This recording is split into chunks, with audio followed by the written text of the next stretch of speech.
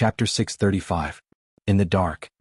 Who knew how many conspirators were looking forward to the complete decline of the Magi? It was still the same sentence. There was only so much luck in the primordial world. And the rise of every powerful force would reduce the luck in the hands of those big shots. In this way, who would see the rise of a new great force? This was a major event that concerned their own interests.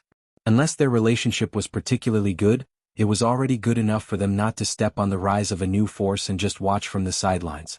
It was normal for them to secretly interfere with the rise of a new force.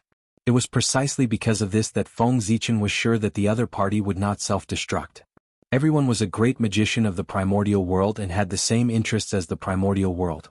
How could they self-destruct and destroy the primordial world? Therefore, even if they were forced into a desperate situation, they would only commit suicide. They would not be like the experts of the demonic path, who would directly self-destruct and perish together. Just as Feng Zichen attacked the strange shadow, on the other side, the majestic power of reincarnation also quietly arrived. It silently lurked at the side to completely block the other party's retreat and ensure that he was suppressed. The invincible in the sky and the invincible in the ground attacked at the same time, jointly targeting the strange shadow in the middle. With such power, even an ordinary primordial chaos Daluo Jingxian would not be able to escape. The power of the strange shadow was only at the half-step primordial chaos realm. It was completely insufficient to fight against it. However, even so, the strange shadow still did not change its expression when facing the attacks of Feng Zichen and Hutu, as if it did not take the two of them seriously at all. Fellow Taoists, what are you waiting for? If the poor way is suppressed by the two of them, you won't have a chance to attack. Just as Feng Zichen thought that the other party had some powerful trump card and was about to reveal it, he saw the strange shadow suddenly shout into the void. Feng Zichen was speechless. He thought that he had some trump card? In the end. That was it? That was it. While he was speechless, Feng Zichen's hand movements were not slow. In fact, he even sped up a little. He pressed toward the strange shadow from afar, wanting to completely suppress him. However, just as Feng Zichen's palm was about to press down, a few violent fluctuations suddenly appeared in the void. They carried a terrifying aura and surged toward his palm. You're an ant trying to shake a tree. You're overestimating yourself. Feng Zichen sneered in his heart when he sensed the fluctuations. He didn't care about them at all and continued to press toward the strange shadow, allowing the attacks to hit him. How could a mere half-step primordial chaos cultivator injure his palm, which was formed by the power of the stars? Wouldn't that be underestimating the boundless starry sky? The fluctuation hit Feng Zichen's palm, and a terrifying power burst out, creating ripples on the surface of the palm. But that was all there was to it. Apart from the ripples, the palm condensed from the starlight of the universe did not suffer any damage. It did not even pause.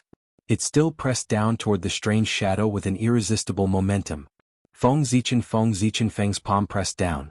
It covered the sky and the sun, completely enveloping and suppressing the strange shadow. Seal.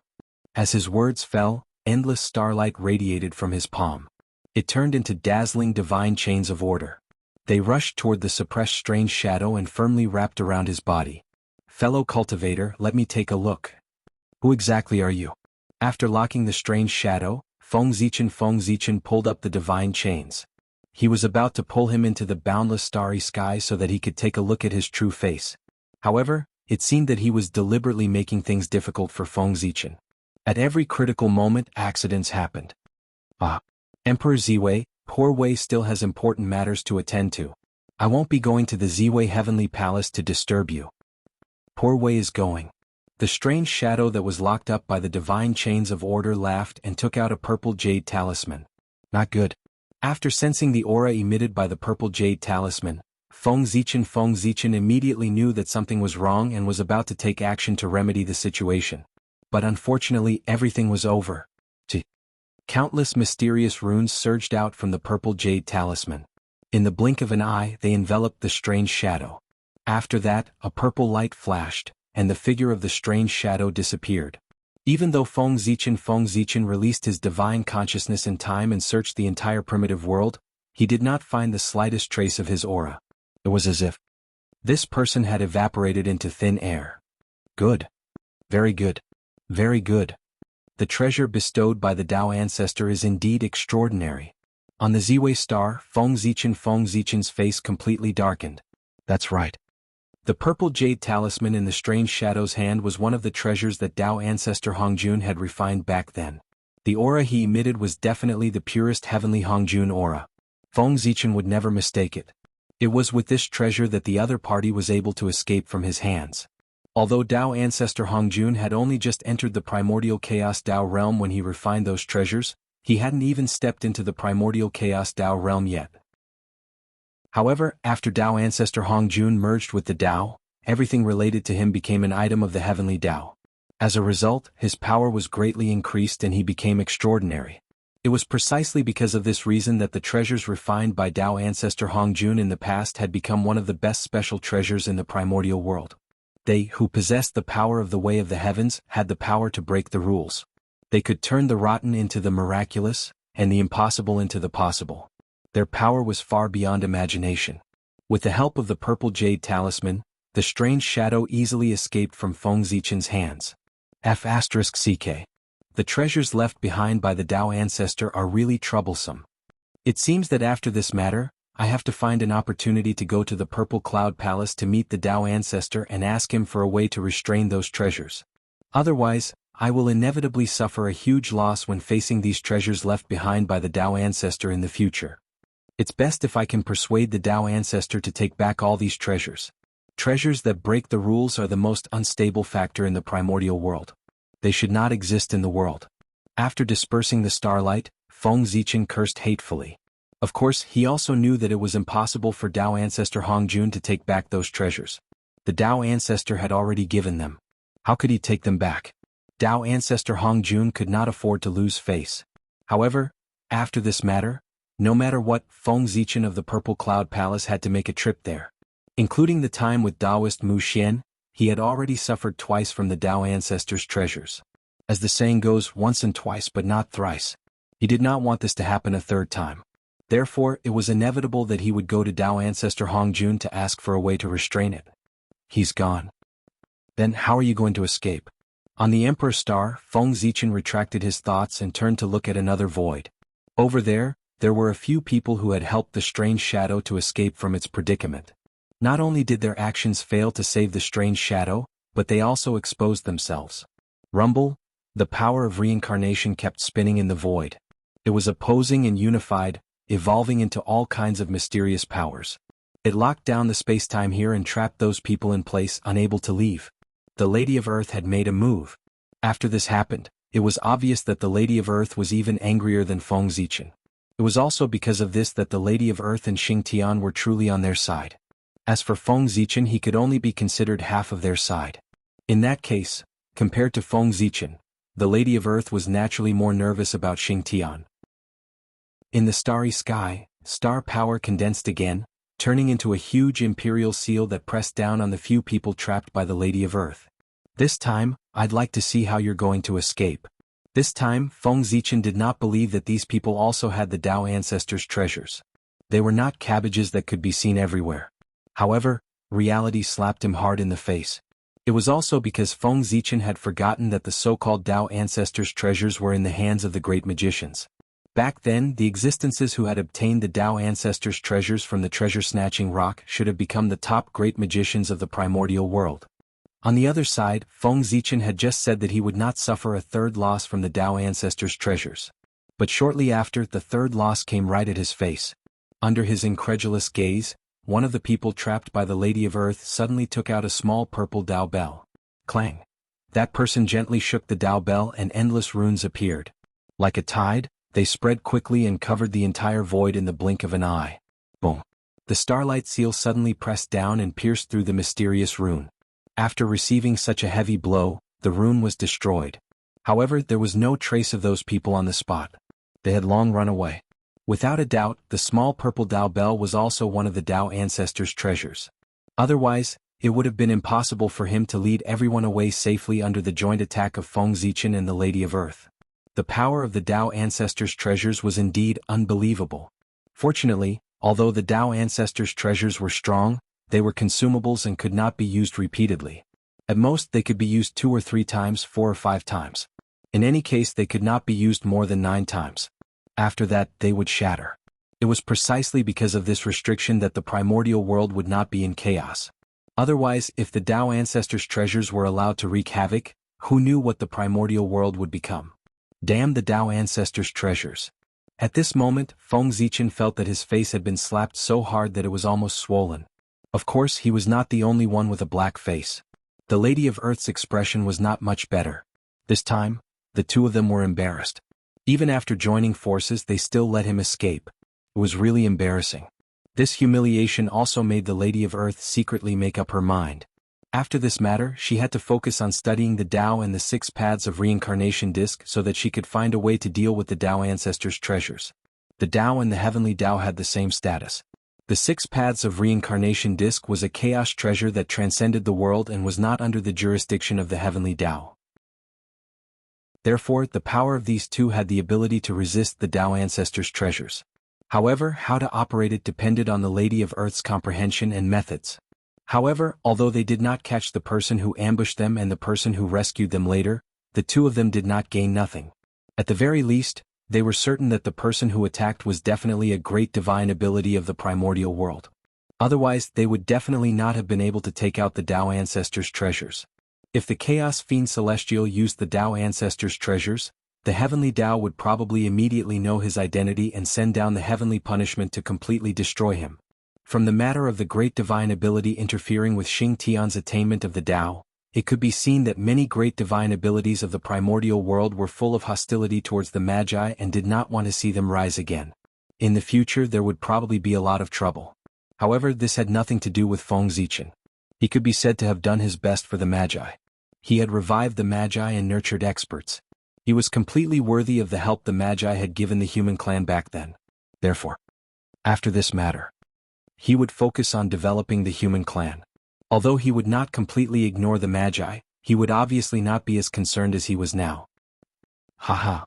The descendants of Pangu also want to break through to the primordial chaos Tao realm in peace. It's simply a dream. It's really exciting to be able to personally kill the genius of Pangu's lineage. The pain that Pangu brought to us, let his descendants bear it on his behalf. Just as Feng Zichen and Hutu were pondering, the scene changed again. 3 chaos demon gods walked out of the void carelessly and attacked Xing Tian, who was transforming. Their attitude could be said to be arrogant. They did not take Feng Zichen and Hutu, who were paying attention to this place, seriously at all.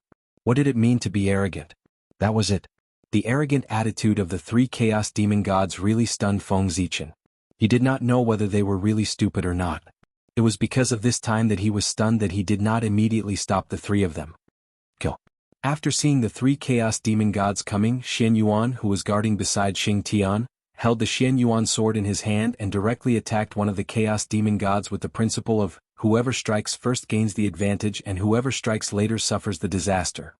As for the strength of the 3 chaos demon gods, they had naturally stepped into the realm of the primordial chaos Daluo Jingxian. However, these 3 chaos demon gods were new faces. He had never seen them before. Moreover, judging from their aura, they were obviously unstable. Obviously, they had just been promoted to the realm of the primordial chaos Daluo Jingxian. But this was not important. Crossing that threshold represented the peak of the untainted land. The strength of one person alone was more than the combined strength of the previous few people. At this moment, there were 3 of them, which showed how much importance the chaos demon gods attached to Xing Tian. Boom. Xing Tian attacked and fought with one of the chaos demon gods. Fortunately, Feng Zichen had opened up part of the authority of the Khanate sword principle to him. Otherwise, Xian Yuan would not have been able to defeat this chaos demon god. On the other side, seeing that Xian Yuan had stopped one of the chaos demon gods, Huda did not dare to show weakness. She used the power of reincarnation to stop another chaos demon god. Hey! I said. On Ziwei Star, Feng Zichen took a step forward and said to the last person in a low voice. Chapter 636. Killing intent, uncontrollable killing intent, rose in Feng Zichen's body. Being slapped in the face consecutively had long made him extraordinarily angry. After that, the contempt of the 3 chaos demon gods infuriated him to the extreme. Therefore, Feng Zichen had the intention to kill. He wanted to use blood, to extinguish the anger in his heart. You guys, did you forget something? The low voice resounded clearly in the ears of the chaos demon god, stopping him from moving forward. Under the pretentious calm tone, there was uncontrollable anger. From this, one could see how angry the owner of the voice was. "You, Junior, are you stopping me? Are you hallucinating because you defeated a few Chaos Demon Gods earlier? So much so that you think that the Chaos Demon Gods are nothing more than this? It's ridiculous. Even innate God Fiends have differences in strength, let alone Chaos Demon Gods." The Chaos Demon God turned around and put his hands behind his back. As if he was preaching, he said to Feng Zichen, "Unlike the 9 Chaos Demon Gods that appeared first, although the 3 of them were not the top Chaos Demon Gods, they were still above average and extremely powerful. Every one of them had the cultivation of the 6th firmament of primordial chaos. Therefore they had the right to be arrogant. They knew Feng Zichen's battle record, but they still didn't take him seriously." Silence. There was another moment of silence. The other party was so arrogant that Feng Zichen was speechless. "Die." Tired, Feng Zichen didn't say much. He directly pressed down with his palm, trying to kill him.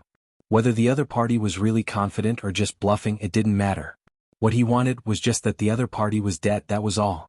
As Feng Zichen raised his hand, countless starlight gathered and condensed into a dazzling handprint in the starry sky. It blotted out the sky and covered the sun as it rushed toward the Chaos Demon Celestial. Rumble.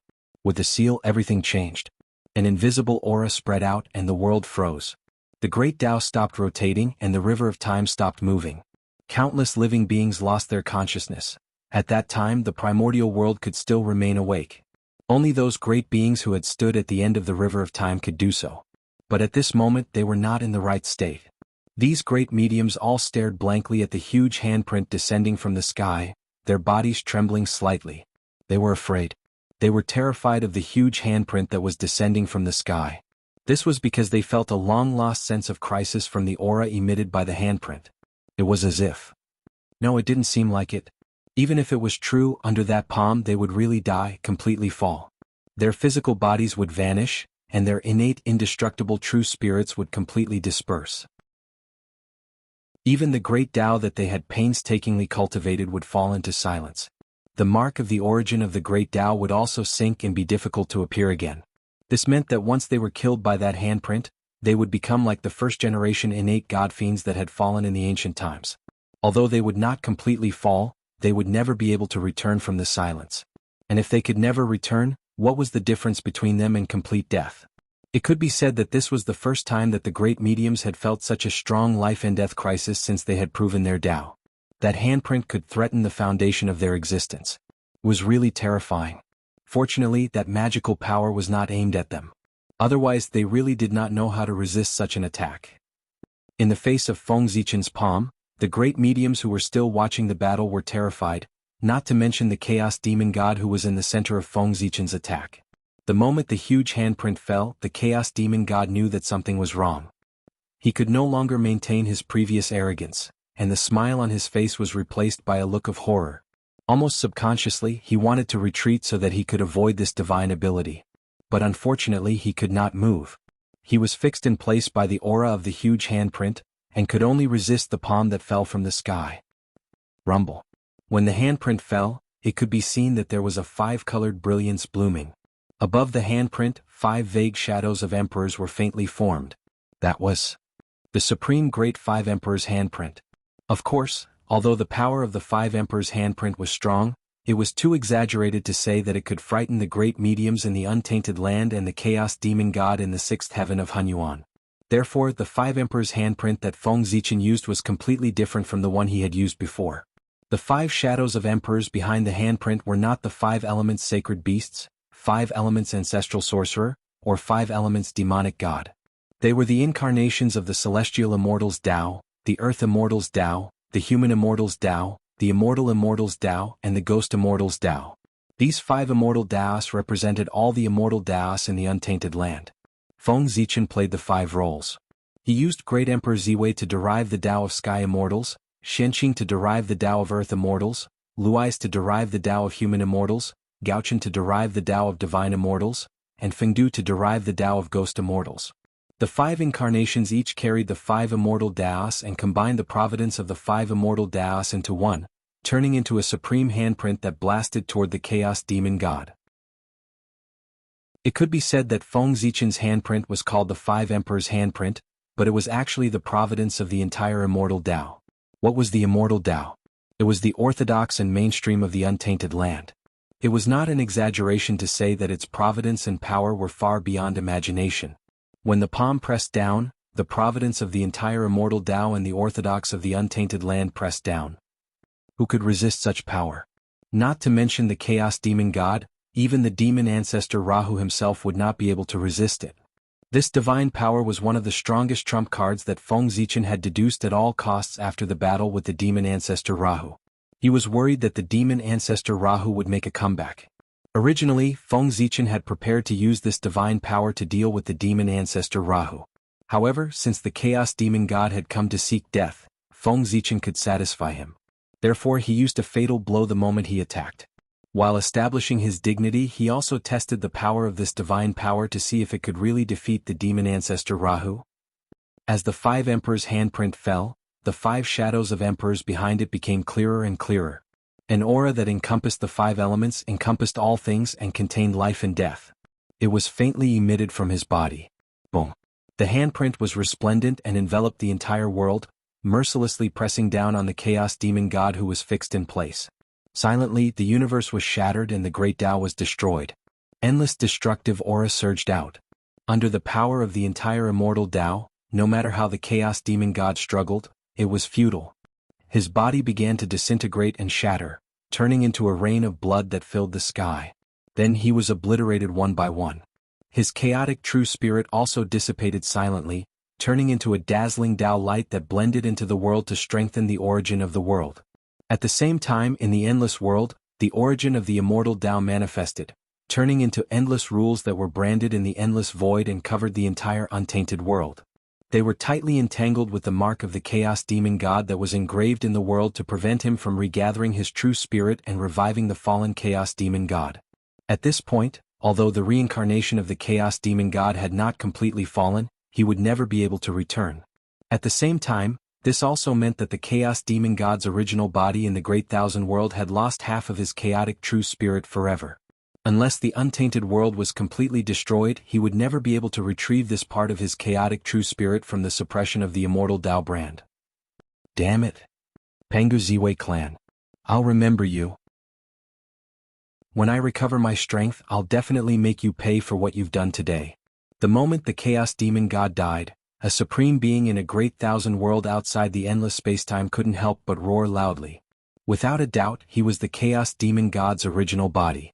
The loss of half of his true spirit was enough to greatly damage his vitality. Moreover, this was an irreversible injury. Before he retrieved the suppressed half of his chaotic true spirit, this injury would continue to affect him. In this way, how could the chaos demon god not hate him? It was only because he couldn't go to the untainted world now. Otherwise, he would definitely risk his life to fight Feng Zichen. A threat? Interesting. I just don't know if you'll still be qualified to fight me after the connection between the Great Thousand World and the untainted world is connected. At this moment, Feng Zichen's strength had reached an incredible level with the support of the immortal Tao luck. Therefore, if someone was talking about him, he would naturally sense it. Of course, the chaos demon god was separated from him by endless spacetime after all. Even if he could sense it, he couldn't completely know what the chaos demon god was thinking. All he could sense was the chaos demon god's hostility. However, this was enough for Feng Zichen to guess what the chaos demon god wanted to express. He was just making things difficult for him. However, Feng Zichen wouldn't take the chaos demon god's threat to heart. He was now in the growth period and was improving all the time. Perhaps when the chaos demon god really appeared in front of him, his strength would have already surpassed the chaos demon god. This was not impossible. Do you want to continue, fellow Taoists? Feng Zichen said to the chaos demon god who was fighting with Hutu and Shenyuan without the slightest complacency. He just calmly put his hands behind his back and said to the chaos demon god who was fighting with Hutu and Shenyuan. However, although he was very calm, the two chaos demon gods didn't think so. After all, he had just killed the chaos demon god with one strike. Who dared to ignore his words? At this moment, Feng Zichen didn't need to make any extra movements. The remaining aura of the strike just now was enough to intimidate all the powerful divines. At least, before completely figuring out the reason for that strike, no one dared to ignore Feng Zichen. Sure enough, as soon as Feng Zichen finished speaking, The two Chaos Demon gods who were fighting with Hutu and Shenyuan immediately withdrew and confronted Feng Zichen across the void. What an amazing strike. With you in the untainted land, the future will be colorful. We won't be lonely. After a long silence, one of the Chaos Demon gods suddenly spoke. So, I've decided to give you face and leave for the time being. After saying that, the two Chaos Demon gods gradually disappeared without waiting for Feng Zichen's response. Feng Zichen didn't stop them. He had already killed a Chaos Demon god. If he were to make them stay, he would be forcing them to fight to the death. Moreover, the other Chaos Demon gods wouldn't tolerate such a situation. The current untainted land couldn't withstand a full-scale war between the powerful divines and the Chaos Demon gods. Therefore, Feng Zichen allowed them to leave. Left and right. He wasn't the one who was at a disadvantage. Pengu Ziwei clan, I look forward to meeting you next time. I hope you can bring more surprises to us Chaos Demon gods. After the two Chaos Demon gods had completely disappeared, a faintly discernible voice suddenly came from the void, indicating that this matter was not over yet. Boring trick. Feng Zichen waved his hand to disperse the voice. He didn't take it to heart. It seemed that every villain would do such a thing to save face. Fellow Taoists, please give Ziwei some face and disperse. After forcing the Chaos Demon gods to retreat, Feng Zichen walked straight down the Ziwei star and came to the side of Xing Tian in the depths of the void. He said to the powerful divines who were watching this place, "Your Majesty, you must be joking. Poor Wei and the others will leave now." After a few embarrassed laughs, the powerful divines withdrew their divine thoughts. No matter what purpose they had for watching the battle, after seeing Feng Zichen's strength, they would withdraw their thoughts to avoid causing misunderstandings. Whoosh! The void shattered silently. An aura unique to the underworld emerged, and the power of reincarnation surged out. It turned into a huge phantom of a wheel, protecting a peerless woman as she walked over. But Hutu came in person. First, the powerful divines attacked, then the Chaos Demon gods attacked. Finally, Hutu was enraged. She didn't hesitate to come out of the underworld to protect Xing Tian. Just like that, Feng Zichen and Hutu stood on the left and right of Xing Tian to protect him. After witnessing this scene, no one would dare to plot against Xing Tian. In the blink of an eye, thousands of years had passed. Xing Tian's aura gradually calmed down. This also meant that Feng Zichen's protection mission was finally over. During this period of time, thank you so much, fellow Taoist. Fellow Taoist, the wizard tribe will never forget your help today. Hutu raised her hand and took Xing Tian away. She thanked Feng Zichen seriously. You're welcome, fellow Taoist. As Panga's descendants, we should help each other. Why do you and I have to be so polite? Feng Zichen waved his hand and said with a smile. That was true. Feng Zichen's real name was the Pengu Zichen clan, and Great Emperor Ziwei's real name was the Pengu Ziwei clan. Like the 12 ancestral sorcerers of the Three Pure Ones, they were the most authentic descendants of the Pengu. Chapter 637. Therefore, in a sense, Feng Zichen and the 12 ancestral magi of the Three Pure Ones could be considered family. It was natural for him to be close to the magi. As for why he was not close to the Three Pure Ones, it was naturally because the relationship between the Three Pure Ones and the Pengu had been distant many years ago. This was the result of the Three Pure Ones' long-term efforts. They had been using some method to weaken their relationship with the Pengu. It could be said that apart from the identity of the Pengu, the Three Pure Ones had nothing to do with the Pengu. How could Feng Zichen, who was surrounded by the Pengu, be close to the Three Pure Ones? On the other hand, the Magi had a good relationship with Feng Zichen because they were also surrounded by the Pengu. They were natural allies. Yes. All of this was very reasonable. These words were completely for outsiders to hear. Outsiders did not know the relationship between Feng Zichen and Great Emperor Ziwei, so they naturally did not understand why he helped the Magi. However, as soon as this sentence was said, those great mystical abilities would automatically fill in a reasonable explanation. Fellow Taoist Ziwei, since this matter is over, the poor Wei will leave with Xing Tian first. After his transformation is completed, the poor Wei will bring him to visit personally to thank you for your help today. After bowing to Feng Zichen, the Lady of Earth left with Xing Tian. After all, this place was not a good place for seclusion. It was also not safe. If they continued to stay, it was hard to guarantee that no one would choose to take the risk. Therefore, the Lady of Earth decided to bring Xing Tian back to the Pengu Hall first. Only that place was the most suitable place for Xing Tian to transform. As a temple formed by the Pengu's skull, the Pengu Hall had incredible abilities. It could be said to be the safest place in the primordial world. Even the heavenly Tao could not interfere there. To be precise, the heavenly Tao could not see the Pangu Hall at all. Even if Hall Pangu was right under the eyes of the heavenly Tao would not be able to discover it.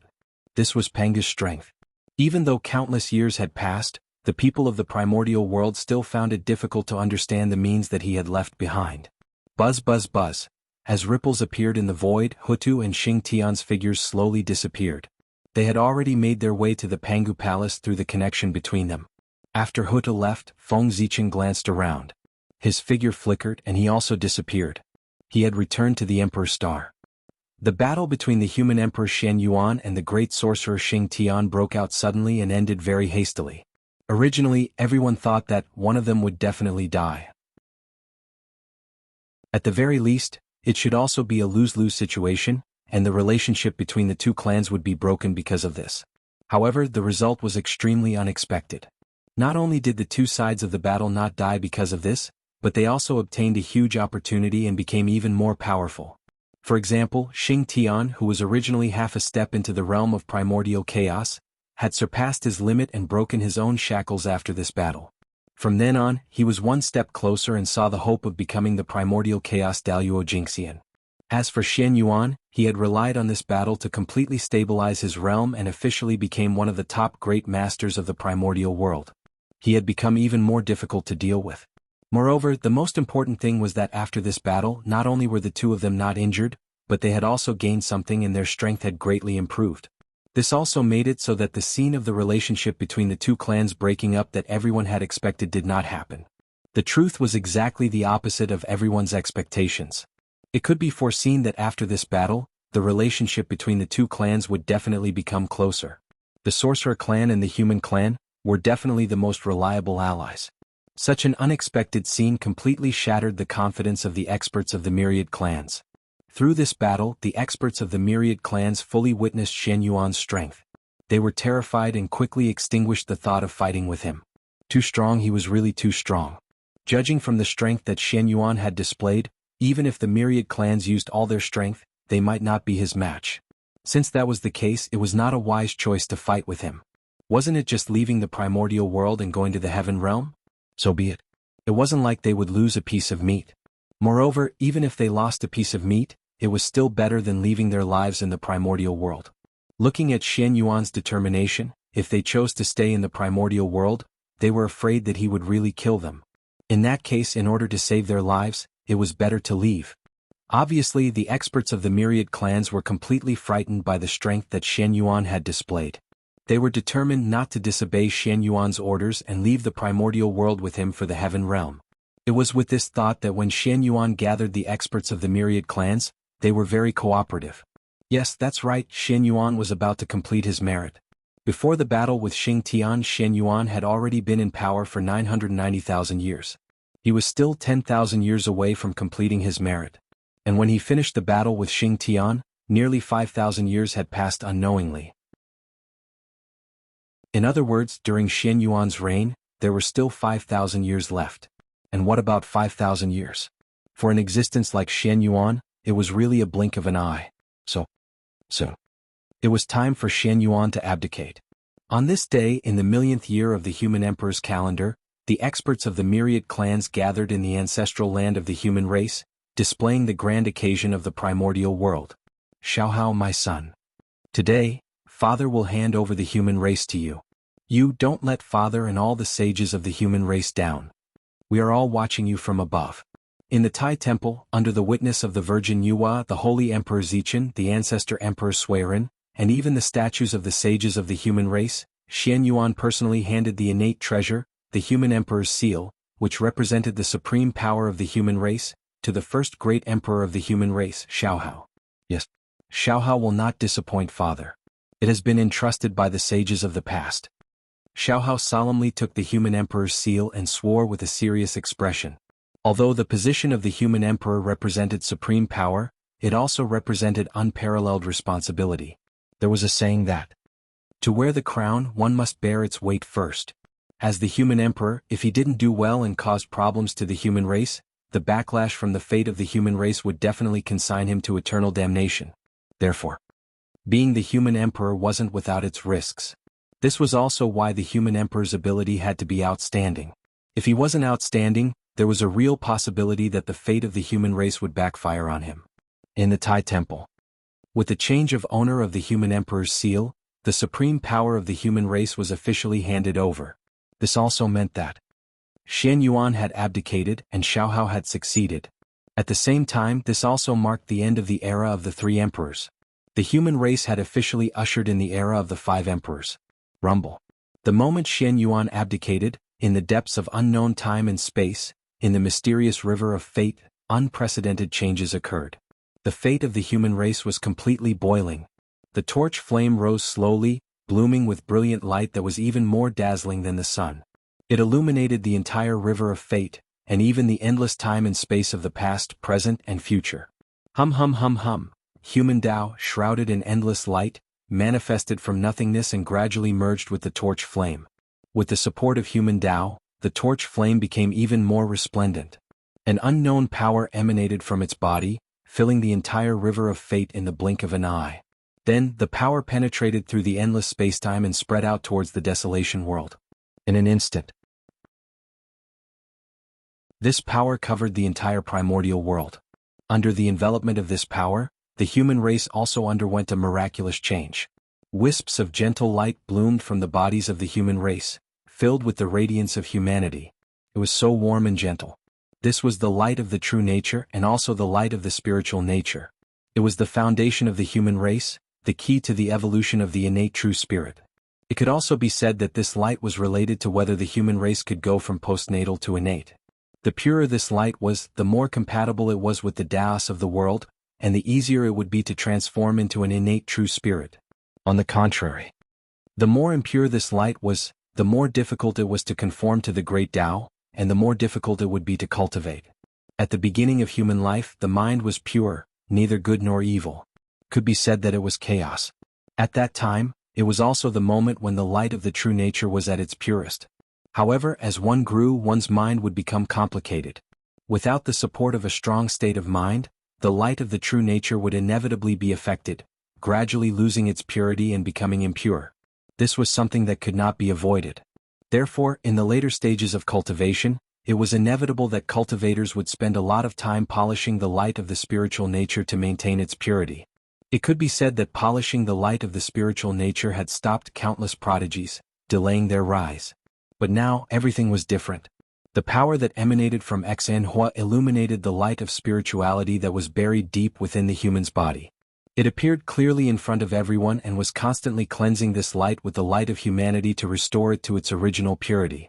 This was the feedback of the human race's luck. The return of the three sovereigns caused the human race's luck to reach an unprecedented peak, completely ascending to the position of the main character of the world, suppressing the entire wilderness. The human race's luck was too strong, and it broke some kind of limit, connecting with the human Tao in the unseen world, causing it to descend and bless them. In this way, the human race naturally benefited. The baptism of the spiritual nature was just the beginning. If it was just a simple baptism of the spiritual nature, although it could be considered a benefit, it was only a one-time benefit, not beneficial to future generations, and the effect was extremely limited. Therefore, as the mighty power of the human Tao spread out, it gradually merged with the human race's luck and was imprinted in the torch flame. This also meant that in the future, the torch flame would have the ability to baptize the spiritual nature. And because of the existence of the human race's clan artifact, the Swearin lamp, any human who inherited the spirit of the human race could summon the Swearin lamp to carry the torch flame. Being able to receive the torch flame meant that they could use this flame to baptize the spiritual nature and increase their cultivation speed. This was undoubtedly a good thing for the human race as it could shorten the time to cultivate experts. The most obvious benefit of an increase in luck was that one's luck would become better, cultivation would become easier, and breakthroughs would become easier. There were too many benefits of the heaven and earth's luck. Otherwise, the saints would not have shamelessly fought for it. This was the source of the chaos, and also the number one treasure in the wilderness. And this number one treasure in the wilderness now belonged to the human race. At this point, the human race had become a piece of fat meat in the eyes of the saints and even many great magicians. Everyone wanted to get a hand in it to seek luck. So, the peaceful days of the human race were gone. Feng Zichen would not be lonely anymore. In the future, the saints, and even many great magicians would use the human race as a battlefield. They would use all kinds of methods and rack their brains to fight to determine the ultimate fate of the human race. In the future, would the human race continue to be a puppet in the hands of the saints, or would they transcend and become the true overlords of the world? All of this would depend on the battle between Feng Zichen and the saints. Who was the one with the better skills? The change in the destiny of the human race naturally could not be hidden from Xuanyuan's perception. However, this did not prevent him from leaving the wilderness. Because he knew it was his departure that the destiny of the human race would undergo such a huge change. The future belonged to the young after all. Although the older generation could be immortal and protect the race forever, if there was no rise of the younger generation, it meant that the race had lost its vitality. And a race that did not even have vitality, how could there be a future? It would eventually decay. Therefore, there were experts who rose in every generation, which was the symbol of a race's eternal prosperity. At this time, what the older generation had to do was to release their power in time and make room for the younger generation so that they could have the opportunity to display their ambitions and verify their path. The 5 innate clans did this very well. After every calamity, the rulers of the 5 innate clans would relinquish their power and hand it all over to the young people. They would go to the 4 extremes to pursue the supreme path. This point was worth learning from the human race. Everyone take another look at the great mountains and rivers of the wilderness. It's time for us to leave. After taking one last look at the wilderness, Xianyuan Yulong rose to the sky. And with him were the experts from the myriad clans. At this point, the glory of the myriad clans had completely come to an end. The wilderness also ushered in the era of the human race. Sweeping away the myriad clans, repeating civilization, and establishing the supreme foundation of the human race was the achievement of the 3 emperors and their figures. Now, the human race was suppressing the wilderness. None of the myriad clans dared to compete with them. They all had to obey their orders. This was the symbol of the 3 emperors' merit. The 3 emperors had succeeded. They brought with them the era that belonged to them. They ascended to the sky. And the human race and even the wilderness would usher in the era of the 5 emperors. The foreign enemies had been wiped out by the 3 emperors, and the wilderness no longer had a match for the human race. And the mission of the 5 emperors was to govern the human race and rebuild its glory. With the foundation left behind by the 3 emperors, what the 5 emperors had to do was to work hard to develop the human race and constantly increase its foundation so that it would continue to grow stronger. In this vast wilderness, it would create a glory that belonged to the human race. The witches and demons had never been the goal of the human race. Surpassing them was the goal of the human race. Although the witches and demons were strong, they were not the protagonists of heaven and earth. But the human race was. Therefore, if they could not surpass the witches and demons, then the human race would not be worthy of the title of the protagonist of heaven and earth. Chapter 638. What was the protagonist of heaven and earth? The strongest race in the primordial world. Since the human race had inherited this position, their strength would definitely become the number 1 in the primordial world. This number 1 did not refer to the number 1 in the current world but the number 1 in the past, present, and future and countless spacetime. To surpass all the forces in the primordial world. In the current world, although the human race was the number 1 race in the primordial world, in the upper stream of the long river of time, the mark of the shaman and demon race still existed. That powerful aura was imprinted in the deepest part of spacetime, eternal and indestructible. It was like 2 immortal monuments, suppressing the past, making it difficult for countless later races to reach. The shaman and demon race were the 2 mountains in front of the human race. Their strength was deeply ingrained in the bones of the great divine beings. If the human race could not surpass them, then in the eyes of the great divine beings, the human race would be puppets supported by the heavenly Tao. They could not be considered the true protagonists of heaven and earth and would be at their mercy. They would be far from being able to receive the same treatment as the shaman and demon race. Picking the tallest out of the shortest was referring to the human race. Therefore, only by surpassing the shaman and demon race could the human race get rid of the current awkward situation and make the great divine beings fearful and not dare to casually take advantage of the human race. However, how difficult was it to surpass the shaman and demon race? Since the birth of the primordial world, there had been countless experts in the past, but there had never been anyone who was on par with the shaman and demon race. They represented the peak of the primordial world. They were too strong, almost occupying all the good fortune of heaven and earth. the right time, place, and people. These three were all occupied by the shaman and demon race. It was almost impossible for the race in the future to achieve what they had achieved. First of all, the environment of heaven and earth had changed greatly from the Khanate era to the postnatal era. It was difficult to see the Khanate essence again, and the difficulty of producing experts had undoubtedly increased countless times. Just this point cut off the possibility of surpassing the shaman and demon race. But in the difficult situation, the human race had to do it too. There was a saying that man could conquer the heavens. Turning the impossible into the possible could show the ability of the human race. In the distant heavenly court, as Xianyuan ascended to the heavens, there were also huge changes. Under the witness of a group of great divine beings, the Yen Emperor Shenong passed the position of the heavenly emperor to the human emperor Xianyuan, known as the Central Yellow Emperor. The abdication of the Yen Emperor and the succession of the Yellow Emperor opened a new chapter in the primordial world.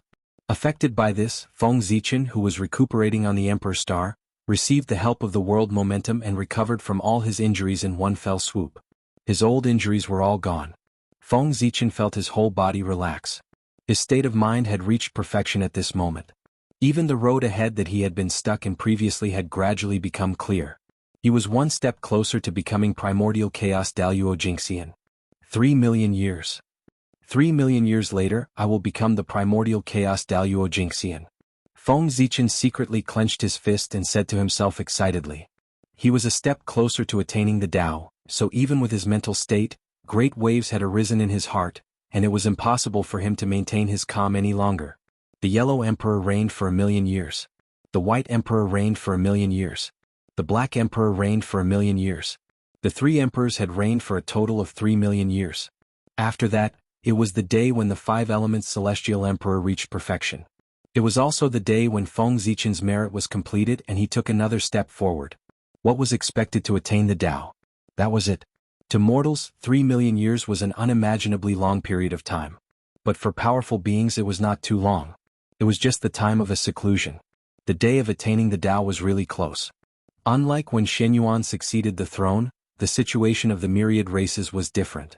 When Xiaohao succeeded the throne, the myriad races were all respectful and did not dare to act rashly. After the tireless efforts of the 3 generations of human emperors, the strength of the myriad races had been weakened to the extreme. Their essence, energy, and spirit were not as good as before, and they were far from having the capital to contend with the human race.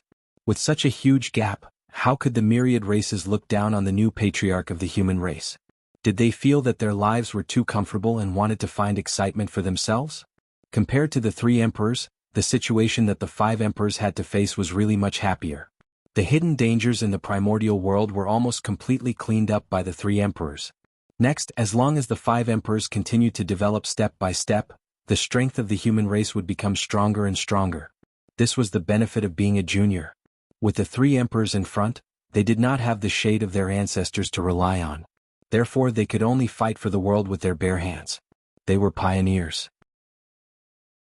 It was as if they had created the world in the chaos.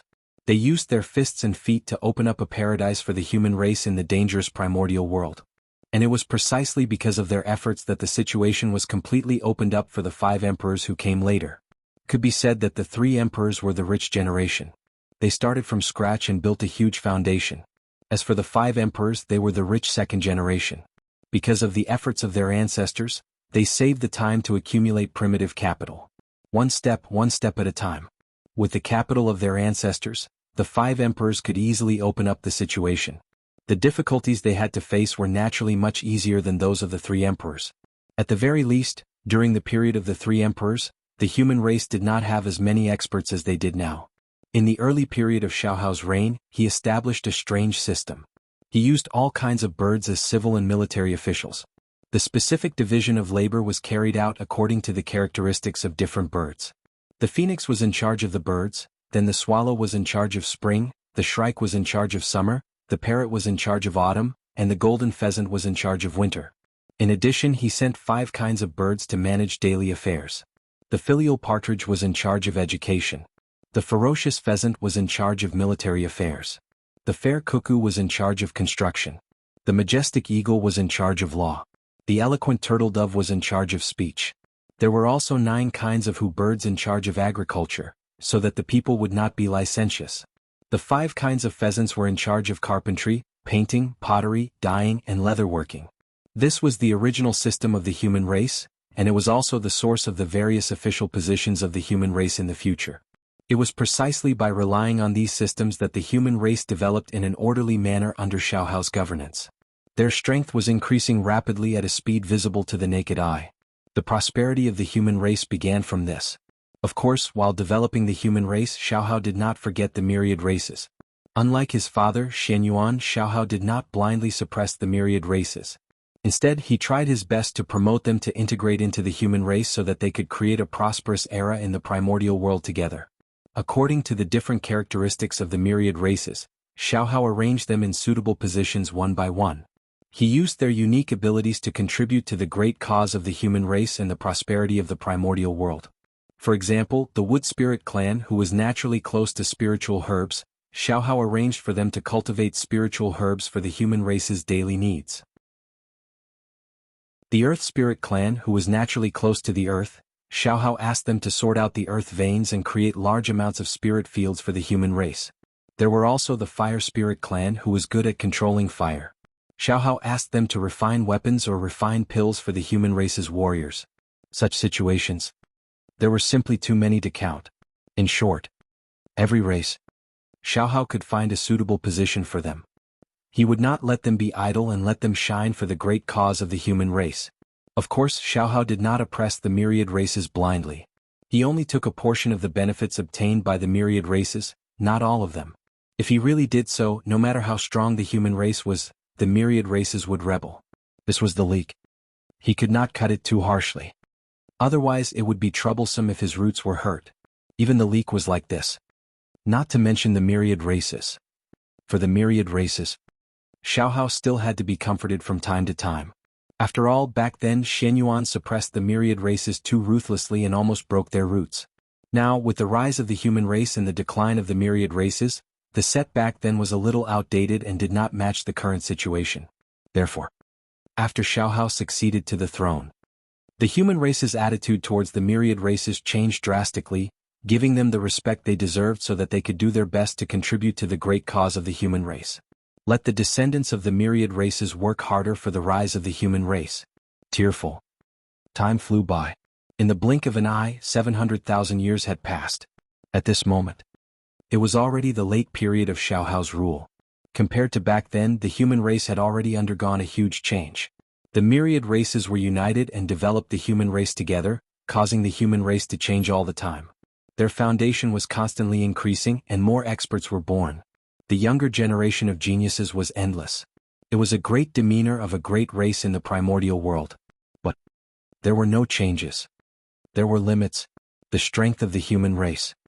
It was impossible for it to continue expanding without limit. This was unrealistic and unreasonable. Therefore, after the initial period of rapid expansion, the development of the human race gradually slowed down. In fact, at this time they had already reached a bottleneck. The momentum of expansion had completely stopped. This was something that every race had to experience in the process of development. In fact, the human race should have encountered such a situation many years ago. But unfortunately, Xiaohao's methods were too brilliant. He actually thought of a way to use the myriad races to support the human race. He forcefully raised the upper limit of the human race's development, allowing the human race's strength to continue to expand rapidly. Until now. When the potential of the myriad races was exhausted, the human race's bottleneck period reappeared. The so-called bottleneck was not that the human race's strength was no longer increasing, but that it had reached a state of saturation and could not expand rapidly like before. In such a situation, unless there was a major change. Otherwise, the human race's future development could only rely on the passage of time, accumulating bit by bit. And in such a situation, Xiaohao had already expected this. He also had a solution. He began to inventory the human race's treasure vault. With the departure of the experts of the myriad races, it was time to set up the 365 Heavenly Palace. He believed. Once the Heavenly Palace was really set up and connected to the boundless starry sky, the primordial world would definitely undergo a huge change. And this change would definitely be able to help the human race break through the bottleneck and enter the period of rapid expansion again. Setting up 365 Heavenly Palace in the primordial world was a plan that had been made during the Shinong era. Unfortunately, although this plan was good, it could not be carried out because the timing was not right. It could only be delayed. And this wait was 2 million years. This great plan that was formulated during the Shinong era, after the Xinyuan era, finally waited for the time to be carried out during the Xiaohao era, and it could see the light of day again. Yes. This plan had been continuously perfected by 2 generations of human emperors, a great emperor, and 3 supreme experts of the primordial world. It could be said to be perfect. Once it was really carried out, it would definitely bring unprecedented changes to the human race and even the entire primordial world. Xiaohao firmly believed so. Of course, in fact, that was also the case. Because this plan was not perfected by Shinong and Xinyuan, but by Feng Zichen and Fuxi. Why did Fuxi need humans? The founder of the Khanate 8 trigrams, a master of the primordial world's deduction, and a great master of the Tao of array formations. And this was only the Fuxi of the past. The current Fuxi was even more powerful than back then. First, in terms of cultivation, he had now become a secondary saint, and his strength was comparable to a saint, much stronger than back then. Then, in terms of numinous treasures, back then, Fuxi did not have the conditions to possess the He-2 in the Book of Luo. But now, the He-2 in the Book of Luo had long been completely refined by him. With the top-notch deduction power, coupled with the top-notch deduction treasure, and the double buff, one could imagine how much Fuxi's ability had improved. As for Feng Zichen, that was even more incredible. In terms of attainments in deduction, Feng Zichen might not be as good as Fuxi, but he had a cheat.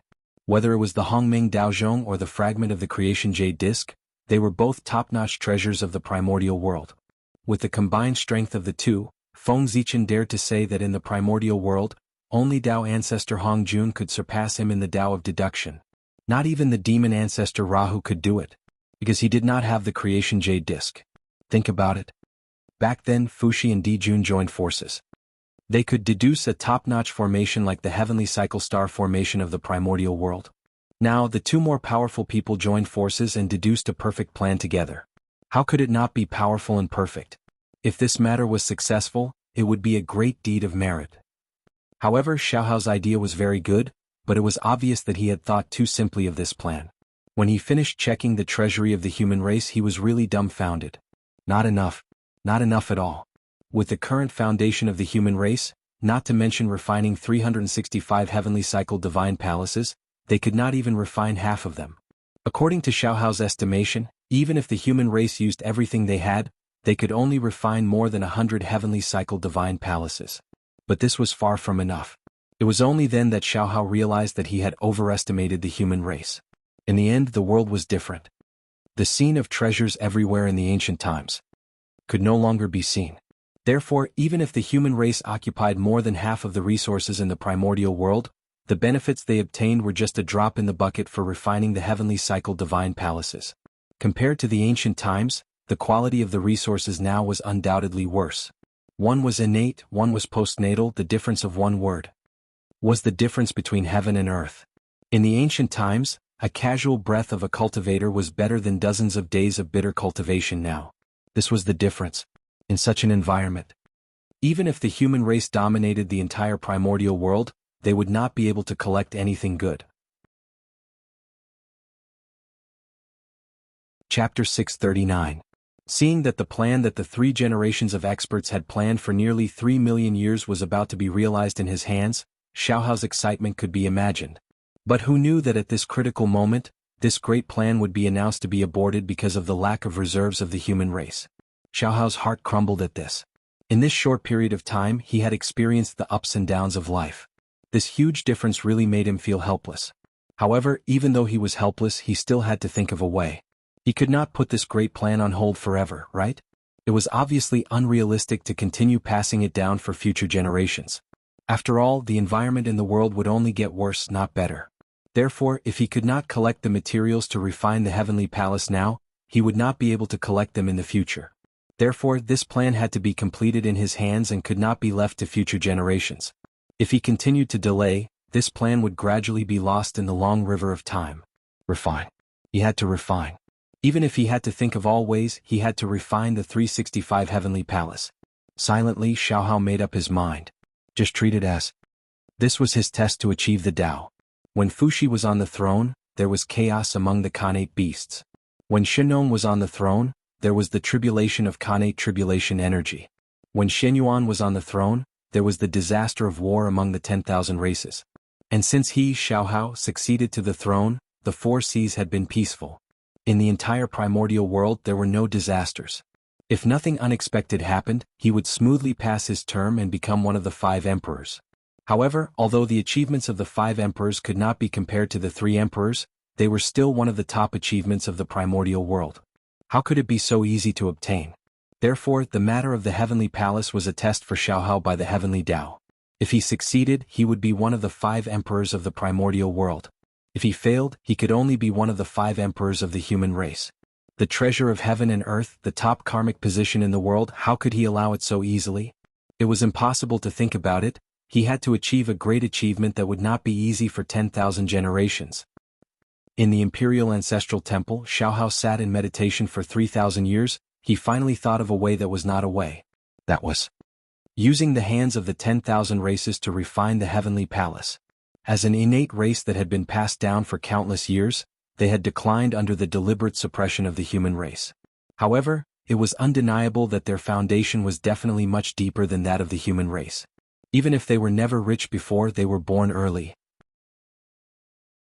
As early as the ancient times, or even the ancient times, they had already existed. In that era, even a blade of grass that could be seen everywhere on the ground would be considered an incredible treasure in this day and age.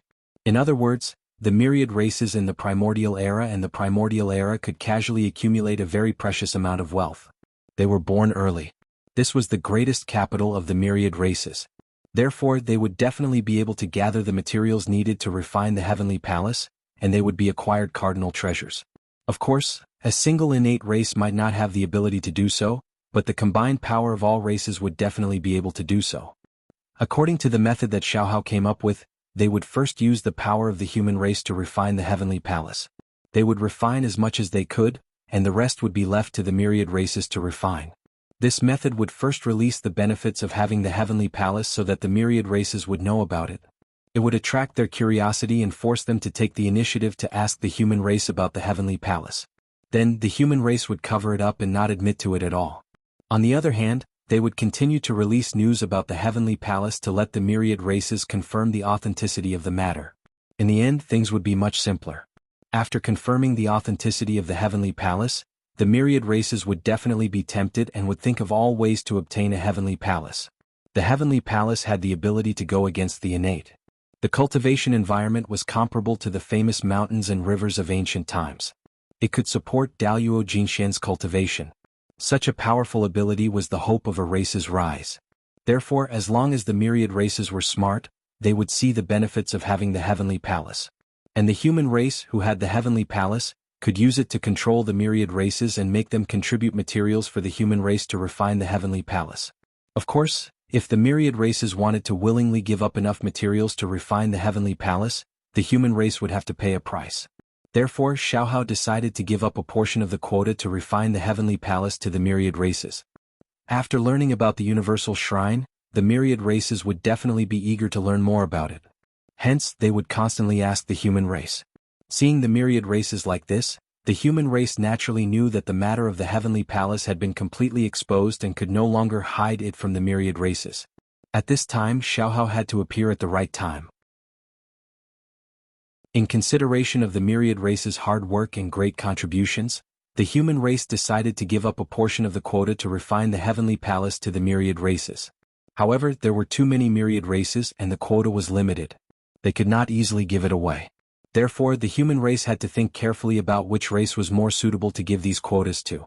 With that said, the myriad races returned to wait for news. When the human race made a decision, they would inform them. This was equivalent to hinting for the myriad races to give benefits to the human race. After all, why would the human race give them the quota for no reason? Such an undisguised plan was equivalent to a blatant extortion. There were countless capable people in the myriad races, so they naturally could see through it. But so what if they could see through it? For the future of their race, even if they were unwilling, they had no choice but to grit their teeth and offer gifts to the human race in order to obtain the quota to refine the heavenly palace. This was an overt scheme. Even though they knew it was a scheme, they could not avoid it. As for Xiaohao, with this scheme he could sit in the human race and wait for the myriad races to offer treasures for him to refine the heavenly palace. After Xiaohao used up all the gifts from the myriad races, the number of heavenly palace that had not been refined would be the quota that the human race would give to the myriad races. As for how to distribute it, that was simple. He could directly list the gifts from the myriad races from the highest to the lowest. Whoever gave the most would receive the quota. Of course, in order to ensure that the strength of the myriad races would increase, there would naturally be restrictions on the allocation of the heavenly palace quotas.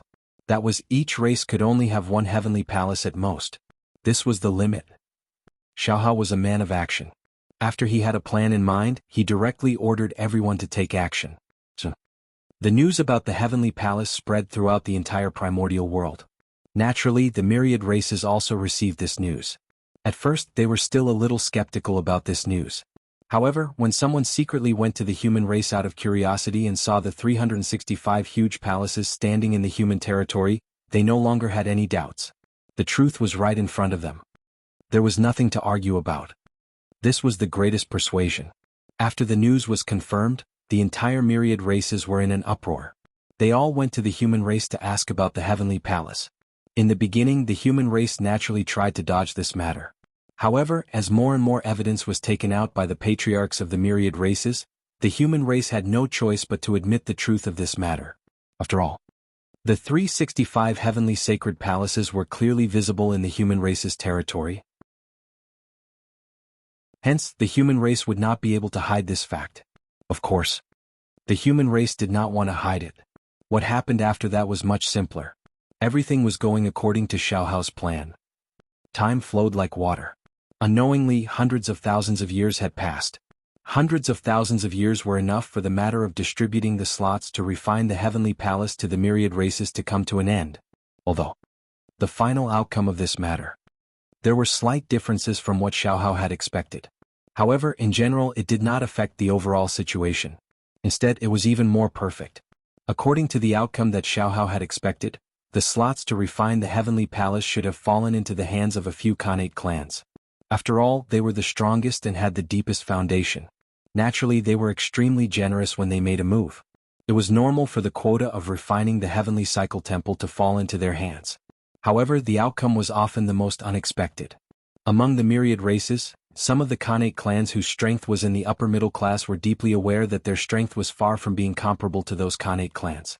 Therefore, it was almost impossible for them to obtain the slots to refine the heavenly palace this time.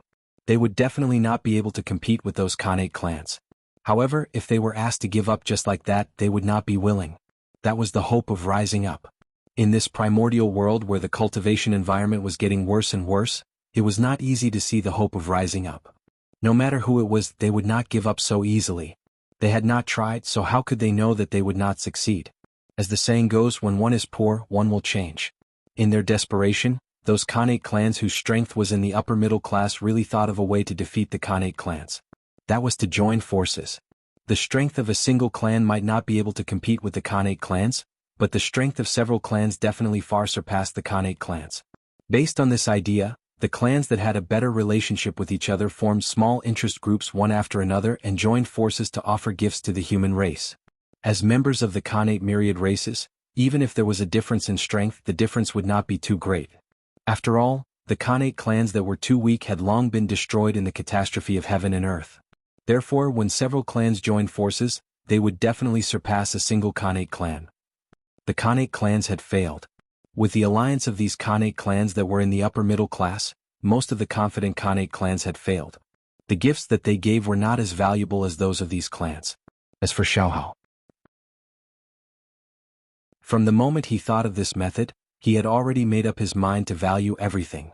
In other words, he would choose whoever gave him the most benefits. As for whether this gift was given by one party or by many parties, he did not care at all. It could even be said that Xiaohao was happy to see this happen.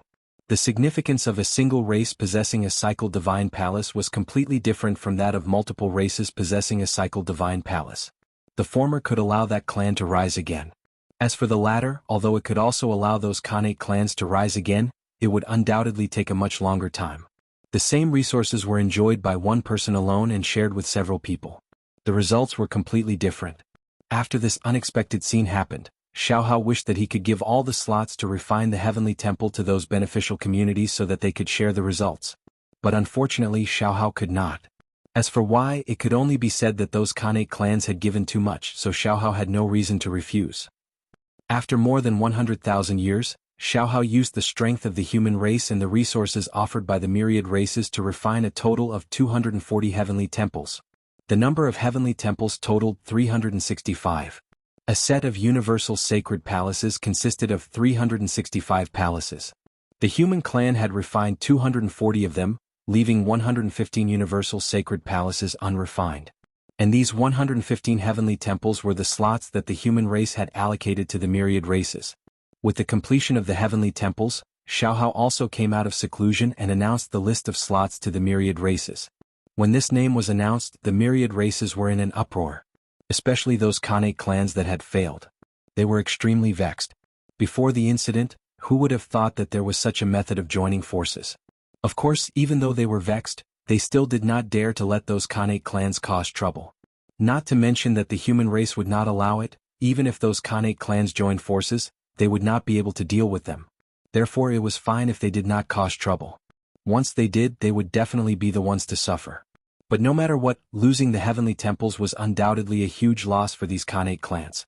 Others had them but they did not. If there were no accidents as time passed, they would eventually be surpassed by others. They were used to being high and mighty, so how could they tolerate others looking down on them?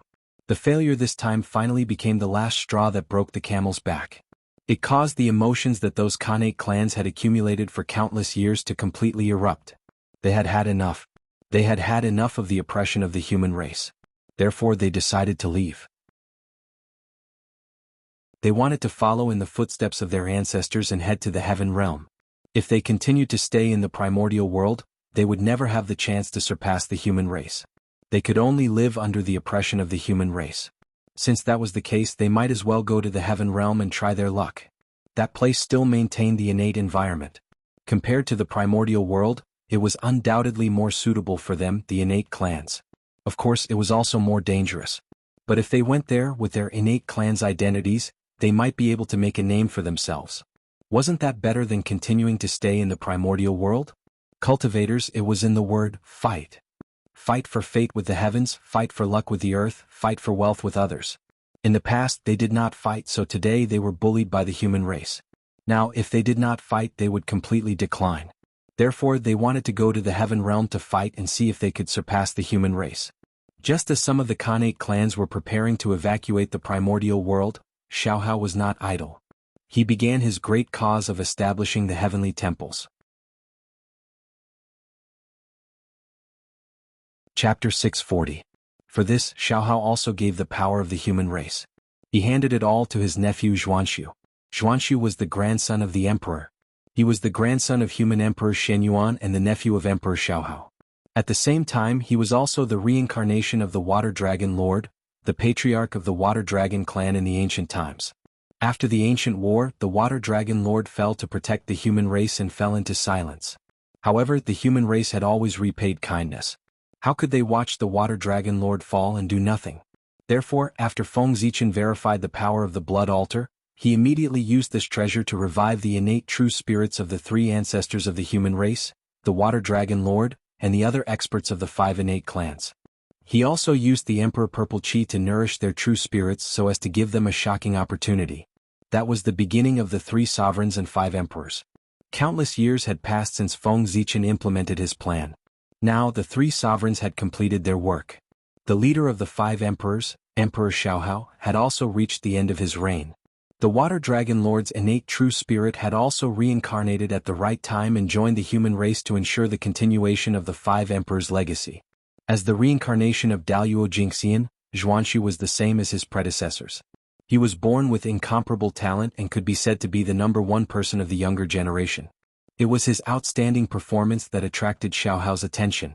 After a series of tests, Xiao Hao was extremely satisfied with Xuanxu and groomed him as his successor. As Xiao Hao gradually focused his energy on building the Heavenly Cycle Palace, he inevitably had no time to care about the matters of the human race. Therefore, at this time, as his successor, Xuanxu could step forward and take charge of the human race for him. Firstly, this would allow Xiaohao to focus on the heavenly palace and not worry about the human race. Secondly, he could use this to train Xuanxu and increase his administrative experience. Thirdly, he could use this to establish Xuanxu's dignity so that he could better complete the transfer of power of the human race in the future. Xiaohao was naturally relieved to leave the human race's affairs to Xuanxu. Therefore, he could deal with the heavenly palace without worry. In fact, it was not difficult to build the heavenly palace. The difficult part was how to coordinate the relationship between the 10,000 races. The matter of establishing the cycle divine palace involved many things, far surpassing Xiao Chen's imagination. Once it was done, it would definitely benefit the entire primordial world. With such great benefits right in front of their eyes, how could they not be tempted? Therefore, everyone from the myriad races wanted to get involved.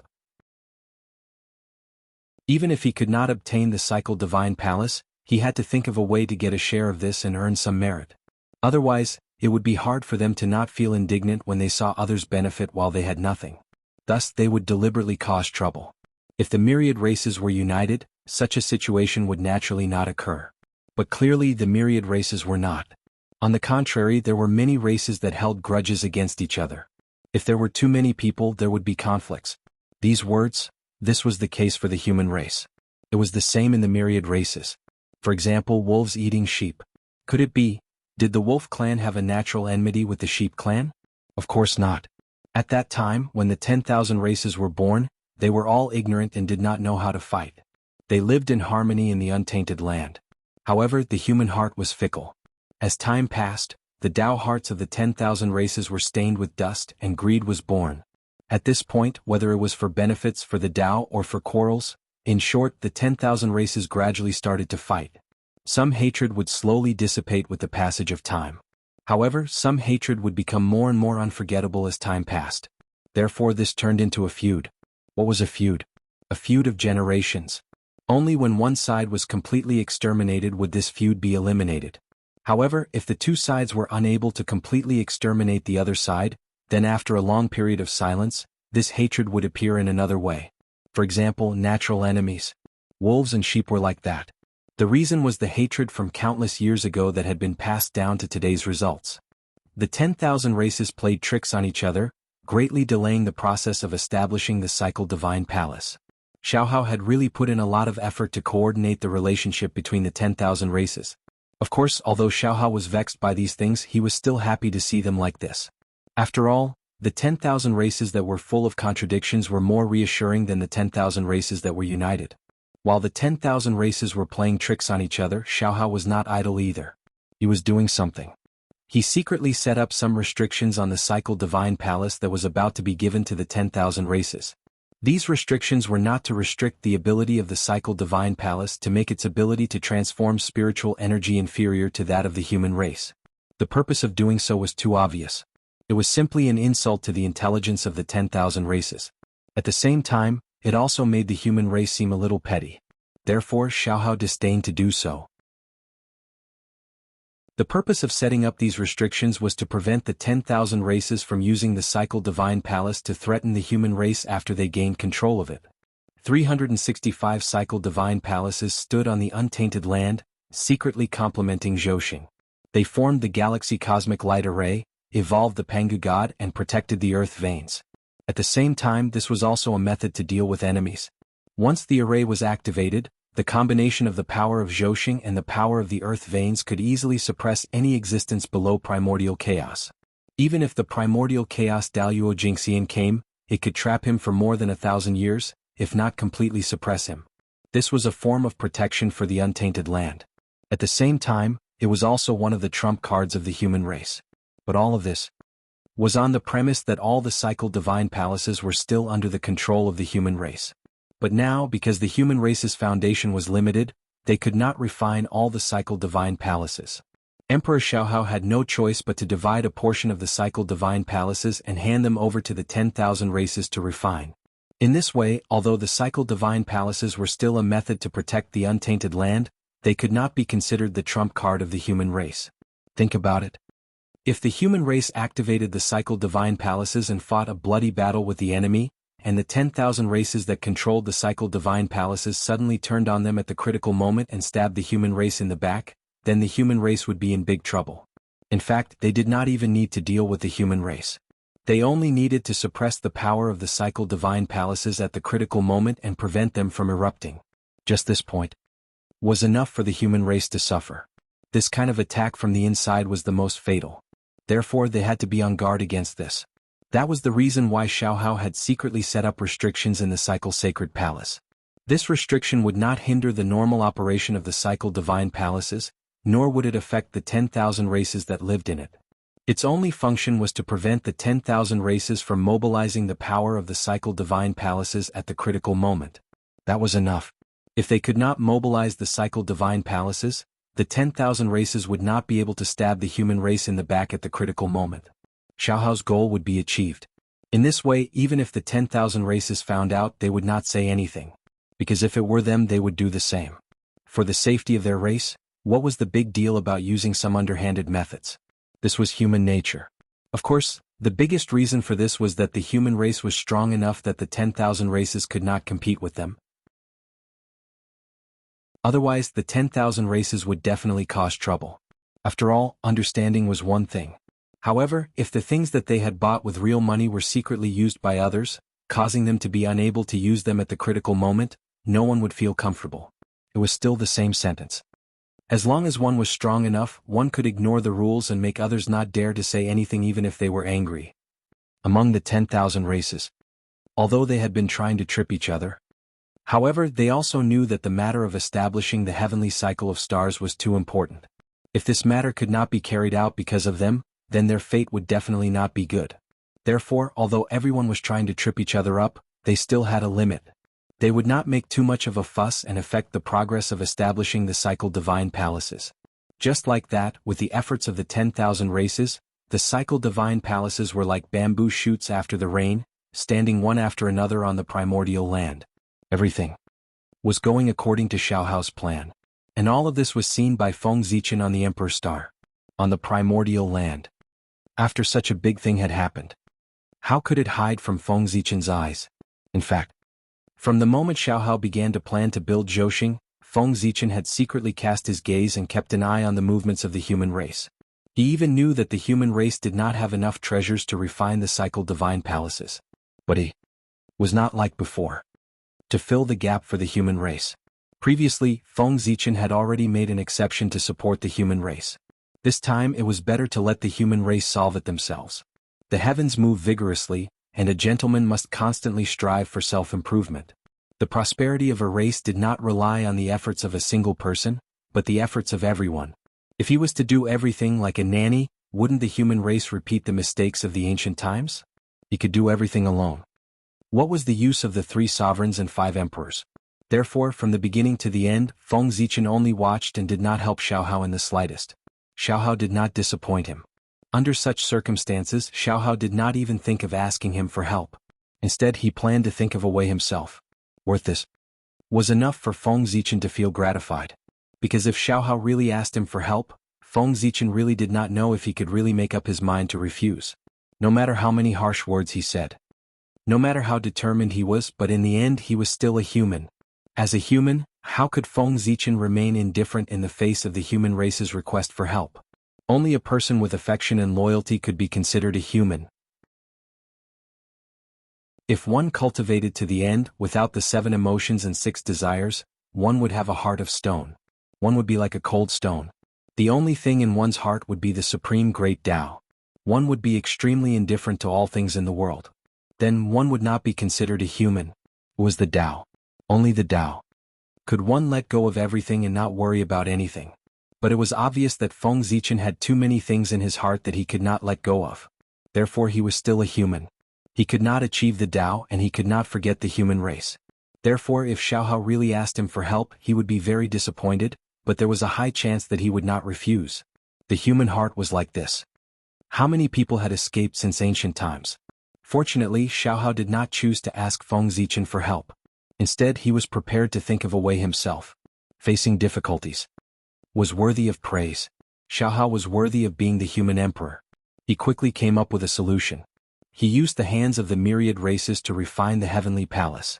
Regarding this method, Feng Zichen was very satisfied. In the short term, Dividing the heavenly palace to the myriad races would undoubtedly cause the human race to lose a major trump card and plant hidden dangers in the future. If the myriad races rose because of this, wouldn't the human race be trapped in a cocoon of their own making? But from another point of view, with the rise of the myriad races, it would undoubtedly bring great external pressure to the human race to urge the human race to continue to improve. Invincibility was not a good thing. Without an opponent for a long time, it would undoubtedly cause the human race to slack off, and this would be the beginning of their defeat. Moreover, with the disappearance of external pressure, the internal pressure would expand, leading to the occurrence of internal strife. Therefore, it was a good thing to give the human race some external pressure. On the path of cultivation, if one did not advance, they would retreat. It was the same no matter where it was placed. Of course, Feng Zichen didn't just stand by and watch. While he was observing, he was also on guard to prevent anyone from secretly attacking and destroying this matter. Not everyone hoped that the primordial world would become better and better. Chaos Fiend God and some fallen great divinities were the greatest threat. A confrontation between such existences could not be resisted by the current strength of the human race. Therefore, this required Feng Zichen to protect them. Perhaps Feng Zichen's warning had an effect. Or perhaps, after the failure last time, the Chaos Fiend God had chosen to temporarily hide. In short, the construction of the heavenly palace was completed smoothly. During this period, no one attacked to destroy it. In the 95th year of Xiaohao's calendar, after hundreds of thousands of years of hard work, Xiaohao combined the power of the human race and the myriad races to finally establish 360 Zhousing in the primordial world.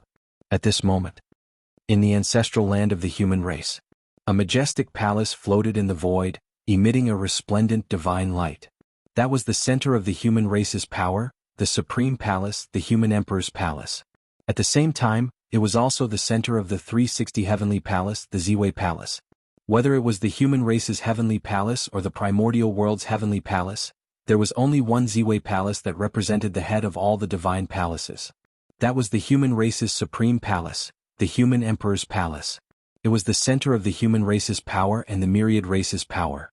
With the power of one palace, it operated 2 galaxy cosmic light arrays alone. Perhaps the current human emperor's palace was not the strongest grotto heaven in the primordial world. However, as the 2 galaxy cosmic light arrays operated, its origin would become stronger and stronger. One day, it would become the #1 cultivation holy land in the primordial world. In front of the human emperor's palace, Xiaohao ordered people to set up an altar and led the experts of the myriad races to pray to the heavens. Heavenly Tao above. Today, Xiaohao of the human race has led the people of the myriad races and spent 200,000 years to establish 365 heavenly palace in the primordial world to protect the earth. We are here to announce to the heavens that we hope the heavens will judge us. Heavenly palace, establish. As soon as he finished speaking, the heavens immediately sensed it. Instantly, an extremely majestic will. It appeared from the void. Chapter 641. The heavenly axiom had descended. Rumble. A vast will surged out of the void. In the blink of an eye, it swept through all the heavenly palace. It was also at this moment. Everything about the heavenly palace, even the plans of Feng Zichen and the others, were all sensed by the heavenly axiom. However, the heavenly axiom did not care at all. It only knew that with the establishment of the 365 heavenly palace, the wilderness would become more and more stable. That was enough. As for Feng Zichen and the others, did they have any selfish motives? Was that important? In the eyes of the heavenly axiom, the stability of the wilderness was greater than anything else. Compared to that, everything else was just minor details that were not worth paying attention to at all. Therefore, as long as it was confirmed that the establishment of the heavenly palace would bring benefits to the wilderness, the heavenly axiom did not care at all whether Feng Zichen and the others could gain personal benefits from this matter. Just now, the heavenly axiom scanned the heavenly palace to determine whether its existence was good or bad for the wilderness. And the result was obvious. Establishing the heavenly cycle divine palace would bring no harm to the great desolate world. Therefore, the heavenly axiom had allowed this matter. Whoosh! Beams of divine light bloomed from the heavenly palace. They were incomparably resplendent and pierced through the 9 layers of clouds, forming an inexplicable connection with the Zhousing in the distant firmament. Rumble. At this moment, the stars trembled, each radiating a dazzling light. Unparalleled star power gushed out of their bodies and poured into the corresponding universal palace. Roar, roar, roar. With the support of the star power, the heavenly palace immediately changed. Blurry figures slowly appeared in the palace. They were ancient and mysterious, as if they were strolling in from the past and were about to walk into the present. Those were illusory figures of the heavenly cycle star gods. Every Zhoshing would give birth to an innate star god. They were the sons of the stars and the natural lords of the stars. At this moment, the illusory figures of the heavenly cycle star gods were born in the heavenly palace. This meant that they had obtained the approval of the Zhoshing and could borrow the power of the Zhoshing's origin. At the same time, this also meant that the galaxy cosmic light array had taken shape. In front of the Ziwei Divine Hall, Xiaohao looked at the universe divine hall that was glowing with divine light. He suddenly formed a seal with both hands, pointed at the void, and issued a command. Galactic cosmic light array, rise. As soon as he finished speaking, a change occurred. The divine light that shot into the sky from the universal sacred palace suddenly began to shrink. In the blink of an eye, it had completely shrunk back into the sacred palace. Then, as if it had been compressed to the extreme, the divine light suddenly exploded. Accompanied by countless mysterious runes, it swept in all directions. Dazzling divine light and endless runes flooded the entire untainted land in the blink of an eye. Buzz, buzz, buzz, the stars in the sky trembled. Boundless astral energy descended and was absorbed by the complete heaven's sacred palace. With this assistance, the divine light runes aura skyrocketed and connected into one in an instant. Subsequently, an astonishing change occurred. Rumble, the entire Your Wilds was buzzing, and the myriad Daos were trembling. They seemed to be trembling, but at the same time they seemed excited. Numerous shocking phenomena were born. Amidst the shocking rare phenomena, a vast, ancient, magnificent, and illusionary figure silently descended. Pangu's shadow. No, to be precise, it was Pangu's godly figure. He appeared so suddenly and stood silently in the sky above the 360 universal sacred palaces, silently guarding the untainted land. But even so, the moment Pangu's godly figure appeared, his imposing figure still made people unable to look directly at him.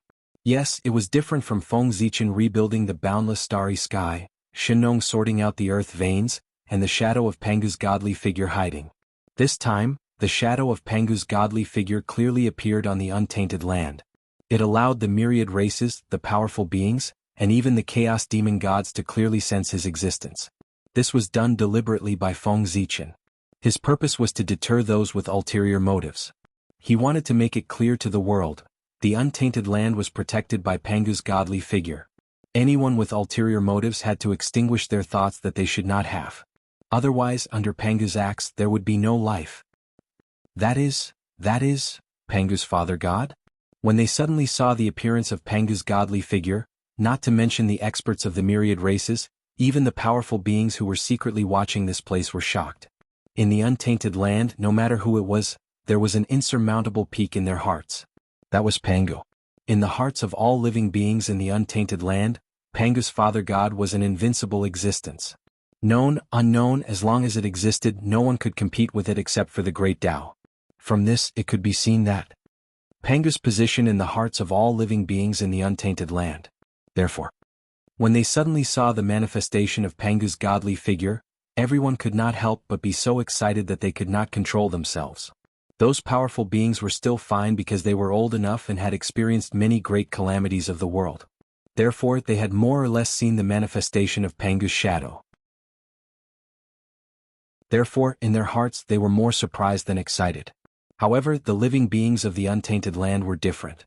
As the world changed several times, those living beings who had seen Pangu's shadow had either already attained the Tao or died in the great calamity and turned into dust. Therefore, the living beings of the world were all living beings of the new generation. Most of their understanding of Pangu's great Taoist priests came from legends. They had never personally experienced him and his greatness. But now, with the manifestation of Pangu's godly figure, the legend had become a reality. One could imagine the excitement in everyone's hearts. Greetings, Pangu's father god. Unable to hold back the excitement in their hearts, everyone bowed to Pangu's godly figure to express their excitement. For a moment, the name of Pangu resounded throughout the untainted land. Pangu, Pangu, Pangu. Perhaps the expectations of all living beings had an effect. The will of Pangu in the unseen world actually responded. Boom. An incomparably vast power suddenly erupted in the depths of the void, spreading out at a speed that surpassed time and space and thought. In an instant, it swept through the entire untainted land. Whoosh! At this moment time and space seemed to have stopped. Everything fell into a stagnant state. It was not until an angry roar resounded throughout the untainted land that everyone came back to their senses. Pangu, the name Pangu, was filled with endless hatred. The unwillingness and hatred contained in his voice was enough to move anyone who heard it. It's the Chaos Demon God. After the voice fell, Feng Zichen immediately made a judgment. It was the voice of the Chaos Demon God. Obviously this time, Pangu took the opportunity to respond to all living beings to give the Chaos Demon God a fierce blow. He just didn't know what exactly he had done to make the Chaos Demon God so unwilling. But there was no doubt that the Chaos Demon God would definitely not feel good after being hit by Pangu. Otherwise their voices would not be so mournful. Perhaps, Pangu had taken the opportunity to ruin the Chaos Demon God's resurrection plan. No matter what, it was always a good thing that Pangu had made a move. He believed that after this matter, the Chaos Demon God would definitely have scruples and would not act as unscrupulously as before in the future. Search. There were thousands of thoughts in his mind, but Feng Zichen's movements were not slow. Almost at the moment when the voice disappeared, he made a move. Majestic divine thoughts gushed out from his body, covering the entire primitive world, trying to find the whereabouts of the Chaos Demon God who had spoken. This person would definitely not feel good after being hit by Pangu. And this was Feng Zichen's opportunity. As the saying goes, take his life while he's sick. At this time it was a great opportunity to kill this Chaos Demon God. At this moment, Feng Zichen was not the only one who thought so. The other great mediums also had the same thoughts as him. They released their divine thoughts and searched the world, trying to find the whereabouts of that person to prevent future trouble. But unfortunately they were all disappointed. No matter what methods they used, they could not find the whereabouts of the Chaos Demon God. Obviously the other party was not a fool. He knew that his current state was not right, and it was very likely that he would attract everyone's attention, so he left early. The Chaos Demon God is indeed the son of chaos. He has quite a lot of methods. Feng Zichen was not too disappointed that he could not find the person, because he and everyone else knew that the Chaos Demon God's current situation was definitely not good. The great Taoist priest Pangu would not attack for no reason. Since he had attacked the Chaos Demon God, it meant that the other party must have paid an unimaginable price. It was just that their level was too low to see what the price was. But it did not matter. As time passed, one day the losses that the Chaos Demon God had suffered today would be exposed in front of everyone. Putting the matter of the Chaos Demon God aside, the changes in the primitive world continued. However, it was not Xiaohao who was driving the changes, but Feng Zichen who was on Ziwei Star. After Pangu's will made a move, he continued to fall into a deep slumber. Affected by this, the god Pangu gradually disappeared in front of everyone's eyes. Thus, the Heavenly Cycle Palace regained its peace. Everything returned to normal. It was as if nothing had happened before. But everyone knew that with the establishment of the Heavenly Cycle Palace, everything was different. At the very least, the acquired chi that flowed between heaven and earth had become smoother. No change could be achieved overnight, especially such a change that concerned the entire primordial world. It was even more impossible to complete it in a short period of time. It was as if heaven and earth had become easier. As time passed, it slowly changed. Therefore, after the Galaxy Cosmic Light Array was activated, the patriarchs of the myriad races bid farewell and returned to their respective races, waiting for the changes in heaven and earth. Of course, before everyone left, the Heavenly Tao also gave them the reward they deserved. Not long after the Heavenly Cycle Palace was established, auspicious clouds gathered in the sky, and golden light shone brightly, illuminating the endless mountains and rivers. That was the heaven and earth merit. The appearance of the Heavenly Cycle Palace was beneficial to the stability of the primordial world and the development of heaven and earth. It could be said that it was meritorious to heaven and earth. And with meritorious service there would be rewards. The heaven and earth merit, this was the best reward for them. Boundless merit fell. Half of it fell into the human race, and the other half was divided equally by the myriad races. At this point, Xiaohao and the myriad races had achieved perfection. However, while they had achieved perfection, Feng Zichen had not achieved perfection. With the establishment of the Heavenly Cycle Palace, the heavens, the earth, and the earth were all overseen by the god of Pangu. And the fulfillment of this condition could help Feng Zichen promote the progress of the primordial world.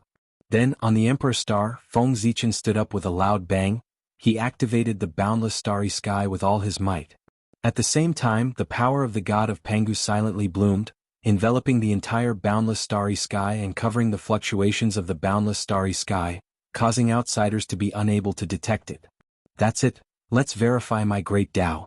With a low voice, Feng Zichen activated the power of the boundless starry sky and resonated with the heavenly cycle palace on the ground and the earth spirit veins underground. Buzz, buzz, buzz. In the spacetime that no one noticed, the god of Pangu in the boundless starry sky, the god of Pangu in the primordial world, and the god of Pangu underground quietly appeared. The heavens were the gods, the earth was the chi, and the man was the essence. These three Pangu gods were a trinity, symbolizing the essence, chi, and spirit. Once they met, endless creation was born. Shwa. In a trance, the three Pangu gods suddenly merged into one, transforming into a clearer and more mysterious Pangu god. At the same time, with the fusion of the three Pangu gods, the entire primordial world seemed to have become more vivid. Primordial chaos as one. The fusion of the three Pangu gods caused the primordial world to become more complete, more lively, and more mysterious. Who? The Pangu god opened its mouth and sucked in a stream of primordial chaos energy from the primordial chaos outside. When the primordial chaos energy entered its body, it first circled around the boundless starry sky, then flowed into the primordial world, passing through the 12 principal meridians before slowly entering the Dantian. Then the Dantian produced a Tao fire, refining the Qi into a god, returning to the void, and finally fusing with the Tao. It was refined into the purest source of heaven and earth and slowly integrated into the Daluo sky. During this period, part of the primordial chaos energy was refined and integrated into the 12 principal meridians to strengthen the source of the earth and sublimate the earth spirit veins. The heavenly cycle palace, as the hub of the spiritual cave, also received some benefits from transforming the primordial chaos energy. A portion of the primordial chaos energy remained and became the foundation of the Zhoxing to support the Daluo Jingxian. During this process, the ones that received the most benefits were the boundless starry sky and the Daluo sky. While the primordial chaos energy was repairing the Zhoxing sky, it poured into the Daluo sky to maintain its supreme status. The more powerful the source of the Daluo sky was, the more experts it could accommodate. As the Sky Master, Feng Zichen would also receive more benefits. At the very least, if the Daluo sky became the source of all Daos, Feng Zichen would be able to peek into all Daos and become the master of all Daos. The primordial chaos energy entered the primordial world from the boundless starry sky and flowed to the earth, then returned and integrated into the Daluo sky. It was a great cycle. A great cycle of heaven and earth. At this time, if someone looked at the primordial world from the primordial chaos, they would see a huge figure appear on the primordial world, breathing in the primordial chaos energy from all directions.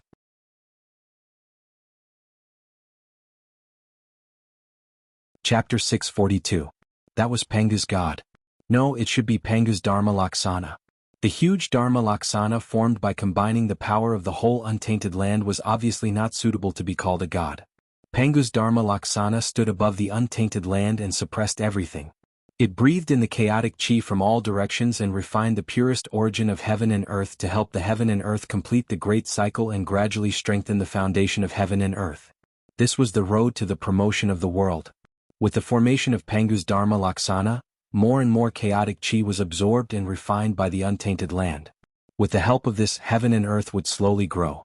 The boundless starry sky, the heaven realm, the earth realm, the netherworld realm, the earth. Everything would change. Everything was developing in a good direction. However, there was one thing that made people helpless. That was, after Pangu's Dharma Laksana was formed, heaven and earth would undoubtedly become more prosperous. Under the influence of this, more congenital chi would emerge between heaven and earth. However, because heaven and earth were easier, the untainted land seemed to have been cursed. Under the restriction of the way of heaven, the spirit veins and earth veins that were supposed to give birth to congenital chi could not give birth to congenital chi at all. Every time congenital chi was born from the earth veins, an inexplicable force would appear between heaven and earth, distorting everything and forcibly transforming congenital chi into acquired chi. After the untainted land was shattered several times, the way of heaven finally made up its mind to use coercive means to restrain the power on earth. Transforming congenital chi into acquired chi was the best and most effective method that the way of heaven thought of. Why did Feng Zichen expel the great medium and the human tribe expel the experts of the 10,000 tribes without any hindrance? The reason was that the Way of Heaven acquiesced to all of this. The Way of Heaven was very happy to see Daluo Jingxian and the existences above Daluo Jingxian leave the untainted land one after another. Therefore, not only would it not obstruct them, but it would also secretly help. This was also one of the reasons why the great medium did not have much resistance. In the untainted land, defying the Way of Heaven was not a small matter but a fatal matter. If it wasn't for the heavenly Tao, how could the powerful beings leave so easily? Did they really think that the names of the sages Feng Zichen and Zhen Yuanzi were so useful? If their names were really so useful, the primordial world would have been peaceful long ago. Of course, the restrictions of the heavenly Tao. It was only aimed at the primordial world. The heaven realm and the other great worlds were not within this range.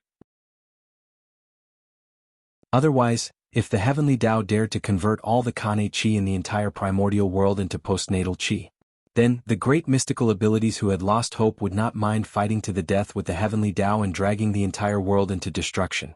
Severing my path is worse than killing me. Even the heavenly Tao did not dare to transform the entire primordial world into the postnatal era. Therefore, the matter of heaven and earth being easier was restricted to the primitive world. This was undoubtedly a bad thing for the countless cultivators on the ground. However, it was a great thing for the untainted land.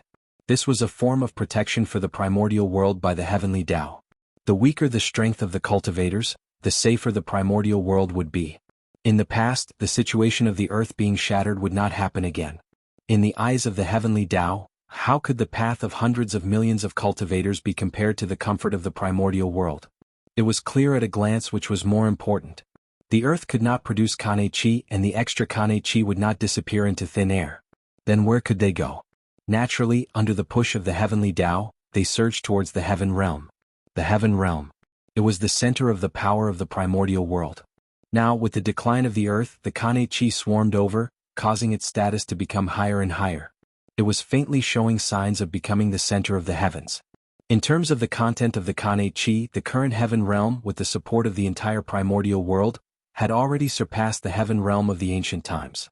Moreover, due to the shift in the center of gravity of the primordial world, the heaven realm's proportion in the primordial world was increasing. Endless luck gathered, causing the heaven realm to undergo a second evolution and have the momentum to continue to advance. How could it be ordinary to combine the power of heaven and earth to nurture a realm? The current situation of the primordial world had already evolved. The heaven realm was the strongest realm, gathering a large number of experts in the primordial world. As for the earth, it had evolved from the paradise of the experts to the cradle of the experts. According to the heavenly Tao's thoughts, the earth had already become a tool to transport experts for the heaven realm. This was the future trend. It was also the best outcome. Of course, the heavenly Tao was incomplete. No matter what it did, it could not be perfect. It would always leave a trace of flaw, leaving a chance for all living beings. Therefore, although the heavenly Tao wanted to completely transform the primordial world into the postnatal world, it might not be able to complete this task. The heavenly cycle temple. It was where the vitality of all living beings lay. The heavenly cycle temple stood on the ground. Zhoxing was connected to the earth veins of the primordial world. It combined the power of heaven, earth, and man, giving birth to endless creation. Its ability was truly amazing. It had the ability to go against the Khanate heavens. It could forcefully distort the rules of heaven and earth under the general trend of changing the world, turning the impossible into the possible, refining postnatal Qi into Khanate Qi. In other words, within the heavenly cycle temple, there was no need to be affected by the change of heaven and earth. One could still enjoy the treatment of the primordial world. With the heavenly Tao's ability, how could it not discover its function when it inspected the heavenly cycle temple earlier? Even so, it did not remove the function of the heavenly cycle temple. Clearly, the heavenly Tao had tacitly allowed this to happen. This meant that the heavenly Tao had recognized the heavenly cycle temple's legal status. It was a chance of survival left by heaven and earth for all living beings. The Khanate races who obtained the heavenly cycle temple were naturally very excited when they saw how useful it was. As for the Khanate races who did not obtain the heavenly cycle temple, they were secretly vexed. Some of the Khanate races even had thoughts of leaving the primordial world.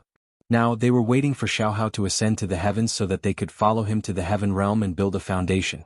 However, the happiest people after the heavenly cycle temple was established were none other than the human race. As for why they were happy, it was not because the human race had the most heavenly cycle temples. Instead, as the 365 heavenly cycle temples were established in the primordial world, the 365 heavenly cycle temples in the human race's territory also underwent an inexplicable change. The two heavenly cycle temples, one big and one small, one positive and one negative, corresponded with each other. Just like the Taiji yin-yang diagram, they corresponded with each other and gave birth to endless creation. The establishment of the heavenly cycle temple in the primordial world had undoubtedly greatly stimulated the human race's heavenly cycle temple, causing its power to skyrocket.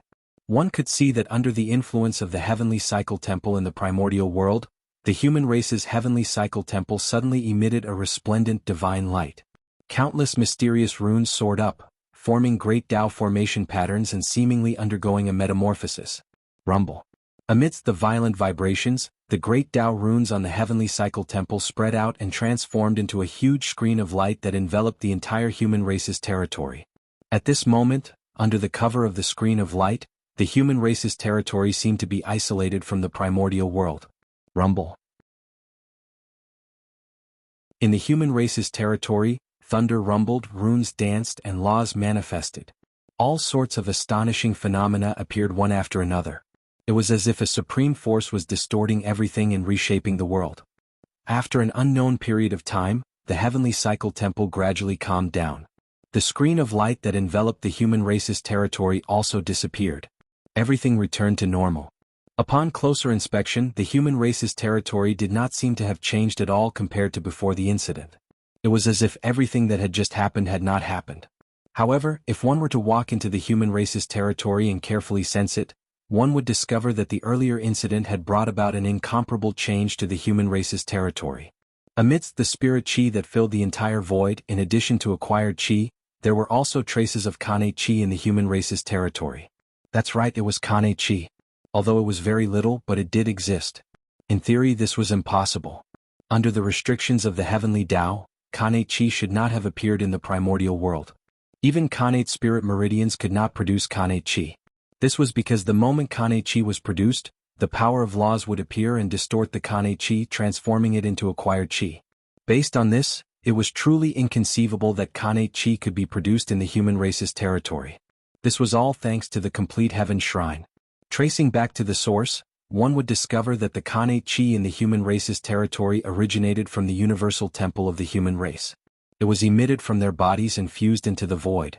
With the support of the universal temple of the primordial world, the human race's universal temple's power soared and produced even more Kane chi. As a result, the temple could not contain it and had no choice but to disperse it. Moreover, as the temple's power soared, so did the power of God Pangu. As the power of God Pangu spread out, it distorted the laws of heaven and earth in the human race's territory and broke the restrictions of the heavenly Tao, causing a few loopholes to appear. It was these loopholes that made the impossible possible in the human race's territory. In the acquired era, Kane chi was produced. It could also be said that the current human race had retained a trace of the primordial world's landscape. This was not to be underestimated. Although there was not much Kane chi in the human race's territory, it was enough for the human race to leave the other races in the dust at the starting line. The Tao of gods and demons. The most important thing was to go against the Khanate heavens. In the acquired era, the depletion of Khanate chi would undoubtedly increase the difficulty of going against the Khanate heavens to a hellish level. It could be said that with the arrival of the acquired era, the Tao of the God Fiend had already shown signs of decline in the primordial world. But now, with the reappearance of Khanate chi in the human race's territory, although it was not enough to completely revive the Tao of the God Fiend, it could still preserve its inheritance and produce an endless number of experts. Just this point alone surpassed the myriad races by too much. It was extremely difficult to get started with the Tao of the God Fiend. Those who were not exceptionally talented could not get started. But similarly, once one got started with the Tao of the God Fiend, their achievements would far surpass other cultivation paths. At the very least, in terms of combat strength, the Tao of the God Fiend could be ranked in the top 3. Khanate was the foundation of everything. The advantage of this, as time passed, was enough to let the human race leave the myriad races in the dust. This was the foundation of hegemony.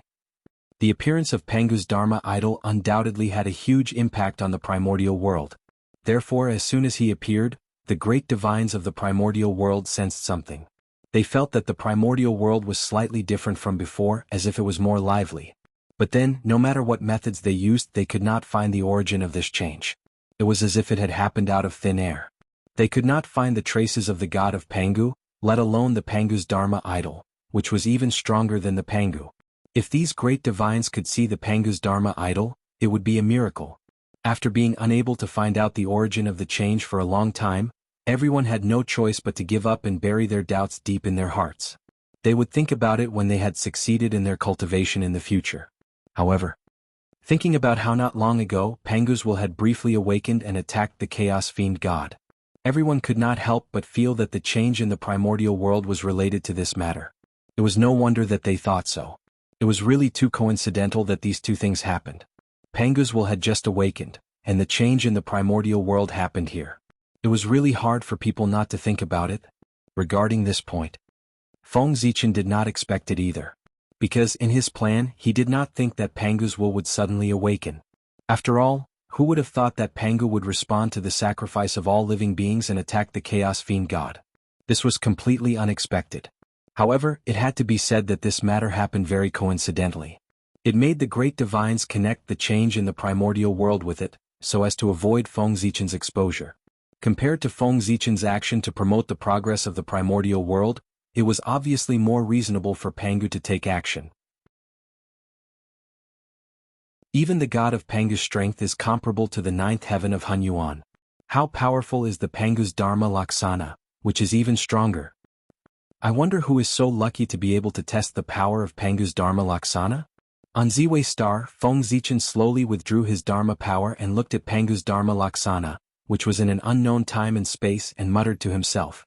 The formation of Pangu's Dharma Laksana undoubtedly gave Feng Zichen another powerful trump card. The power of Pangu's Dharma Laksana, which was formed by combining the power of the primordial world, was definitely beyond imagination. He just did not know how powerful it was. Was it above the Hunyuan realm or above the infinite realm? However, although Feng Zichen was very curious, he had no intention of trying. The reason was that the power of Pangu's Dharma Laksana was too strong. With Feng Zichen's current strength, who knew what would happen if he controlled such a powerful Pangu's Dharma Laksana? It was hard to say. He could be squeezed dry in an instant, or even absorb his origin. Therefore, Feng Zichen did not dare to try carelessly. This was a life-risking trump card. It could not be used unless it was a last resort. It could only be used when he was in a desperate situation and planned to risk everything.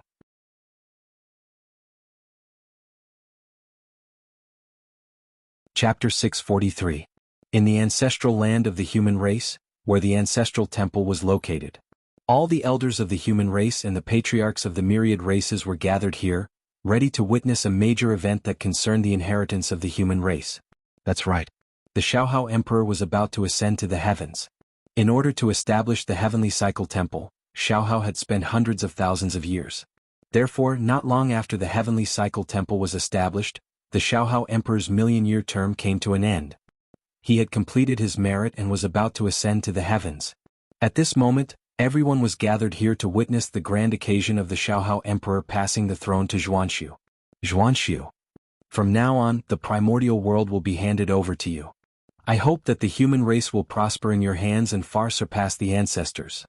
In this way you will not let me down and the ancestors of the past.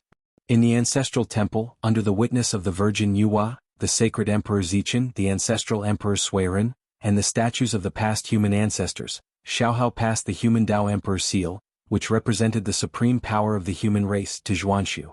Zhuanshu. I will not let the ancestors down. Zhuanshu took the human Dao Emperor seal with a solemn expression and swore. Ha! Zhuanshu. From now on, the primordial world is yours. Amidst the laughter, the Xiaohao Emperor walked out of the ancestral temple. And with his footsteps, strands of seven-colored auspicious clouds appeared under his feet, slowly lifting him up into the air. Everyone. Is there anyone who is willing to travel with me? In the air, Xiaohao first took a deep look at the mountains and rivers of the primordial world before asking the crowd below. Xiaohao had been in power for 1,000,000 years, so it was impossible for there to be no loyal subordinates under him. Moreover, these people had all made great contributions to him. Now that he was about to ascend to the heavens and enjoy the limitless supreme karmic position, he naturally had to give these people a future so that he would not let them down. And the heavenly court. It was where the future of these people lay. It was the center of the power of the primordial world, the place where countless providence gathered. If they could get an official position there, even if it only took 1,000,000 years, it would be enough for these people to obtain a lot of merit. These days, as the world became more and more perfect, merit became harder and harder to obtain. As for becoming an official in the heavenly court, that was the best way to gain merit as far as he knew. Heavenly court. It was the place that maintained the operation of heaven and earth. Therefore, the officials of the heavenly court did not manage the living beings of the world, but the operation of the world. Maintaining the operation of heaven and earth and forming a karmic connection with heaven and earth naturally gave him merit. Xiaohao asked everyone if they were willing to leave with him. His purpose was to ask everyone if they were willing to go to the heavenly court to seek a future. Of course, Xiaohao's goal was not limited to this. The old ministers under him had been in power for too long and had hindered the promotion of the younger generation. Even the human emperor could not rule for more than 1,000,000 years, let alone these ministers. If these ministers continued to occupy high positions, how could there be any hope for young people to rise? Therefore, when Xiaohao and the 3 emperors ascended to the heavens, they all wanted to bring a group of subordinates to the heaven realm. Their purpose was to make room for the young people. This was to maintain the vitality of the human race so that the human race would continue to prosper. Your Majesty, please wait a moment. This humble subject wishes to follow your Majesty to the heavens. The heaven realm is the center of the myriad worlds. This humble subject has long yearned for it. Now, following your Majesty to the heavens can fulfill this humble subject's wish. As soon as Xiaohao finished speaking, many elders of the human race soared into the sky and caught up with him, wanting to leave with him. Making room for the young people was the foundation of the human race. All the elders of the human race understood this point. Therefore, regardless of whether they were willing or not, they had to make a choice after Xiaohao finished speaking. Should they follow Xiaohao to the heaven realm to enjoy glory and wealth, or should they continue to stay in the primordial world and become the foundation of the human race, hiding in the heavenly cycle temple? In short, they could not be in power anymore. They were not greedy for power. A human elder who was not greedy for power was a good human elder. The human emperor could not be in power forever. How could the ministers stay in high positions forever? If they were greedy for power, they would definitely pay the price. Your Majesty, please wait for us. After everyone followed, Emperor Xiaohao was about to leave with them on a cloud. However, at this moment, a voice suddenly came from the void. Xiaohao looked in the direction of the voice. What he saw was an extremely shocking scene. Dozens of Khanate clans were led by their clan leaders. Judging from their posture, it was obvious that they were about to leave the primordial world. Fellow cultivator, you are... Although Xiaohao had already guessed it, he was still not sure, so he asked with some doubt. Haha. I heard that your Majesty is going to the heavenly court to take the position of heavenly emperor and rule the entire primordial world. We are not talented, so we specially came to seek refuge with your Majesty for a future. I think your Majesty won't despise us, right? Among the crowd, the leader chuckled a few times and stepped forward to speak to Xiaohao. Fellow cultivator, you must be joking. Xiaohao can't be more than happy that you all came to seek refuge. Why would he despise you? However, are you really willing to part with the huge family business in the primordial world? Xiaohao looked deeply at everyone and said in an inexplicable tone. Are you willing? Sigh. Things have come to this. So what if you can't bear to? That person looked at the ancestral land sadly and sighed at Xiaohao in an extremely melancholic and helpless tone. Ah. Hearing this, Xiaohao choked for a moment and did not know how to reply. Wasn't the reason why they left their hometown because they were forced by the human race to the point that they had no choice? If the human race gave them a little hope, they would not be forced to move to the heaven realm. If they continued to stay in the primordial world, they would definitely decline in the future.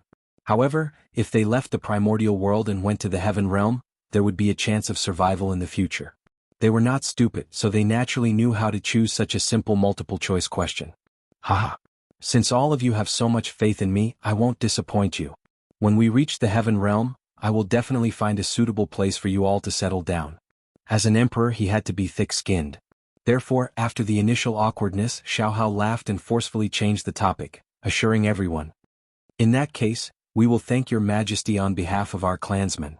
After receiving Xiaohao's assurance, everyone secretly heaved a sigh of relief.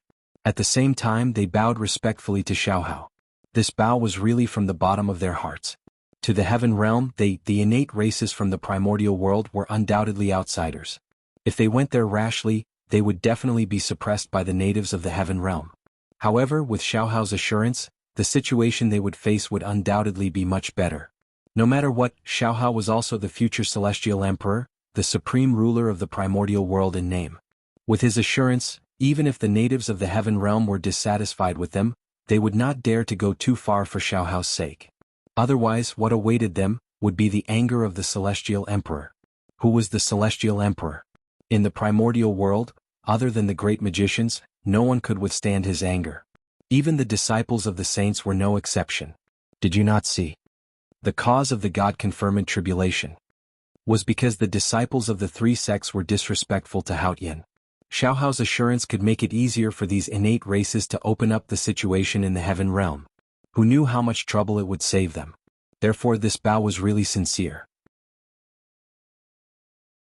After accepting everyone's bow, Xiaohao rode a cloud and left with everyone. At this point, the primordial world ushered in the rule of Zhuanshu. That's right, there was no mistake, it was the primordial world, not the human race. Just as Xiaohao said to Zhuanshu, the primordial world is yours. Not as Xinyuan said to Xiaohao, the human race is yours. The difference between the primordial world and the human race was the difference between the 3 emperors and the 5 emperors. During the period of the 3 emperors, although the 3 emperors were strong enough, the human race was obviously not strong enough. Although they could be considered the top of the primordial world, they could not be called the ruler of the primordial world. Therefore the 3 emperors ascended the throne. First, they were the emperors of the human race. Then, after countless efforts, they became the emperors of the primordial world. During the period of the 5 emperors, after many years of operation by the 3 emperors, the human race's strength had long undergone a huge change. They could be said to be the true overlord of the primordial world. Therefore, with the legacy of the 3 emperors, once the 5 emperors succeeded the throne, they were the emperors of the primordial world. They were not like the 3 emperors who needed to suppress the 10,000 races before they could become the emperors of the primordial world. That was also why the 5 emperors were inferior to the 3 emperors. Compared to the 3 emperors, the 5 emperors had too many advantages. The difficulties they had to face were far less than the 3 emperors period. All the major obstacles had long been swept away by the 3 emperors. The 5 emperors only needed to develop step by step and they could lead the human race to glory. The contributions of the 3 emperors were not only beneficial to the current world, but also to the future. In the heavenly courts, powerful experts gathered. Regardless of whether they were in hiding or still active in the primordial world, as long as they were not in seclusion, they were all gathered here. Even the heavenly Tao had sent down a wisp of will to pay attention to this place. And all of this, it was all because of the handover of the celestial emperor. Compared to the change of the human emperor, the change of the celestial emperor was undoubtedly grander and more solemn. Even the heavenly Tao had to descend personally. After all, the celestial emperor's identity was there. He was the highest in the primordial world and incomparable. His every move was a major event that affected the primordial world, let alone a major event like the change of the celestial emperor. The powerful experts were coming, and the heavenly Tao was about to descend. That was to say, the saints were not in the primordial world. If not, they would have come personally to witness this scene. Just like that, under the witness of a group of powerful experts and the heavenly Tao, the central yellow emperor Xianyuan abdicated and passed the position of celestial emperor to Xiaohao. It was this celestial emperor, known as the Western Gold Emperor, who was taken in as a guardian by the ancestral Magus. As such, the 5 elements celestial emperor had already reached the 4th position. The first 3 celestial emperors had reached perfection. Under this influence, an invisible force of heaven and earth appeared and descended on Feng Zichen's body. Not only did it baptize his physical body, but it also faintly opened the primordial chaos gate for him. At this moment, under the support of this force of heaven and earth, Feng Zichen truly saw the scenery after the primordial chaos Tao realm. He was really close to that door. If one had to describe it, it could only be said that it was within reach. However, there was always a little bit missing, causing him to be unable to truly push open that door and advance to the primordial chaos Daluo Jingxian. Feng Zichen knew that it was because the 5 elements celestial emperor had not reached perfection, causing him to be unable to take that crucial half a step. The 5 elements celestial emperor. That was the key to his Tao. Once the 5 elements celestial emperor reached perfection, Feng Zichen, who had facilitated this matter, would be able to obtain boundless luck and break through to the realm of the primordial chaos Daluo Jingxian in one fell swoop. Moreover, he would be able to ascend several levels of heaven and become an expert of the primordial chaos domain. It was precisely because of this that Feng Zichen would painstakingly suppress his realm and not let himself advance so early. In fact, as early as more than 1,000,000 years ago, when Shen Yuan had just ascended the throne and Feng Zichen had recovered from all his injuries, if he had gone all out, he could have advanced to the primordial chaos Daluo Jingxian. He was the great Taoist priest, advancing to the primordial chaos Daluo Jingxian. To others this was an extremely difficult task. But for Feng Zichen, although it was not easy, it only needed a period of time to settle down. After fighting with the chaos demon gods of the primordial chaos several times, Feng Zichen had long had the capital to advance to the primordial chaos Daluo Jingxian. Especially after the battle with the demon ancestor Rahu, he broke and stood up, and his realm had been greatly sublimated. It could be said that at that time he had a realm comparable to the primordial chaos Daluo Jingxian. It was only because his injuries were too serious that he did not advance to the primordial chaos Daluo Jingxian. With Xuanyuan's ascension, Feng Zichen's injuries had completely recovered. He had already grasped the essence of the primordial chaos realm. In other words, he did not need to wait until the 5-element celestial emperor reached perfection to reach the primordial chaos realm. As long as he wanted, he could borrow the power of the great Taoist priests in his body or the power of the boundless starry sky to break through at any time. However, Feng Zichen held back. He was unwilling to break through just like that. His ambition was great. 1 or 2 proofs could no longer satisfy him. He wanted to maximize his benefits in order to pursue greater results. Feng Zichen wanted to achieve the primordial chaos realm 3 times so that he could jump over the early stage of the primordial chaos realm in one fell swoop. The more methods he prepared before attaining the Tao, the stronger he would be after attaining the Tao. The reason why it was said that the more profound one's foundation was before the breakthrough, the better was because the breakthrough of the realm could transform all the foundations into strength. The more profound one's foundation was, the greater the benefits of the breakthrough. This was the only chance to advance by leaps and bounds. Good preparation was the key to success. If he wanted to increase his strength explosively after the breakthrough, it would be somewhat impossible. He had to slowly accumulate it step by step. Attaining the Tao 3 times was enough for Feng Zichen to enter the 4th level of the primordial chaos realm or even higher. If he used the power of the great Taoist priests in his body and the power of the boundless starry sky to directly enter the primordial chaos realm, then his achievements would only be the 3rd level of the primordial chaos realm. In this way, how could Feng Zichen be satisfied? One had to know that his target had always been a saint. As for the saint, even the weakest one, Kundi, had the 4th level of the primordial chaos realm. The 3rd level of the primordial chaos realm was not even comparable to Kundi. It would be strange if Feng Zichen was satisfied. Therefore he wanted to pursue a higher realm. He did not want to surpass the saint, but he wanted to catch up with the saint.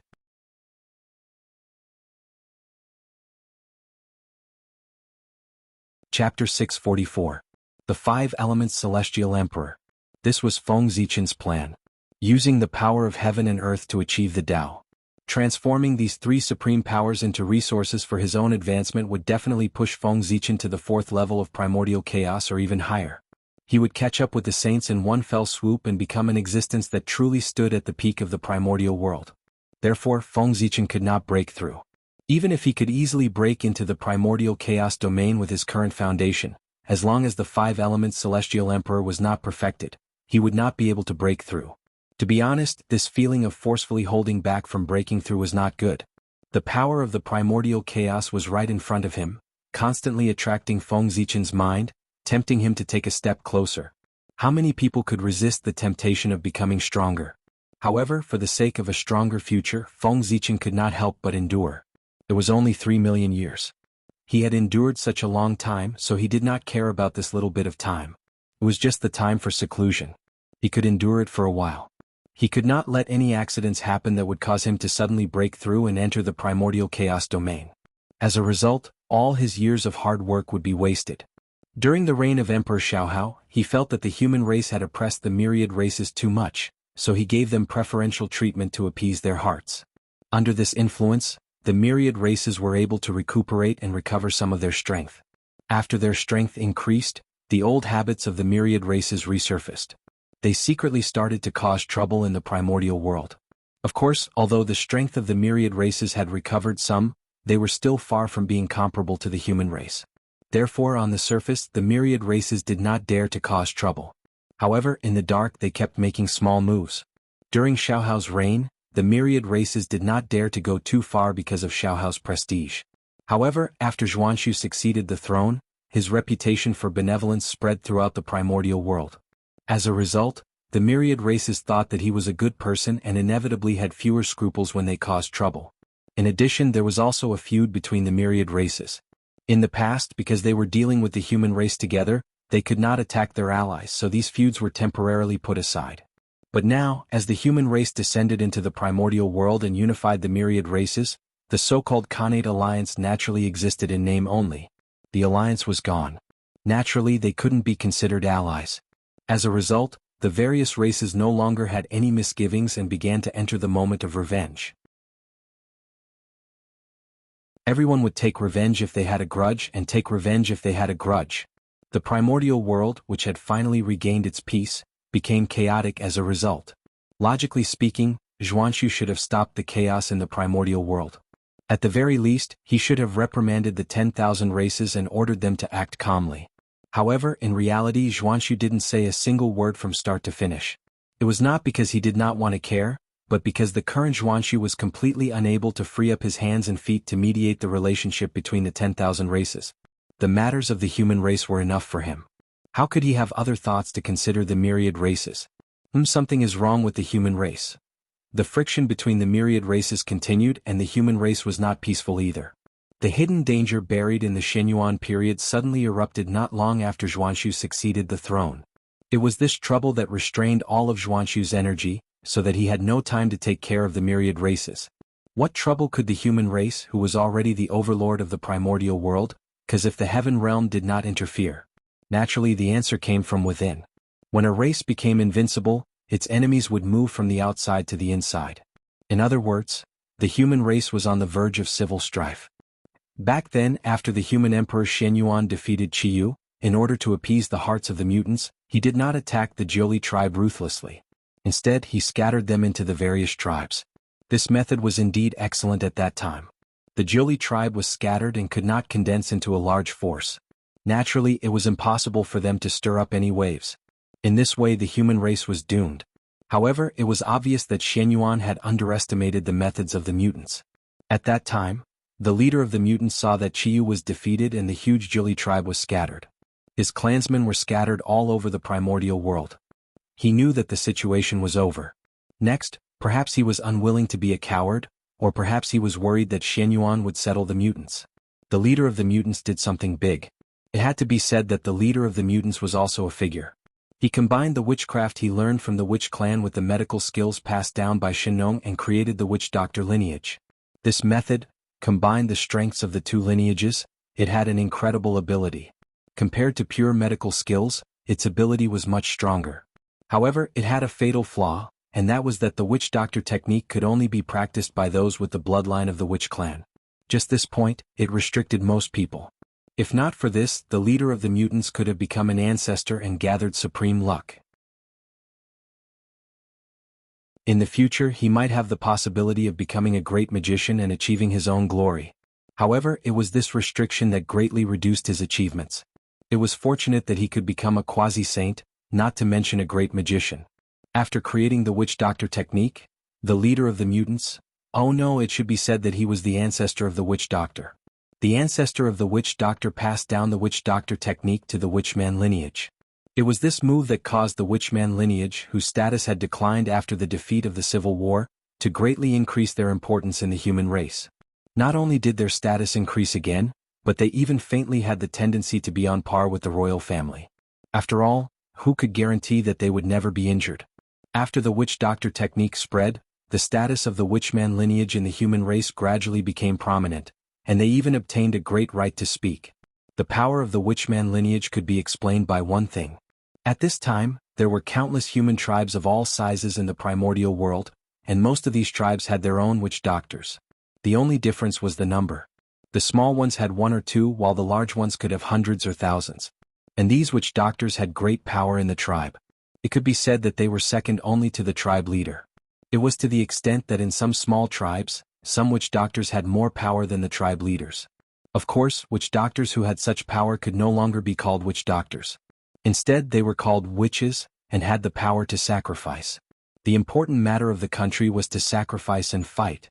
From this, it could be seen how much power the witchman lineage who had the power to sacrifice had in the human race. If that was the case, although the witch doctors controlled most of the power of the human race, they had no reason to divide the human race and continue to stir up internal strife. But this matter. The bad thing was the customs of the witchman lineage. As the descendants of the witchman and the human race, the witchman inherited some of the witchman's customs while inheriting the power of the witchman. For example, advocating nature. Pangu transformed into heaven and earth and created the primordial world. Based on this, the witchman believed that everything had a spirit. The mountain, the river, the sea, were all formed from the flesh and blood of Pangu's father, and they should be worshipped. Therefore the witchman liked to sacrifice. Heaven, earth, wind, rain, thunder, lightning, such natural phenomena or famous mountains and rivers, could all become the objects of their sacrifice. Yes, the witchman lineage inherited this characteristic of the witchman. They liked to sacrifice and wanted to sacrifice everything they saw. However, as the descendants of Pangu, the witchman was born with a law and could communicate with heaven and earth. Therefore, no matter what they sacrificed, they could get a response. However, the witchman lineage, because their bloodline was not pure, they did not have this ability. With this ability, what was the difference between them and the witchman? Naturally, they were taken to the witchman. In other words, the witchman could indeed get a response when he sacrificed everything. As for the witchman, he was just going through the motions when he sacrificed everything. Not only was it useless, it was also easy for some people with ulterior motives to take advantage of it. For example, when some small tribes were sacrificing, if a special living being passed by and coveted the offerings of the human race, they could use the time when everyone was sacrificing to give a response. This way, the special living being would transform, it would become the sacrificial spirit of this tribe and enjoy its offerings. Actually, this was nothing. As the saying goes, you have to pay for what you get. Since these special living beings enjoyed the offerings of the human tribe, they naturally had to protect this place to repay the karma. The special living beings received benefits, and the safety of the human tribe was also guaranteed. This was a good thing that was mutually beneficial, and they should not be too worried. However, the problem was that there were evil gods, chaos demon gods, wreaking havoc in the primordial world. It was inevitable that the chaos demon gods would sense the random sacrifices of the human tribe. This gave the chaos demon gods a chance to interfere in the primordial world. The chaos fiend celestial was naturally the best at bewitching people. It was because the chaos demon gods were powerful enough. With the size of the primordial world, no one could resist such a powerful temptation. As for karma, if it was the karma of the chaos, they might have some concerns. However, they would not care about the karma of the primordial world. In the heart of the chaos demon gods, they wanted to destroy the primordial world. How could they talk about karma with them? What was there to talk about? The primordial world was gone. What karma was there? The primordial world had returned to ruins and everything had returned to zero. Naturally, there was no karma. Therefore, the chaos demon gods were very unscrupulous when they did things. Under the bewitchment of the chaos demon gods, it was not surprising that anything would happen. For a moment, in the primordial world, monsters were everywhere and it was a complete mess. Moreover, under the bewitchment of the chaos, the conflicts between the various tribes began to intensify. As a result, the internal strife of the human race was not chaotic. The situation was even more chaotic than that of the myriad races. And this was the current situation of the human race. When there were more people, there were more problems. The internal conflicts of the human race were much more complicated than those of the myriad races. Zhuanshu had a headache because of this. To be honest, this kind of thing was really not Zhuanshu's fault. Even among brothers, there were times when they were not on good terms. Needless to say, the relationship between the major tribes had long been so far apart. It would be strange if there were no disputes. Even without the instigation of the chaos demon gods, conflicts between the major tribes were bound to happen. The difference was only a matter of time. The instigation of the chaos demon gods could only be said to have further intensified the conflict, causing it to erupt in advance. This was unavoidable. It was also a conflict that had accumulated over countless years. It could erupt at any time. Zhuanshu could only say that he was unlucky to have caught up with this matter during his term. However, since he had caught up, then there was no reason to escape. He needed to think of a way to solve it, and this, perhaps, was the test of heaven and earth for Zhuanxu. In fact, to quell this internal strife, it was not difficult for Zhuanxu. This was not because of his invincible strength in the primordial world, but because of the unique system of the human race.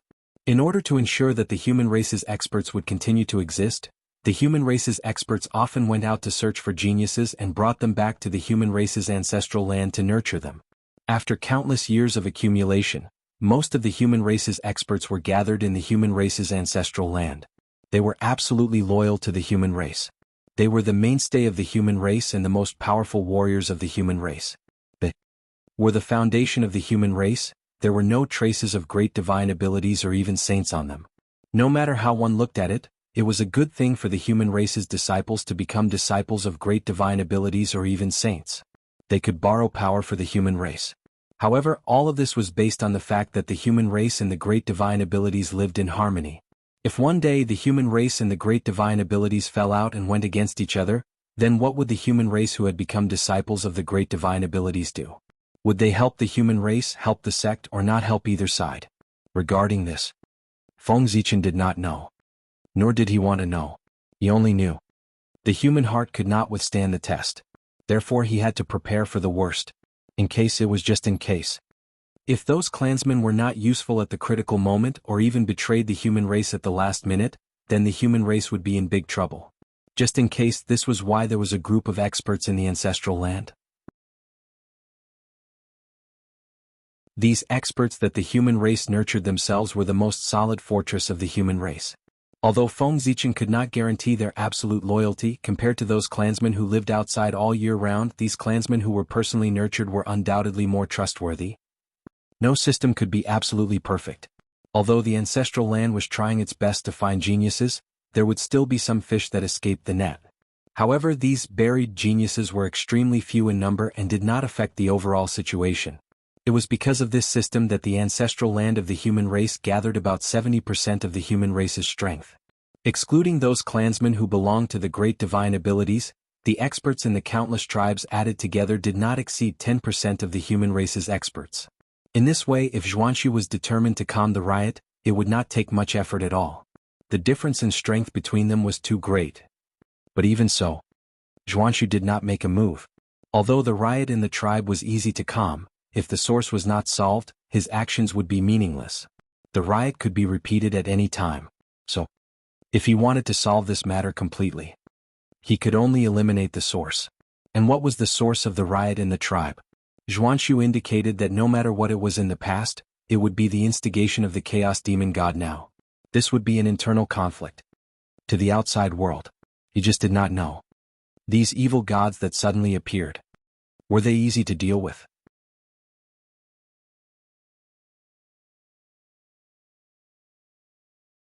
Chapter 645.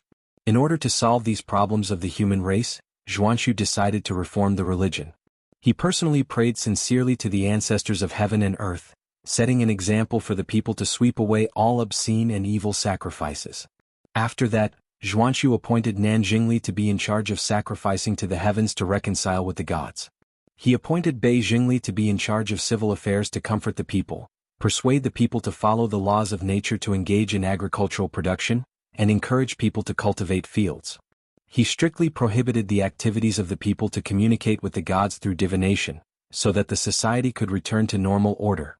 Once these measures were implemented, they immediately solved the problems of the human race and calmed the disputes between the major tribes. But there was no doubt that this move fiercely offended the evil gods hidden behind the major tribes of the human race. As chaos demon gods, they didn't know what fear was.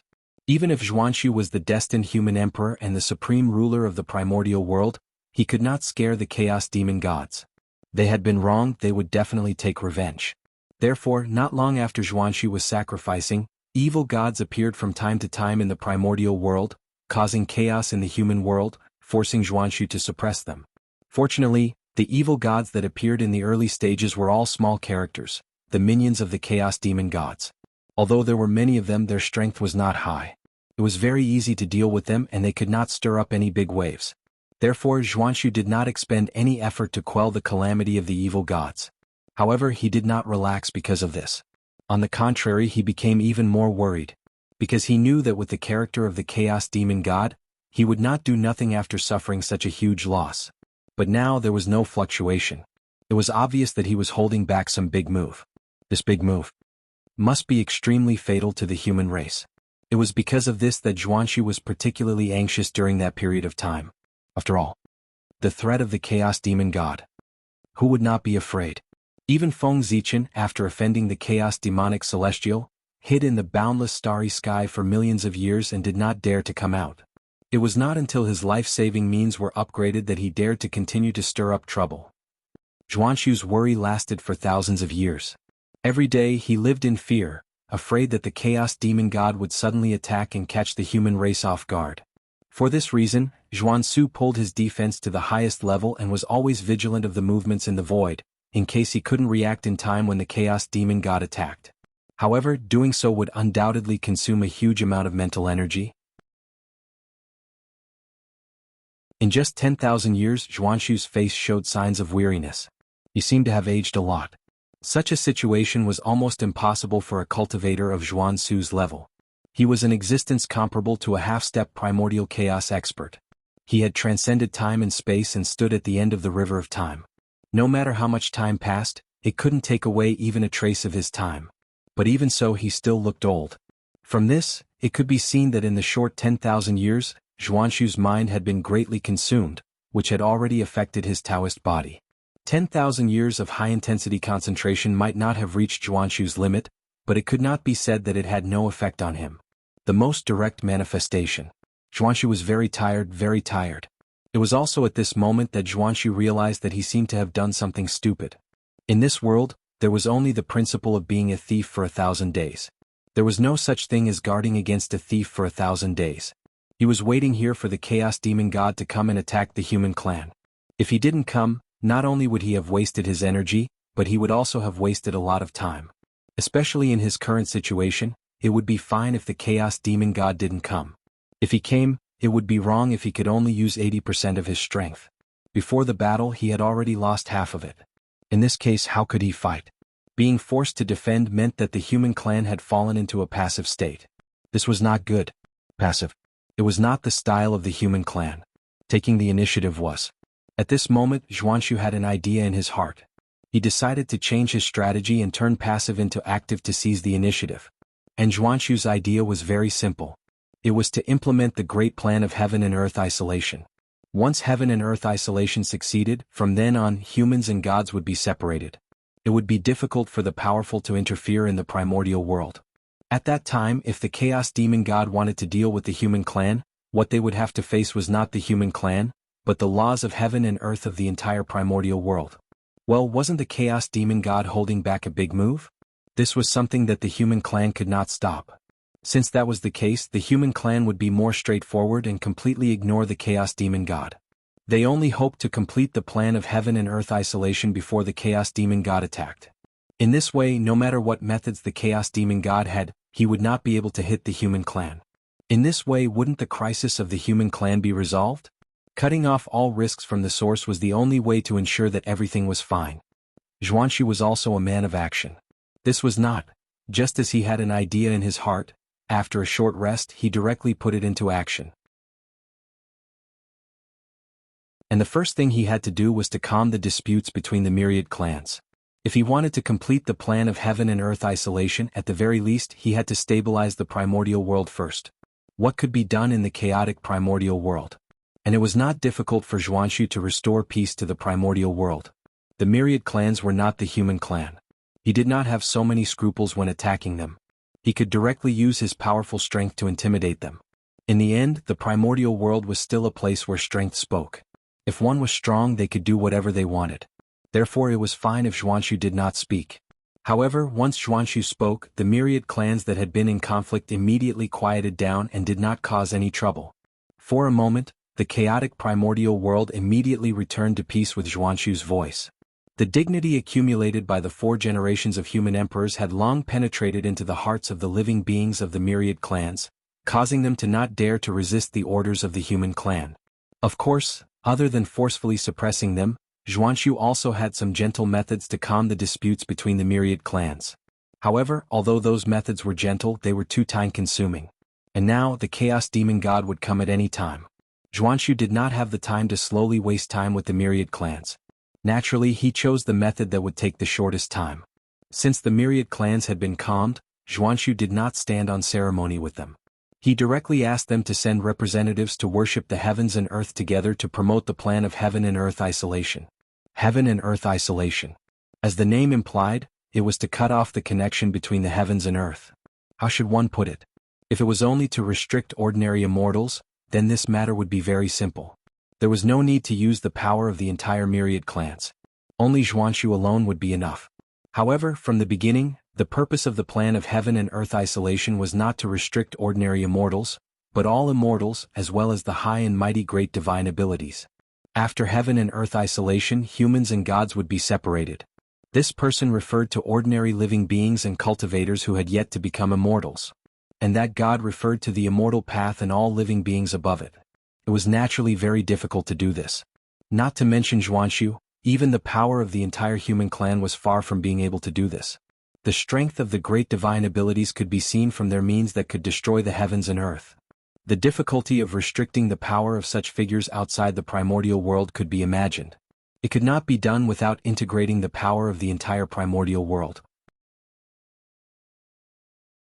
Therefore, Xuanxu called upon the myriad clans to worship the heavens and earth together with him to borrow the power of the heavens and earth to promote the implementation of heaven and earth isolation. Without the help of the myriad clans, Xuanxu could not exert the power of heaven and earth isolation to the greatest extent. Of course, under normal circumstances, even with the help of the myriad clans, it was very difficult for Xuanxu to do this. After all, the great divine abilities of the primordial world were not made of clay. All of them had extremely good tempers. They could watch Xuanxu push the heaven and earth isolation to proceed without doing anything. They would definitely be unhappy and would even secretly destroy it. However, that would only happen under normal circumstances. The current situation was obviously not normal, because the heavenly Tao was disappointed in the great divine abilities. The great divine abilities might not be willing to see the heaven and earth isolation, but the heavenly Tao was definitely willing to see it. Xuanxu's actions were following the heavens. Naturally, the heavens were helping him. How could he fail? If those great divine abilities dared to interfere, they would be going against the heavens and would be punished by the heavens. Especially when their butts were not clean to begin with, if the great divine abilities dared to go against the heavens, the outcome would be even more worrying. And the great divine abilities of the primordial world. Were their butts clean? That was obviously not clean. One had to know that during the Great Magi Demon War, it was not only the ancestral shaman Di Jun and Tai Yi who interrupted Mount Buzhou. There were also the contributions of these great divine abilities. To be honest, there were too many great divine abilities at that time. Almost all the famous and unknown great divine abilities of the primordial world were included. This meant that the great divine abilities of the primordial world, one after another, almost all of them were burdened with the crime of destroying the world. How great was the crime of destroying the world? It was enough for those great divine abilities to die thousands of times. Although the heavenly Tao did not settle this matter because those great divine abilities had acted in time to remedy the situation and made a great contribution in saving the world. However, there was no settlement. It did not mean that this matter was over just like that. The heavenly Tao had always remembered. It was waiting for those great divine abilities to make a mistake and settle the score. The origin of a great divine ability was even greater than a major kiliacosm. If it returned to the world, who knew how many benefits it would bring to the world? The heavenly Tao had been coveting this for a long time. Now he was not afraid that the great divine abilities would make mistakes. Was afraid that they would not make mistakes. Under such circumstances, all the great divine abilities were in danger. How could they dare to easily touch the heavenly Tao's eyebrows? Wouldn't that be giving the heavenly Tao a handle so that they could cause trouble for themselves? Therefore, Feng Zichen concluded Xuanxu's plan to cut off heaven and earth. It could be carried out very smoothly. No one dared to stop it. In the center of the primordial world, the original ruins of Mount Buzhou, where the world tree was now, human Emperor Xuanxu, together with the elders of the human race and the patriarchs of the 10,000 races, was here to sacrifice to heaven and earth. This was the place where Pangu had fallen and transformed into all living things of heaven and earth.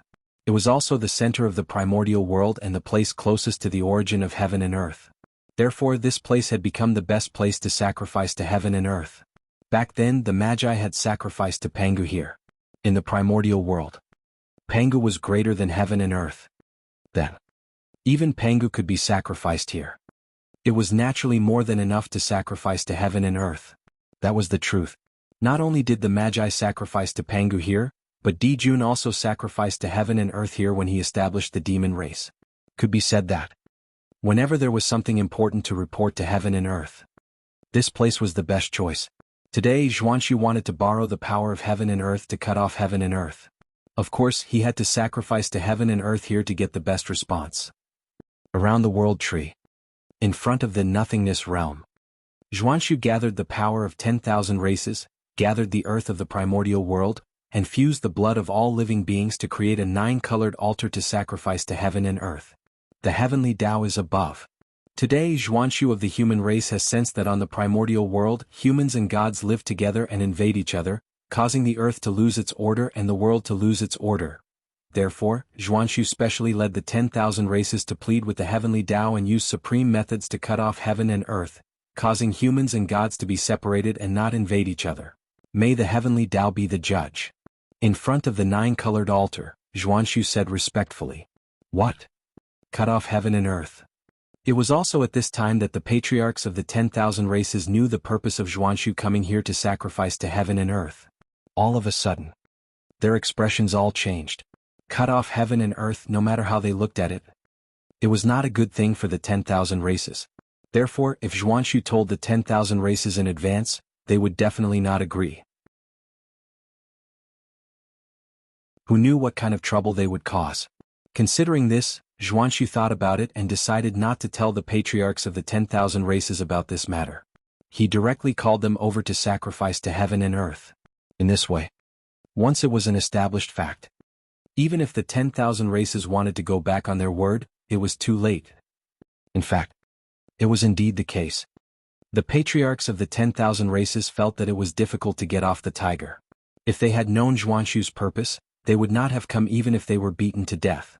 But now they were already here. It would be difficult for them to leave now. Especially at this moment when things had already reached the final step, they could not leave. If they left now, not to mention how Xuanxu would take revenge on them later. Just say that the heavenly Tao in the sky would not let them off now. It would definitely let them know the consequences of using the heavenly Tao. When one's cultivation reached the Tai Jingxian, they could be considered to have obtained the Tao. They could sense the existence of the heavenly Tao in the unseen world. And to be able to become the leader of a clan, their strength was at least at the late stage of the Tai Jingxian realm. Therefore, the patriarchs of the 10,000 races could clearly sense that after Xuanxu's sacrifice, the heavenly Tao was getting more and more excited.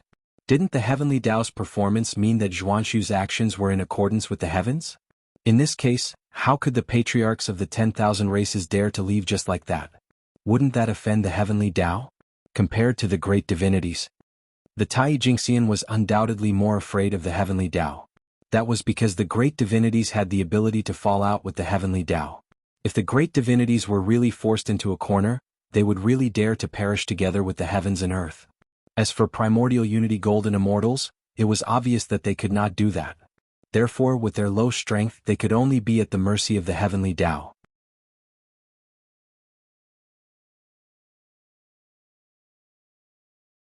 Chapter 646. Resist? It was impossible to resist. Even if he was courting death, this was not the way to find it. Therefore, at this point, no matter how unwilling the patriarchs of the myriad races were, they did not dare to leave just like that. They could only brace themselves and cooperate with Xuanxu to worship heaven and earth. To please the heavenly Tao. I hope the heavenly Tao will be enlightened. In front of the 9-colored altar, the patriarchs of the myriad races suppressed the unwillingness in their hearts and pretended to be pious as they shouted behind Xuanxu. Rumble. The moment the myriad races bowed, a 9-colored brilliance bloomed on the altar and surged into the sky. That was the power of sacrifice. The moment the power of sacrifice rushed into the depths of heaven and earth, an inexplicable change occurred in the primordial world. Endless phenomena appeared, covering the sky and the sun. This was the manifestation of the human path. the myriad races, in addition to the human race. Almost all the living beings in the primordial world were sacrificing to heaven and earth together. The first to be alarmed was naturally the human path that was closely related to it, not the high and mighty heavenly Tao. Rumble. The manifestation of the human path was accompanied by endless power. The resplendent human path radiance scattered across the entire primordial world, illuminating the hearts of everyone. Has the human path manifested? It seems that the absolute heaven and earth is about to begin. On Ziwei Star, Feng Zichen looked at the changes in the primordial world and said silently. At the same time, he quietly released his spiritual will to envelop the entire primordial world to prevent the chaos demon god from suddenly attacking and ruining the plan of the human race. To be enemies with the heavens. The powerful beings did not dare to. The living beings of the primordial world did not dare to. But the chaos demon god definitely dared to. Therefore, the chaos demon god had to be guarded against. As for whether it would affect Feng Zichen after the absolute heaven and earth, it definitely would not.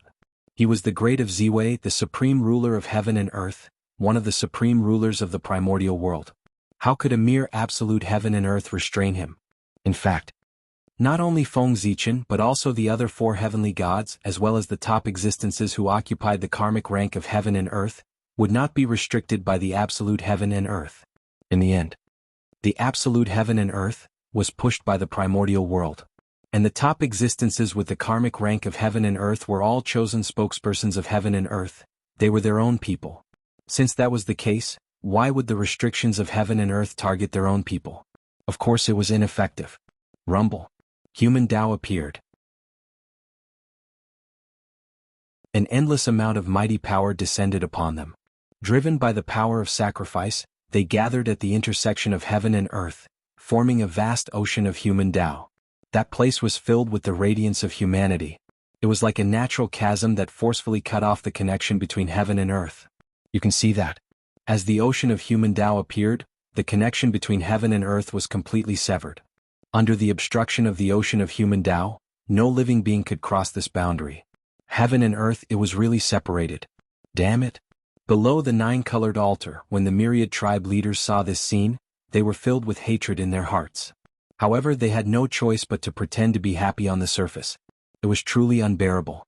Originally, the ancestor was forced to go to the heaven realm. This was enough to make the myriad race patriarchs vexed. But with Zhuanshu doing this, they immediately gave up. Before the connection between heaven and earth was cut off, although the ancestor was in the heaven realm, if something happened in the clan, the ancestor could rush back at any time. However, with the success of the heaven and earth separation, everything was different. If the ancestor wanted to return to the clan, it would not be so simple. The price he had to pay would definitely be extremely shocking. In this way, it was equivalent to the myriad race losing their greatest trump card. In this way, how could the myriad race patriarchs not hate? Just as the myriad race patriarchs were feeling resentful. In the primordial world, an unforeseen event happened again. Rumble. After that human Tao, the heavenly Tao appeared with a loud bang. Endless majesty covered the entire primordial world, causing people's hearts to tremble. Swish, swish, swish. The heavenly Tao appeared and the myriad Tao rumbled. Endless laws spread out and gathered at the intersection of heaven and earth.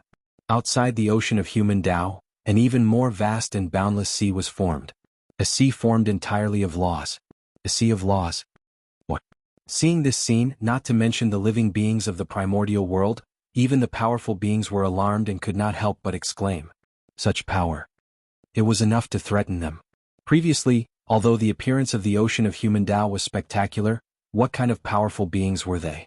They had already asked the existence of Tao seeking. The level of life had long undergone a transformation and sublimated to the level of Tao, breaking free from the restrictions of human Tao. Therefore, although the ocean of human Tao was strong, it did not have a great impact on them. However, the sea of laws was different. Unless they could ignore the laws, they would be affected by him. In other words, with the appearance of the sea of laws, even the powerful beings would find it difficult to manifest in the primordial world. This point made it difficult for the powerful beings to tolerate. The primordial world was their birthplace. It was already humiliating enough that they were forced to leave. Now their path of return was cut off. They had really gone too far. Did they really think that the powerful beings had no temper? Thinking of this, the powerful beings were really furious. They did not care about defying the heavens or not and were about to directly interrupt the formation of the Sea of Laws. As for the punishment of the heavenly Tao after the incident, they really did not care. Because there were really too many powerful beings born in the primordial world. They occupied almost 90% of the powerful beings in the primordial world. This power. Even the heavenly Tao could not underestimate it. The law could not punish the masses, as long as there were enough powerful beings. It could make the heavenly Tao have misgivings and not dare to pursue this matter. Dealing with a powerful being. It was not difficult for the heavenly Tao, but 10 or 100 of them were enough to give the heavenly Tao a headache. Therefore, the powerful beings with such thoughts were not worried about the heavenly Tao's punishment at all. When they attacked, they had no scruples. Rumble. In the sky. All kinds of great Tao manifestations. They bloomed with shocking phenomena. A boundless pressure spread out. That was the fluctuation when the powerful beings attacked. Their strength was too strong. With a thought, they could create and destroy countless worlds. Once they attacked, they moved with the power of heaven and earth. Ha! *CK. Feng Zichen, who was on guard against the Chaos Demon God, did not wait for the Chaos Demon God to attack. Instead, he waited for the powerful beings behind him to attack. He was really shocked. Everyone joined forces. Even he did not dare to take it head-on. Not to mention the Sea of Laws that had yet to take shape. It would probably be blown up by everyone on the spot. Fellow Taoists, please calm down. In a moment of desperation, Feng Zichen advised the crowd. Your Majesty, don't say anything. The heavenly Tao is really too much of a bully. Poor Wei and the others have followed his instructions and left the primordial world. But even so, he still refuses to let the matter rest. Today he wants to use the hands of all living beings in the primordial world to set up the Sea of Laws to cut off poor Wei and the others' hopes of returning to the primordial world. He's really too much of a bully. Therefore, poor Wei and the others must seek an explanation today, so that the heavenly Tao knows that we are not to be bullied. As soon as Feng Zichen finished speaking, he heard a powerful being shout angrily. In the hearts of the great mystical ability users, they were truly wronged to death. They felt that the goal of the heavenly Tao was not to isolate the world but purely to deal with them. Otherwise, why did it still want to seal the connection between the world after they retreated from the primordial world? Wasn't it cutting off their retreat? It was their retreat that gave the heavenly Tao the feeling that they were easy to bully. Therefore, this time they wanted to teach the heavenly Tao a lesson so that it knew that the powerful beings were not easy to bully. As for the fact that the human race was behind this matter, why didn't they blame the human race? That was very simple. How could they not know what the human race was capable of? Without the tacit consent of the heavenly Tao, even 10 more humans would not be able to change the primordial world. Hearing this, Feng Zichen was speechless. He did not expect that the powerful beings were angry because of this reason.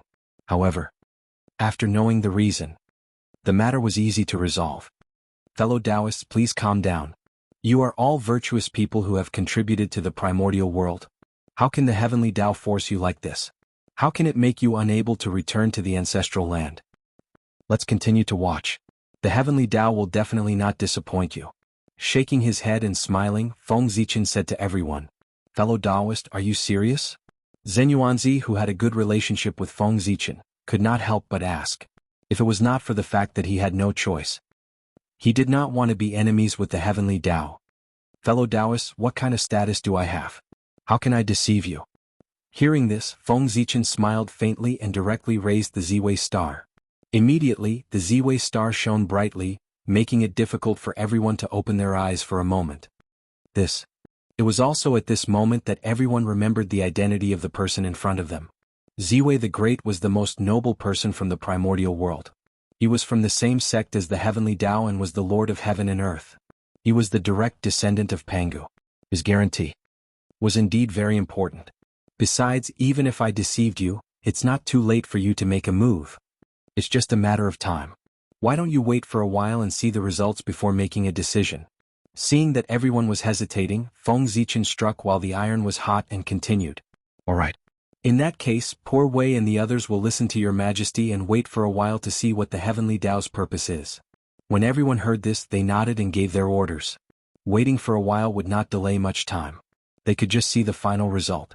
If they were dissatisfied with everyone joining forces, even the primordial world could be destroyed, let alone a mere heaven and earth isolation.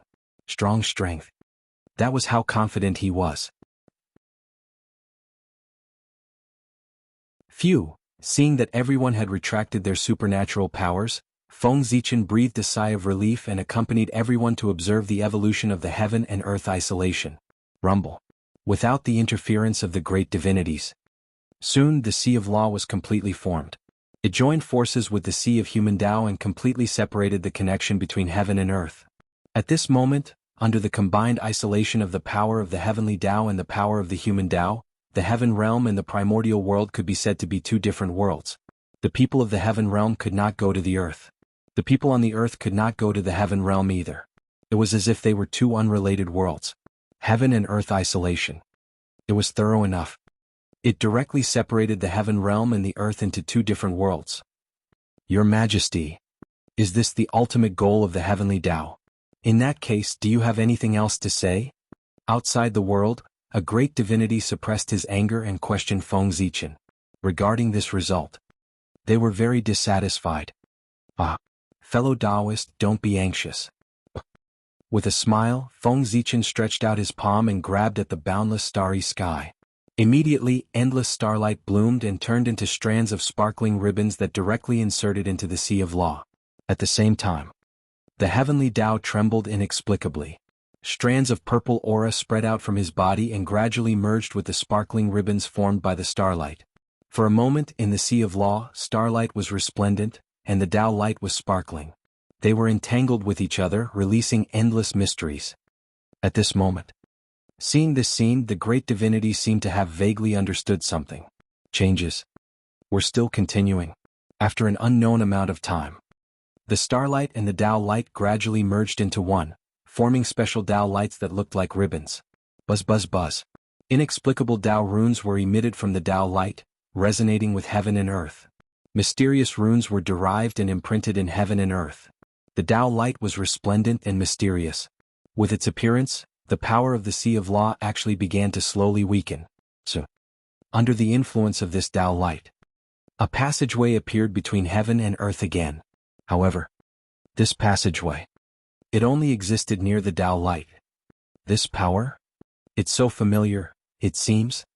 A great divinity looked at the Tao light rippling in the Sea of Law, frowned, and said with some doubt. He seemed to have seen this Tao light there. Guiding divine light. Suddenly, a voice sounded in his ear, reminding him of the origin of this light. This was Feng Zichen's voice. Yes, it's the guiding divine light. Poor Wei once felt a similar aura on fellow Taoist Jiayin. After being awakened by someone, that person said excitedly, guiding divine light. The light of all living beings. The only ability of this light, as the name implied, was to guide. Once the guiding divine light was released, it could guide everything. Of course, that was the highest level of guiding divine light. The guiding divine light here was obviously not at this level. Its ability was relatively simple, and it could only guide immortals. This light is called the guiding divine light. It is formed by combining the power of the stars and the power of the heavenly Tao. It is different from the guiding divine light on the saint. It is not used to illuminate all living beings, but to guide immortals. Under the suppression of the Sea of Law, the laws on the primordial land have been compressed to the extreme. They no longer tolerate existences above the golden immortal. In other words, once someone displays the power above the golden immortal, they will be sensed by the Sea of Law and be guided to the heaven realm by the guiding divine light inside. They are not allowed to stay on the ground. Feng Zichen casually grabbed a wisp of guiding divine light and explained to everyone. It was a very simple principle. Under the influence of the guiding divine light, the Sea of Law did not target anyone. It only targeted the power above the golden immortal. As long as the power you displayed was not higher than the golden immortal, then no matter what realm you were in, you could stay in the primordial land. But once your power exceeded the golden immortal, then sorry, no matter who you were, you would be forcefully sent to the heaven realm by the guiding divine light.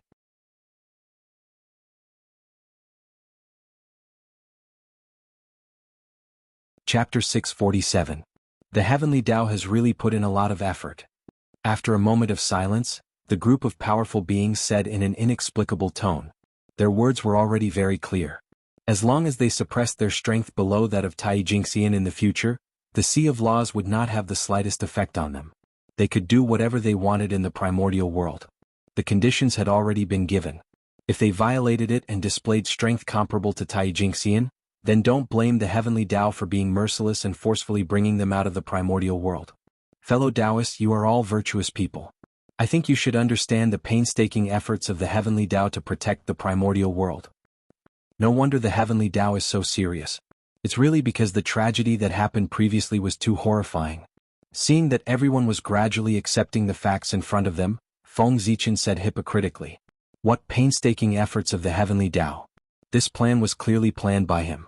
The heavenly Tao was just pushing the boat with the current.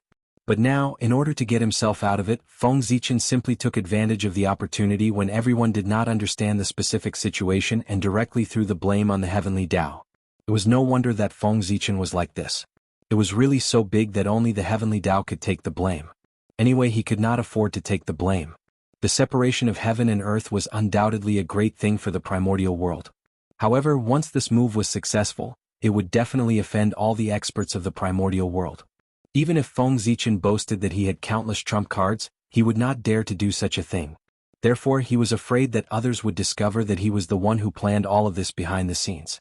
Of course, he had to throw all the blame away before the incident happened. And the best candidate to take the blame, who else could it be other than the heavenly Tao? First of all, the heavenly Tao was strong enough. Other than Pangu, he was the strongest. Secondly, the heavenly Tao did not know how to speak. Even if he knew that Feng Zichen had thrown the blame on him, he would not take the initiative to explain all of this to the powerful beings. It was probably disdain. Finally, he did not have to worry about his revenge after throwing the blame on the heavenly Tao. That was because this was according to his intentions. If the heavenly Tao took revenge on Feng Zichen because of this, who would dare to work for him in the future? Your Majesty is right. Laughing awkwardly, the group of powerful beings said embarrassedly. Feng Zichen's words. It really made them unable to accept it. Who was the heavenly Tao guarding against? It was all because of them, the great magics. If the magi and demons had not gone overboard back then and shattered the primordial world, causing the heavenly Tao to be afraid, so many things would not have happened. The group of great mystic powers thought in their hearts as they were filled with regret. If they had known what was going to happen today, they wouldn't have stood aside and watched the battle between the liches and demons. Instead, they would have stepped forward to stop it. They believed that as long as they dissuaded them in time, the liches and demons would not fight at all. Moreover, even if they were to fight, the scale wouldn't be that big. At the very least, they could persuade people to fight in the chaos beyond the heavens. Not to mention how regretful everyone was. After Feng Zichen finished speaking, no one doubted his words. From this, it could be seen that Feng Zichen had successfully shifted the blame. That's right. Such an offending thing. Who would have thought that it was proposed by a human and not the heavenly Tao itself? Even if someone suspected that this method was thought of by a human, they would not suspect Feng Zichen. After all, everyone knew that great Emperor Ziwei had a promising future. He could cultivate to the primordial chaos Daluo Jingxian while staying at home. Why would he do such a thing as digging his own grave? What was the difference between becoming enemies with a group of great mystic powers and ending one's own future? No one believed that Feng Zichen would be so unwise. Fellow Taoists, after the separation of heaven and earth, there will definitely be a great change in the primordial world. In my opinion, we should return to our respective dojos and observe the changes in heaven and earth. Seeing everyone's expressions, Feng Zichen knew that his plan to shift the blame to the heavenly Tao had completely succeeded. He could not help but be overjoyed. However, his expression did not change. He still advised everyone unhurriedly. Yes. Poor Wei and the others will leave now. Go back and experience the changes in heaven and earth with your heart to deal with the future changes in the primordial world. After Feng Zichen finished speaking, everyone seemed to have found a way out and left one after another. If they continued to stay here, it would be too awkward. They felt as if they were being targeted by the heavenly Tao. It was better to leave quickly. As for the matter of blocking the separation of heaven and earth, no one mentioned it at all. The sincerity of the heavenly Tao. It was already very obvious. If they raised an objection at this time, wouldn't it be obvious that they had a guilty conscience? Otherwise, why would they object? What were they trying to do by displaying the combat strength of a great mystic powers in the primordial world? At this moment, regardless of whether they had a guilty conscience or not, once they raised it, it would be like yellow mud falling into their pants. It would be shit even if it wasn't shit. They would definitely be remembered by the heavenly Tao. therefore no one dared to object. They all left in a hurry. Sigh. This matter? It's considered over, right? After everyone left, Feng Zichen let out a long sigh of relief and completely relaxed. Back then, when he formulated the plan to separate heaven and earth, he was only thinking about the benefits to the primordial world and even the human race. He had forgotten that this was a job that would offend people. At that time he didn't think much of it. Now that he thought about it, he was really scared. Those were all the great mystic powers in the primordial world. If he was not careful, if he was hated by all the great mystic powers, he might suddenly disappear. Although Feng Zichen was powerful, almost no one in the primordial world could do anything to him. However, how many of the great mystic powers who could live until today were easy to deal with? Even the remnant spirit of the chaos demon god was killed by them. Not only did they fail to possess him, but they also swallowed him and became nutrients for his growth. From this, one could see how extraordinary the methods of the great mystic powers were. If he was targeted by them, even if he didn't die, he would lose a layer of skin. How could Feng Zichen not be afraid? Fortunately, he was witty and threw the blame on the heavenly Tao in time, saving a big trouble for the future. If he didn't mention it today, this matter would be over. Even if the great mystic powers reacted in the future, with the endorsement of the heavenly Tao, this matter would be ridiculous. Heaven and earth have been separated. The situation of the primordial world is about to change. After taking a deep look at the void of the primordial world, Feng Zichen turned around and returned to the Ziwei star. Not long after he returned to the Ziwei star, the endless rules in the primordial world slowly changed. Rumble. Endless Tao runes scattered out and scattered into the primordial world, causing inexplicable changes. The first to bear the brunt was naturally the world tree that stood between heaven and earth. Crash. The void cracked open silently, and the origin of heaven and earth flowed out of the huge crack. Like a waterfall, it poured onto the world tree. And the origin of heaven and earth, for the world tree, it was the best nourishment for growth. Phew. After absorbing the origin of heaven and earth, the world tree grew at a speed visible to the naked eye. Soon it grew taller. Rumble. A huge rumble resounded throughout the entire primordial world. It was the sound of the heaven realm. It was constantly rising, and the distance between it and the primordial world was getting farther and farther. It was pushed up by the world tree. The world tree stood tall, and its crown held up the entire heaven realm. And now, as the world tree rose, the heaven realm above it would naturally be affected and rise with it. This was the beginning of the changes in the primordial world. Every time the heaven realm rose a little, the rules of the primordial world changed a little. It was still all right. Compared to before, although there were some differences, there were not many changes. However, the space-time laws of the entire world, and even the great Tao of space-time, underwent earth-shaking changes as the distance between the heaven realm and the primordial world continued to increase. The flow of time between the heaven realm and the earth gradually became unequal. To be precise, the flow of time in the heaven realm gradually slowed down. Compared to the primordial world, it seemed to be twice as slow. In other words, 2 days in the primordial world was only 1 day in the heaven realm. Moreover, this ratio wasn't fixed either. As the distance between the heaven realm and the primordial world increased, it was constantly changing. It was getting bigger and bigger. In short, this change could not be completed in a short period of time. It would take a long time to evolve. It would not stop until it reached a threshold. Not long after the separation of heaven and earth, the restrictions between heaven and earth naturally appeared in everyone's minds, allowing them to understand everything. Tai Jingxian level power is not allowed to appear? After hearing this news, the patriarchs of the myriad clans clearly heaved a sigh of relief. It was good that they did not completely cut off the connection between heaven and earth. This way they would have a way out. Wait? Below Tai Jingxian, Gold Immortal? Damn it. The human race is really good. After a while, some people seemed to have thought of something and could not help but snort coldly. The heavenly Tao was fair, it would not deliberately favor that race. Therefore, the restriction that did not allow power above the Gold Immortal level to appear was targeted at all living beings in the primordial world, including the human race. From this, it could be seen that the human race's actions were quite self-defeating. However, from another perspective, one would realize that this restriction was extremely biased towards the human race. That was because in the primordial world, the human race had the most Gold Immortals. After all, the human race had a larger base. Perhaps it was difficult for them to produce any experts, but with the resources of the entire primordial world, It was easy for them to produce mid to low-end experts like gold immortals. Therefore, after millions of years, there were not many Daluo Jinxian and not many Tai Jinxian of the human race. However, there were definitely countless gold immortals. Even if all the gold immortal experts of the myriad clans were added together, they would probably not be as many as the human race. This was nothing in the past. However, after the separation of heaven and earth, the existence of the gold immortal level leaped to the top of the primordial world.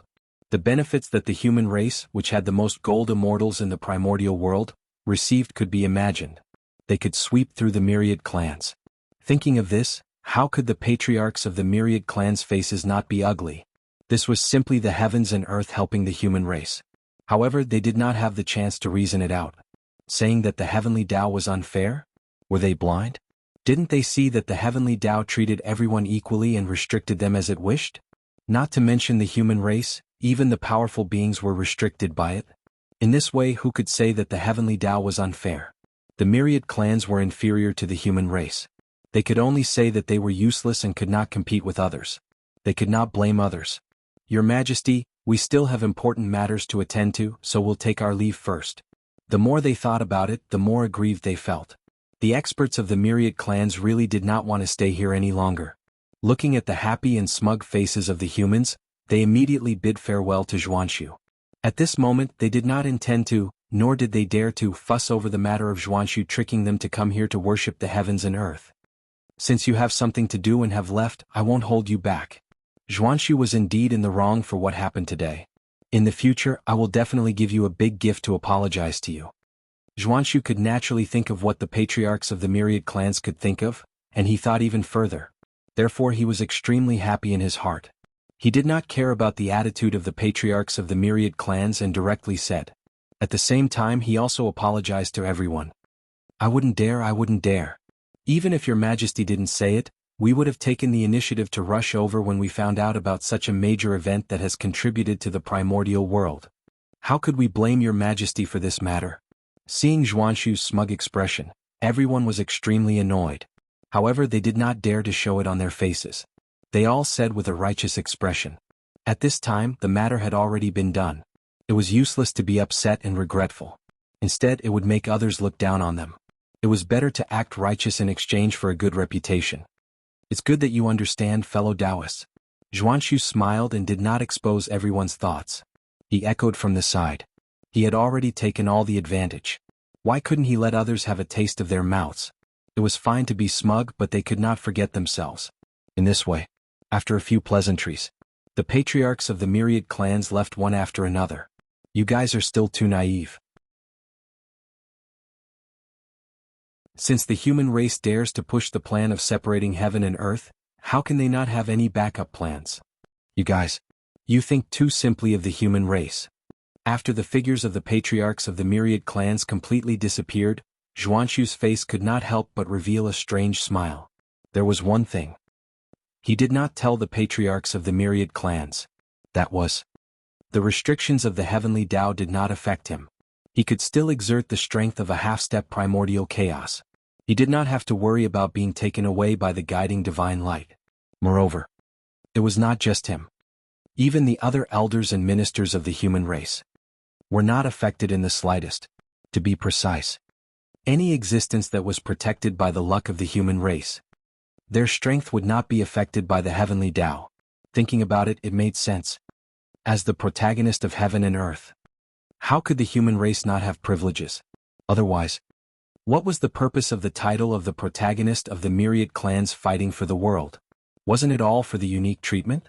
And not being restricted by the heavenly Tao was one of the privileges of the human race. What was the protagonist of heaven and earth? That was the symbol of the orthodoxy of heaven and earth. Since it was the orthodoxy of heaven and earth, then the position conferred by the human race was equivalent to obtaining the approval of heaven and earth. It was a kind of karmic position, so naturally, it would not be restricted by the heavenly Tao. Of course. However, this was not an unlimited amount of resources.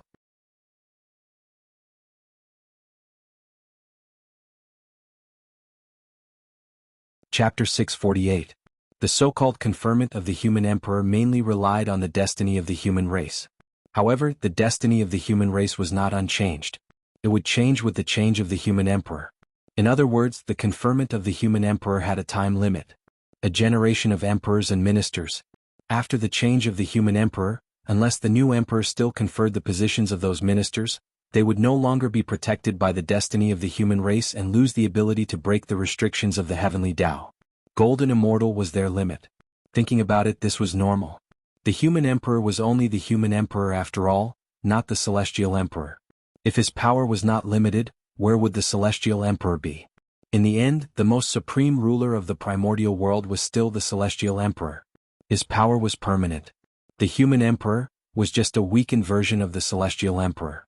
His status was only comparable to the 4 heavenly emperors.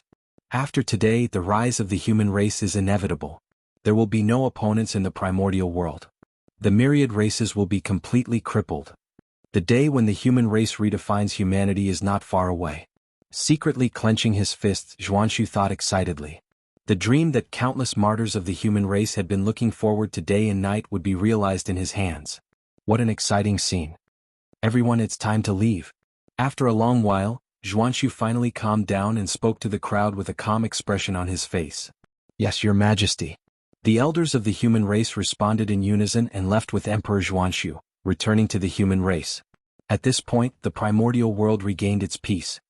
Time flew by. In the blink of an eye, more than 300,000 years had passed.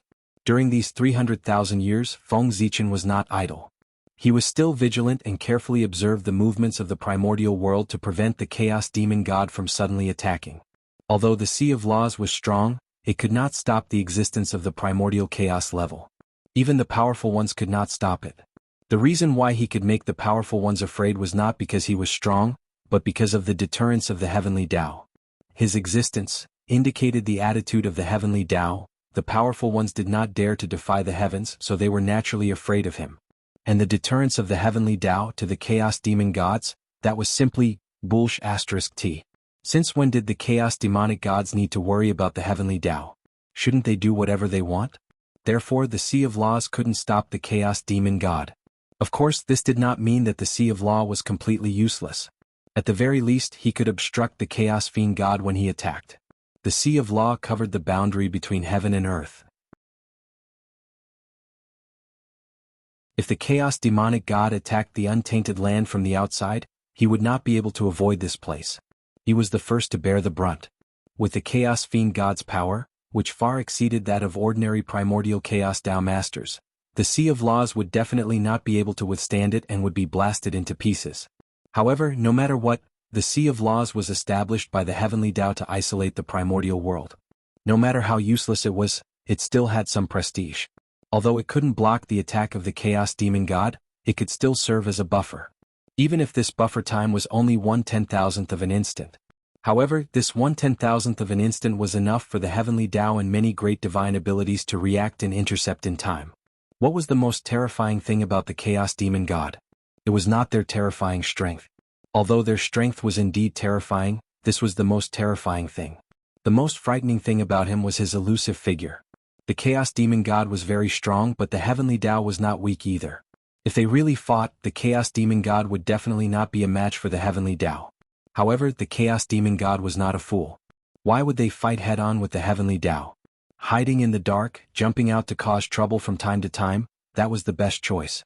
Yes, in fact, that was what the chaos demon god did. Every time there was a major change in the untainted land, they would jump out to cause trouble, which was extremely annoying.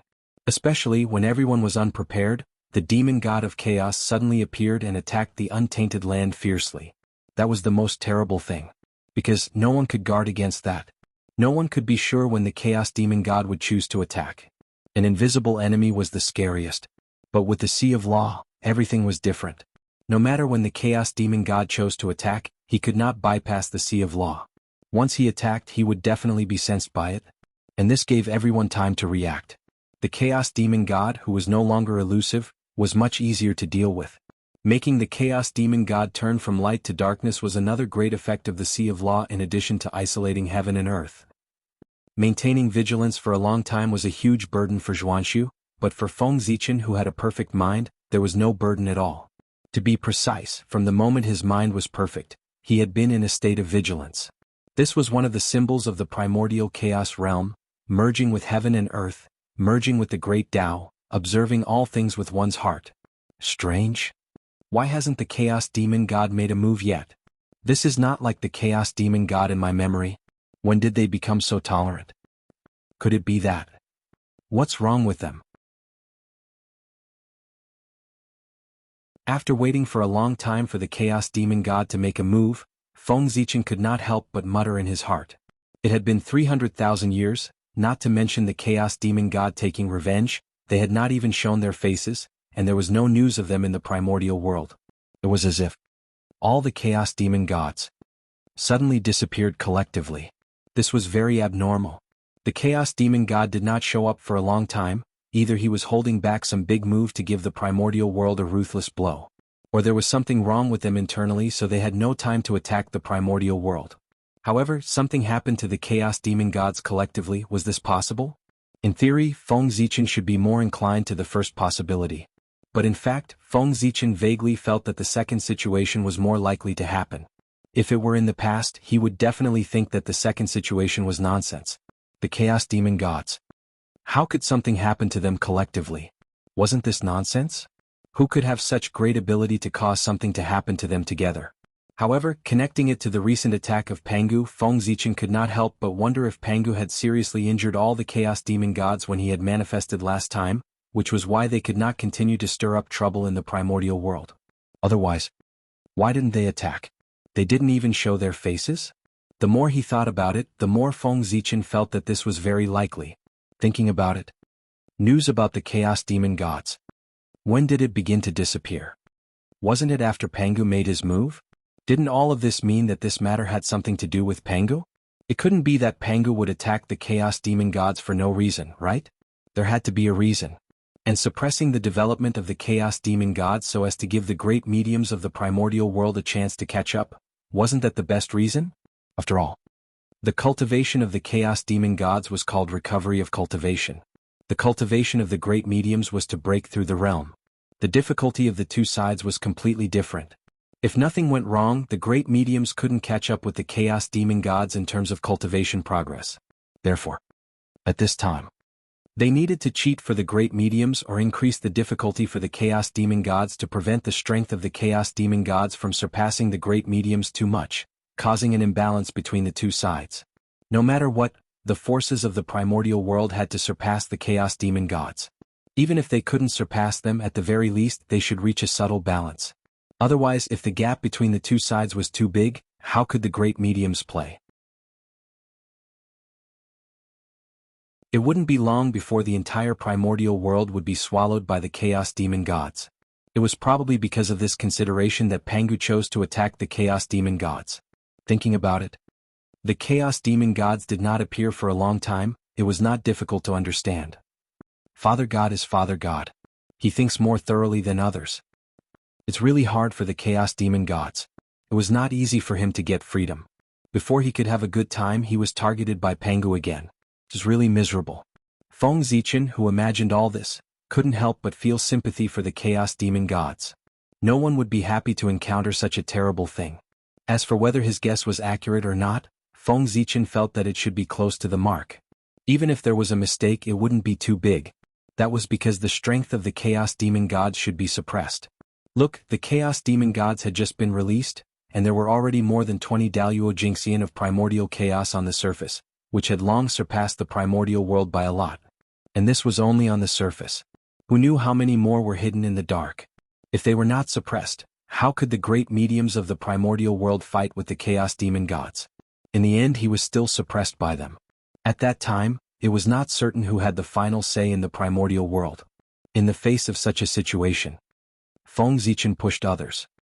He felt that if he were Pangu, he would definitely limit the strength of the Chaos Demon Gods to give the great mediums a chance to surpass them.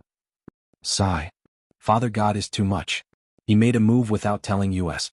We are guessing here and there and can't figure out his purpose. Feng Zichen sighed and said with emotion. Pangu's move directly interrupted the current rhythm of the primordial world. He didn't know how many changes it would cause. What an eventful time. However, he was about to break through, and what he needed the most was stability. At this time, there were unknown changes in the primordial world. Wouldn't it give him a headache? As for his guess, It was easy to verify. As long as the next time the Chaos Demon Gods made a move, he would be able to tell whether it was true or not. If the strength of the Chaos Demon Gods did not increase much compared to before, then there was no doubt that they must have been affected by Pangu. On the contrary, if their strength had undergone an earth-shattering change, it meant that Feng Zichen's guess was wrong, and Pangu's attack should be somewhere else. That was the real trouble. Because oftentimes the unknown was the most frightening. 300,000 years was enough for too many things to happen. Especially for the current human race, there were changes every year, let alone 300,000 years. It was not an exaggeration to say that it was earth-shattering. After cutting off heaven and earth, except for some clansmen who did not want to stay in the human world and chose to ascend to the heaven realm, most of the experts of the human race chose to enter the heavenly palace and stay in the human world to protect the human race. Of course, one had to admit that in a sense, the future of going to the heaven realm was indeed more promising than staying in the human race. After all, the heaven realm had become the center of the primordial world.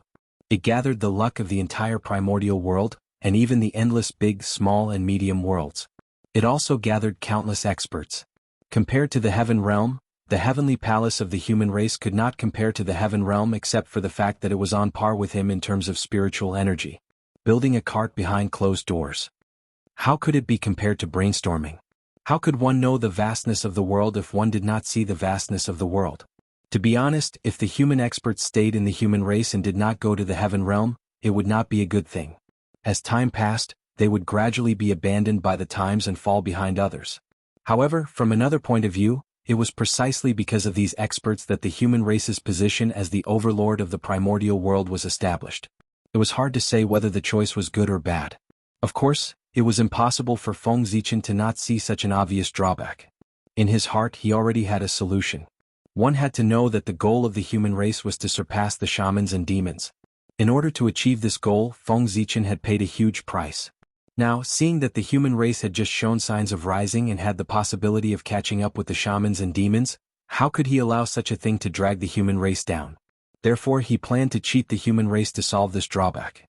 According to his plan, he planned to use the connection between the heavenly palace and Zhousing to forcefully open a passage between heaven and earth so that the human experts could freely travel to and from the heaven realm. At this point, when the human experts had nothing to do, they could use this passage to visit friends in the heaven realm and ask for new information so that they would not be abandoned by the times. If this method was successful, it could immediately solve the drawback of the human experts staying in the human world. And this was not Feng Zichen's entire plan.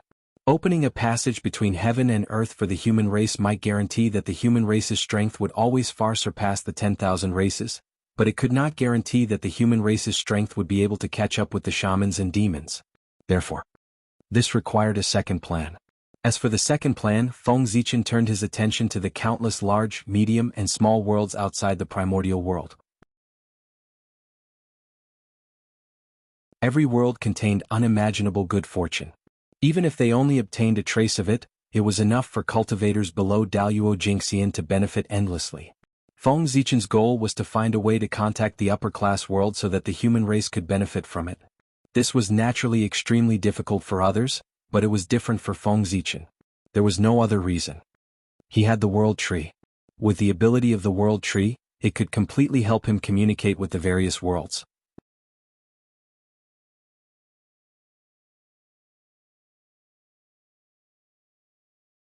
Chapter 649. If it was in the past. Even with the help of the World Tree, Feng Zichen might not be able to do this. But now, with the help of the origin of heaven and earth, the World Tree had just completed an upgrade and its ability had been greatly improved. It was just enough to meet Feng Zichen's goal of connecting the 10,000 worlds. However, this matter was not urgent. Connecting the 10,000 worlds was one thing, and sending people into the 10,000 worlds was another. The difficulty of the two was completely different, and he still needed to plan carefully. The most important thing at the moment was to open up the passage of heaven and earth in the heavenly palace so that it would be convenient for the human experts to return to the heaven realm. However, re-establishing contact with the 10,000 worlds this time was also of great significance to Feng Zichen. One had to know that before the demon clan slaughtered humans, he had sent many human prodigies into the upper-class world to fight for the future of the human race. He did not know how those human prodigies were doing in the upper-class world after so many years. Did he manage to forcefully take down a world, control its origin, and sit on the supreme position of the realm lord as he had hoped? Of course. This was just Feng Zichen's extravagant hope. After all, the current situation was completely different from what he had imagined back then. When he had sent the human prodigies away, he had not expected the chaos demon god to escape and flee to the upper-class world. Just this point brought about a great change to his wonderful plan. At this moment, not to mention controlling the upper-class world, Feng Zichen's greatest request for those human prodigies was that they could survive well. For those young people, the thought of being enemies with the chaos demonic god was a terrifying thing. Speaking of which, Feng Zichen had sent them into the upper-class world with good intentions. His original intention was to find an opportunity for them to prove their Tao and leave some seeds for the human race at the same time. However, he did not expect that the chaos demon god would suddenly escape. Instead, it made them, who should have been the safest group of people, the most unsafe group. It was really sigh. All kinds of words could only turn into a helpless sigh. Who could have foreseen such a thing? In fact, becoming the realm lord. It wasn't completely hopeless. At the very least, Feng Zichen was looking forward to it. It should be known that in the 3,000 sectors, in addition to the human clan's supreme talents, there were also his 3 disciples. Feng Jie, Jiang Xiong, Jiang Hui. These 3 people were all people with great luck. Their talents could be said to be peerless. In the future, their achievements would be unrivaled great magics. Ever since he had taken them in as his disciples, Feng Zichen had always had high hopes for the 3 of them, believing that the human race would once again achieve glory in their hands. For this reason, Feng Zichen kept the 3 of them by his side and personally taught them for a period of time. In the past, before the human race encountered a great calamity, the 3 of them had disappeared without a trace. Feng Zichen had been worried for a long time. It was only when he divined that the 3 of them had other opportunities and were swept into the great thousand realms that he was temporarily relieved. Until today. It had been nearly 10 million years since Feng Jie and the other 2 left the untainted land and were lost in the great thousand world. What a long period of time. It was almost equivalent to half of the history of the human race. Thinking about it, it had been 10 million years. With Feng Jie and the other 2's talent, they should have long cultivated Daluo Jingxian or even gone further. With such strength. In addition, with the 3 of them working together, even if they were not as good as the Chaos Fiend God, it was enough to protect themselves. Perhaps, surpassing the Chaos Fiend God and taking over a world was still unknown. Cultivation was a miracle. Therefore, the matter of cultivators. Then anything could happen. Feng Jie and the other 2. They might be able to create miracles. This was Feng Zichen's greatest expectation for them. Perhaps, after I attain the Tao, I should go to the great thousand realms to take a look. Those children have been away from home for too long. It's time to look for them and see how they are doing. On the Emperor Star, Feng Zichen looked at the huge world tree that stood between heaven and earth. He seemed to see countless worlds and he couldn't help but have a lot of thoughts in his mind. Rumble? In the void that no one could see. Streaks of resplendent starlight descended from the boundless starry sky and landed in the territory of the human race, in the heavenly cycle palace that belonged to the human race. This was Feng Zichen using a supreme method to distort space-time and forcefully open 365 passageways to the heaven realm for the human race. Because these passageways had to bypass the Sea of Laws, Feng Zichen had no choice but to rely on Zhouxing's power. Otherwise, even someone as powerful as him would not be able to bypass the perception of the Sea of Laws and open the connection between heaven and earth. The Sea of Laws isolated everything. It was not a joke. It was only because Zhouxing had a special status that he could provide an endless supply of star power to the earth that his power would not be restricted by the Sea of Laws. Otherwise, the living beings of the primordial world would not be able to absorb star power. Who knew how much trouble it would cause? Back then, the demons had only intercepted a portion of the star power of the heavenly cycle, and they had already formed a huge karma with the common people. If the Sea of Laws dared to completely cut off the star power and prevent it from descending into the primordial world, it would not be long before it was crushed by the boundless karma. Such karma. The heavenly Tao did not dare to accept it. Therefore, the power of the stars. It would not be isolated by the Sea of Laws. And Feng Zichen was using this loophole in the Sea of Laws to create void passageways in the resplendent starlight for the human experts to travel between heaven and earth. This kind of thing was actually not difficult. If Feng Zichen went all out, it would only take a few hundred years for him to succeed. But if he really did that, it would cause too much of a commotion. It would not be an exaggeration to say that the entire primordial world would be alarmed. However, this was somewhat inappropriate. After all, Feng Zichen's actions were too unethical. He had just cut off heaven and earth, and now he was opening a back door for the human race. Could it be that the so-called heaven and earth isolation was specially used by the human race to deal with the myriad races? Yes. Although this was the truth, it was obvious that he could not say it out loud. Otherwise, once word got out, what would happen to the human race? Would they be able to stand? The human race could not bear this reputation. As such, it was fine to build passageways for the human race in secret. As long as they didn't do it openly, even if they were discovered, they would just turn a blind eye to it. However, if Feng Zichen dared to expose this matter openly in front of others, it would definitely cause an uproar in the primordial world. At that time, under the uproar of the public, even if the human race was the protagonist of the world, it would be difficult to explain. Of course, the condemnation of others would not hurt the human race in the slightest. However, at the very least, after this matter, the reputation of the human race in the primordial world would be completely ruined. Even Feng Zichen's reputation would be ruined. Feng Zichen still cared about his reputation. The human race also cared about their reputation. In order to care about public opinion, it was better to do such an unethical thing secretly. At most, he would just have to put in more effort. Yes, it was indeed quite troublesome. With Feng Zichen's strength, if he did not hide it and used all his strength, he could complete it in at most 100 years. However, in order not to be discovered by outsiders, he had to divert a portion of his energy to conceal the secrets of heaven. This would undoubtedly greatly delay the progress of the project. It would take at least 100 times more effort. Tens of thousands of years. It was indeed a headache. Time flew by. In the blink of an eye, 30,000 years had passed. Feng Zichen's establishment of the heaven and earth passageway in the heavenly temple was finally completed. Only after this period of limelight passed and all living beings stopped talking about the heaven and earth passageway could these passageways be officially put into use. It was also at this time Emperor Xuanxu also ushered in the end of his reign. Yes, after many changes, it was already 900,000 years of Xuanxu's reign. Unknowingly, Xuanxu had already ruled the primordial world for 900,000 years. It was less than 100,000 years away from the end of his million-year term. At this moment, it was time for him to choose his successor. Thus, Xuanxu finally shifted his gaze from the primordial world back to the human race and began to search for the prodigies of his race. After Emperor Xuanxu retracted his gaze, the patriarchs of the myriad races could not help but heave a long sigh of relief. In their hearts, this great emperor of the human race was too terrifying. It was fine if he did not make a move, but once he made a move, he cut off the passageway between heaven and earth. It was too terrifying. Even a peerless villain was only SOSO. Xuanxu searched the human race several times and finally found a suitable successor. Jijun.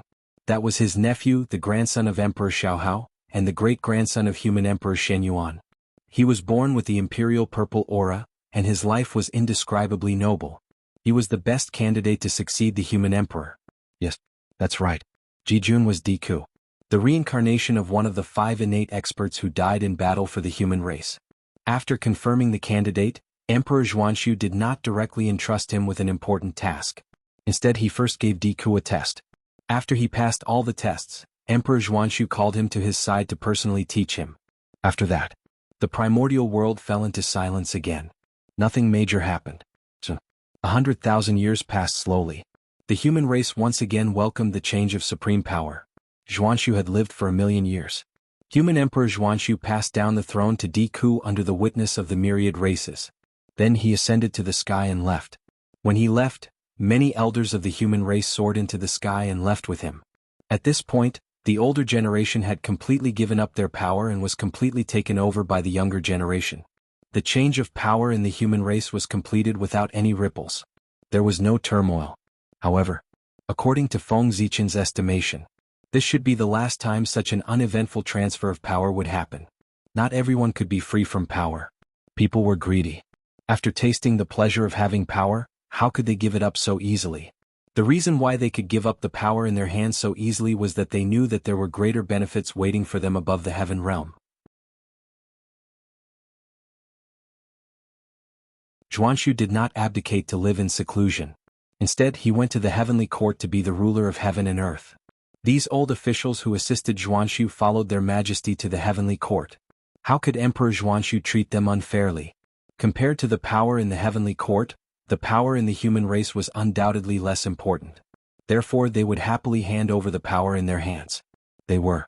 The four batches of old people who had followed Xiaohao, Shenyuan, Shenong, and Fushi were the same. All of them had a great future ahead of them. However, the benefits of going to the heavenly court to be an official. This was the only time. According to the plan of the 5 heavenly emperors, Emperor Zhuanshu would be the last heavenly emperor of the human race. After this, even if Hao Yin had not returned, the next human emperor of the human race would not be able to become a heavenly emperor. Because even if Feng Zichen agreed, the other great magicians of the primordial world would not agree. 5 heavenly emperors were enough. With a few more, it would probably become a routine for the human emperor to become a heavenly emperor after he abdicated. At that time, what would Hao Yin do after he returned? He could not give the position of heavenly emperor to the human race, right? This was obviously impossible. Ever since Hao Yin became the heavenly emperor, it was not an exaggeration to say that he had been cautious and conscientious. Not only did he not make a big mistake, he had made a great contribution. Especially when he was forced to enter the cycle of reincarnation because he wanted to save the primordial world.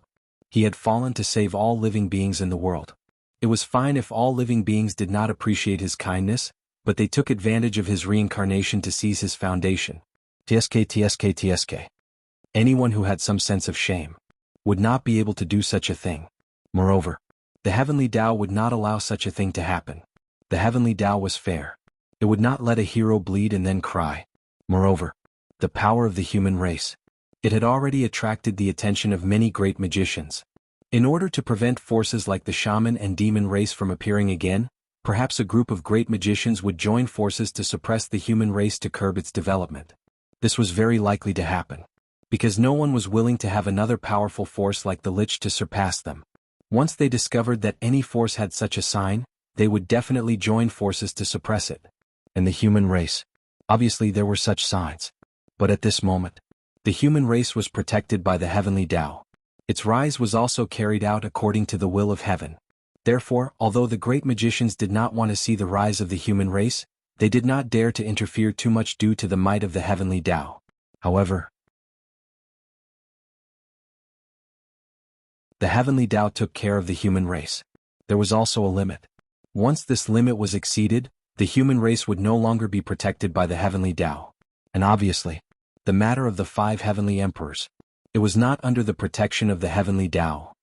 Once the human race had 9 heavenly emperors, then the destiny of the human race would completely merge with the destiny of the heavenly court. At that time, in the primordial world, no one could keep the human race in check. However, how could the great divines tolerate such a thing happening right under their noses? They would definitely stop it. The 5 heavenly emperors. It was not the limit of the great magicians. It was the limit of the heavenly Tao. According to the thoughts of the great magicians, one was enough. It was good for you and good for me. However, when Fushi first ascended the throne, he proposed the plan of the 5 heavenly emperors. Originally, the great magicians did not want to agree. But this move, following the will of heaven, it could help the human race prosper. Therefore the heavenly Tao agreed.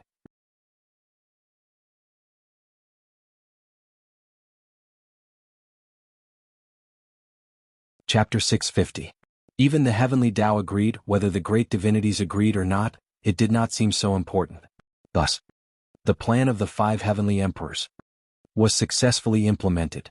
However, since they had agreed on 5 heavenly emperors, there could only be 5, not one more. And Zhuanshu was the 5th heavenly emperor and the last heavenly emperor of the human race. After him, the human emperor. Whether it was the heavenly Tao or the great divinities, they would not let him become the heavenly emperor. Could also be said that the fortune of the human race was over, a new heavenly emperor could no longer be born. In short, in order to prevent the destiny of the human race from completely merging with the destiny of the heavenly court, the heavenly emperor after Zhuanshu could not be from the human race no matter what. This was the bottom line of the great divinities and the bottom line of the heavenly Tao. And if the human emperor after him could not become the heavenly emperor, then his ministers would not have the benefits of going to the heavenly court to be officials like their predecessors. In this way, would these people still be willing to hand over the power in their hands? Perhaps most people would. But there would always be some people who were greedy for power and could not give up the power in their hands. The human heart could not withstand the test. Therefore, in the future, the change of power in the human race might not be as peaceful as today. Chaos was gradually born. In Feng Zichen's eyes, the bloody storm of the change of power in the human race from the future was already reflected. However, although he had expected this scene, he did not make any preparations to prevent this scene from happening, because Feng Zichen knew that this was inevitable in history. When every race reached this stage, the same situation would happen. Could not be stopped at all. What he could do? He could only watch quietly. As for how to calm these disputes, that was what the human emperor had to face. What did it have to do with him? These troubles? Just treat it as a test for the human emperor. It was not an easy task to become a qualified emperor. Suppressing those who were greedy for power and unwilling to give up power was also a kind of training for the human emperor. Otherwise, if he could not even suppress the old man of the human race, how could he suppress the myriad races? A race could not completely control it. How could he have the face to rule the primordial world? In the center of the primordial world, in the 33 heavens, where the heavenly court was, the great divines of the untainted land gathered here once again to witness the birth of a new celestial emperor. Yes, after Zhuanshu ascended to heaven, Xiaohao could be considered to have achieved perfection. It was also time to pass the supreme position of heavenly emperor to Zhuanshu to complete the inheritance of the 5 heavenly emperors. After a series of shocking phenomena, the transfer of power in the heaven court was completed smoothly.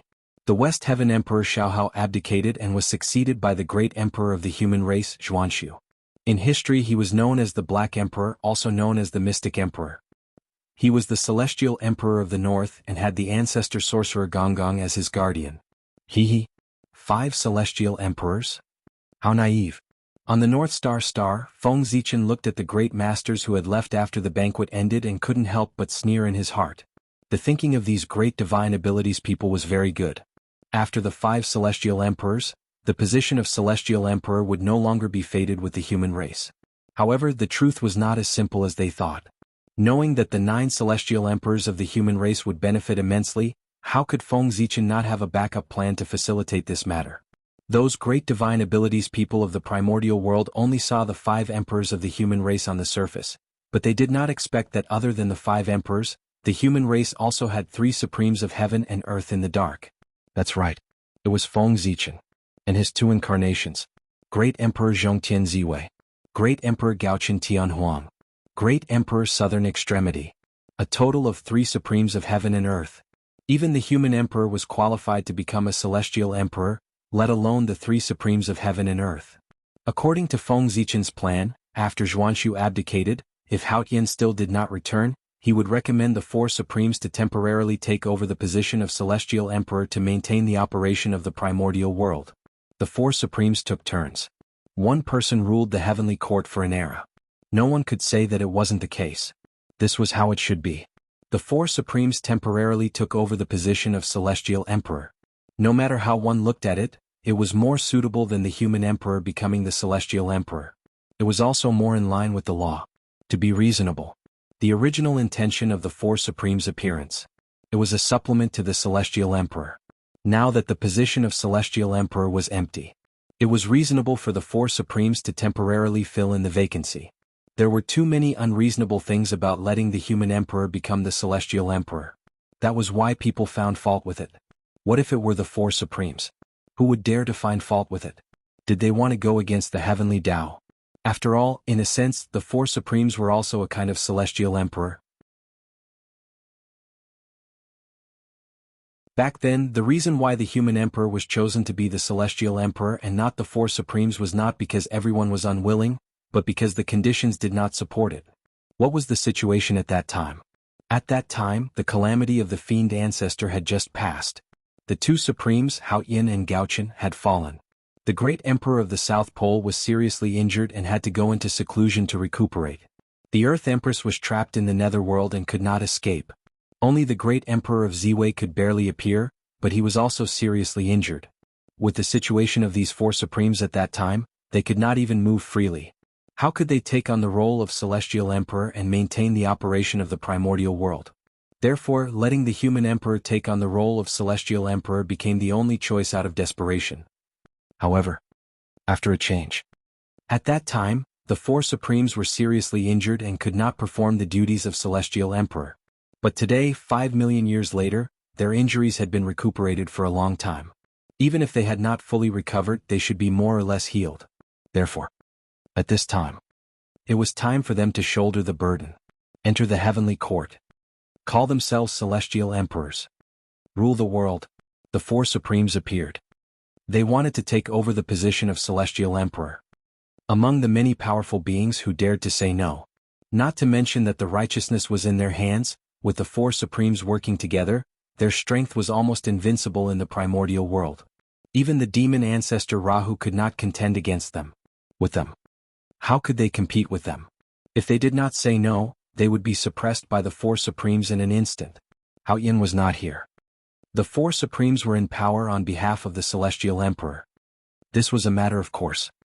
Outsiders could not interfere. Even if the saint was still here, he couldn't say a single word of no.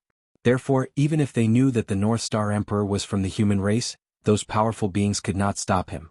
Unless they were willing to bear the anger of the four supremes. There was only one more celestial emperor. Even with all of them, there were only 6. They were still 3 away from the 9 celestial emperors. 3 celestial emperors were enough. Since that was the case, there was no need to offend the four supremes for the position of celestial emperor. Just give it to them. Yes. It was not worth offending the four supremes for the position of celestial emperor. It was not the most important 9th supremes. It was fine to give it to them. It was not a problem. But unfortunately, those powerful beings did not know. If they compromised, they would not give 1 celestial emperor but 3 celestial emperors. The four supremes. Read as 4 people. It was the same person. The great emperor of Ziwei, the North Star Emperor, and the great emperor of the South Pole were in one. They were all the same person. This matter was a top secret of the primordial world. Very few people knew about it. There were only 2 or 3 people. Those powerful beings were not familiar with Feng Zichen, so how could they know about this? Therefore, if the plan went smoothly, the powerful beings of the primordial world, he was afraid that Feng Zichen would set him up badly. When the four supremes finished their rotation, there would not be 5 celestial emperors of the human race but 8. They were only 1 step away from the extreme 9 supremes. However, according to Feng Zichen's estimation, it would be very difficult for the human race to give birth to a 9th celestial emperor. Because, after the 4 supremes finished their rotation, it was time for Hao Yin to return from his tribulation. Even if he did not want to return, the heavenly Tao would let him return. How could a dignified celestial emperor be trapped in the cycle of reincarnation? Whose face would he be embarrassing? The primordial world and even the heavenly Tao's face. After the demonic tribulation, Hao Yin entered the cycle of reincarnation. While healing his injuries, he also accumulated merit and rightfully took charge of the heavenly court. From this, it could be seen that after his merit was complete, he could return from the tribulation. Then when would Hao Yin's merit be complete? According to the heavenly Tao, he needed to go through 1,750 great tribulations before he could escape. 1,750 tribulations. Oh my God! This was incredible.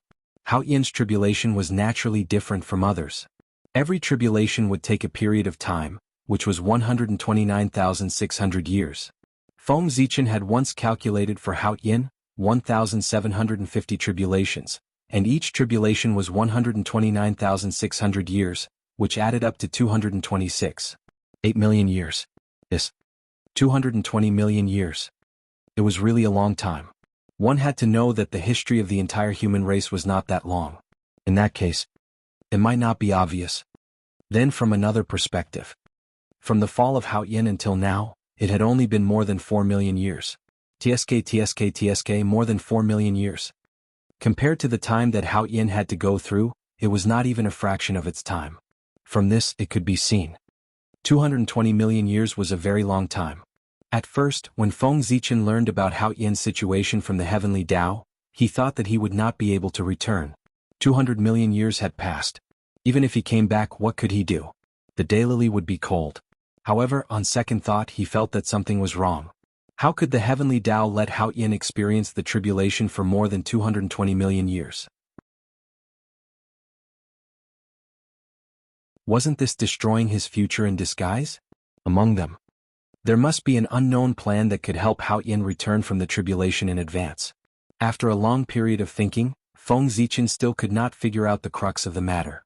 It was not until hundreds of thousands of years ago, after the separation of heaven and earth, that the spacetime of the primordial world changed.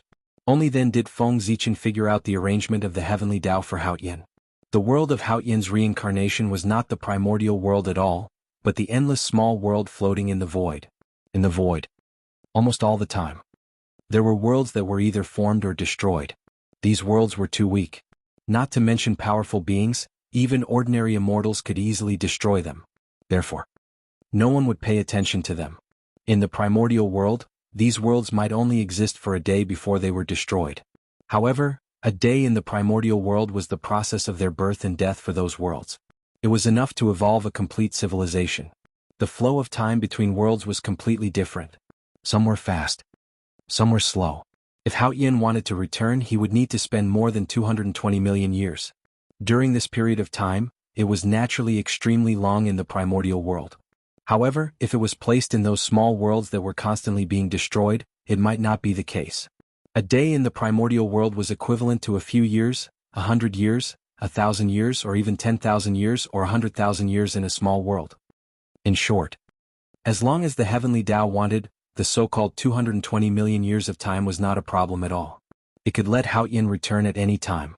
As for why until now, the heavenly Tao had not let Hao Yin return. That was unknown. However, this did not prevent Feng Zichen from using Hao Yin's absence to perfect his plan and seek earth-shattering benefits for the human race. In Feng Zichen's heart, he very much hoped that Hao Yin would return as late as possible. He even vaguely hoped that Hao Yin would never return. That would be best. However, this was obviously impossible. No matter what. After the four royals finished their shifts, Hao Yin had to return. Because this was the final deadline, if Hao Yin still had not returned after this time, the position of Heavenly Emperor would be rotated, and there would be no position for Hao Yin in the primordial world. He had made a great contribution. Not only did he not gain any benefits, he even lost his foundation. This could not be justified no matter what. The heavenly Tao would never allow this to happen. Those who contributed would be rewarded, those who committed crimes would be punished. It was the foundation of the heavenly Tao, it would never change. The positions of the 8 heavenly emperors was already the limit of Feng Zichen's plan. Of course, he was also very satisfied with this. The bigger the matter, the more difficulties he would encounter. How could such a major event of transforming the supreme power of the primordial world from the public world, the primordial world, to the family world, the human race, be smooth? It should be full of difficulties. If it could be done easily, Feng Zichen would be suspicious. He would feel that there were risks that he did not know about, or that he had fallen into someone's trap. There must be a cause and effect. In this world, there was no such thing as a pie falling from the sky. If there was, there must be an unknown plan inside. In the future, he would definitely pay an unimaginable price for it. So, something that was too easy to succeed. On the contrary, it made people feel uneasy. Feng Zichen still had no idea how to obtain the position of the 9th heavenly emperor. However, it did not matter. There was still a long time in the future. There would always be an opportunity. After all, in the eyes of the great magicians of the primordial world, even if Gao Chen ascended to the position of heavenly emperor, the human race would only have 6 heavenly emperors, not 8. The difference between the 2 heavenly emperors. It was enough to make them relax a lot.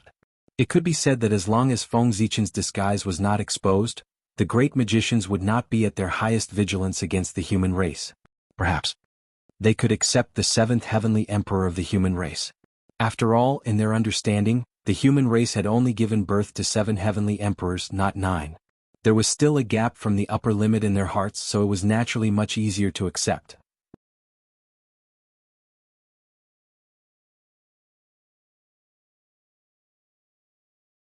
Chapter 651.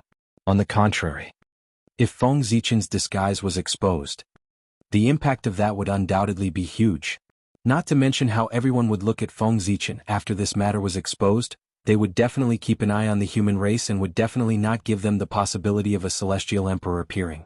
At that time, the human race would definitely become the target of public criticism and the target of suppression by the great magics. After all, 6 and 8. Those were two different concepts. The former gave people a feeling that there was still room for negotiation, while the latter could directly bring people a sense of urgency. The pressure could be imagined. The matter of the Celestial Emperor. Feng Zichen only thought for a while, then he withdrew his thoughts and returned to the Emperor's star. Although the matter of the Celestial Emperor was related to the future of the human race and was extremely important, that was the future. Right now he had more important things to deal with. He was about to attain the Tao. With Zhuanshu's ascension to the throne, Feng Zichen was less than 1,000,000 years away from attaining the Tao. Less than 1,000,000 years was not a long time. It was just a period of seclusion. Attaining the Tao was imminent. Feng Zichen was not in the mood to worry about other things. At this moment, there was nothing more important than attaining the Tao. The future of the human race depended on strength. As long as the human race was strong enough, they could do anything they wanted without any scheming. Therefore, having powerful strength was especially important. In these 1,000,000 years, he should abandon everything and focus on cultivation, so that he could improve his state to the most perfect level to welcome the arrival of the general trend of the world. In the blink of an eye, the sea turned into mulberry fields. Just as Feng Zichen was silent in cultivation, 1,000,000 years had passed. The era of the northern heavenly emperor Zhuanshu had quietly come to an end. This also marked the time for Feng Zichen to attain the Tao had finally arrived. In the 1,000,000th year of the mystic emperor's calendar, the northern black emperor Zhuanshu's imperial luck ended. He stepped down from the position of heavenly emperor and entered the fire cloud cave to cultivate. The moment he stepped down, there was an inexplicable throbbing in the world.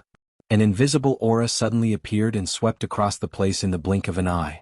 Then, in front of the shocked gazes of all the great divines, the power of heaven and earth poured down towards the emperor's star. Feng Zichen, who was in seclusion on the North Star, suddenly felt that something was wrong with the atmosphere. Just as he was about to get up and investigate, he saw a supreme momentum descend upon him. Rumble.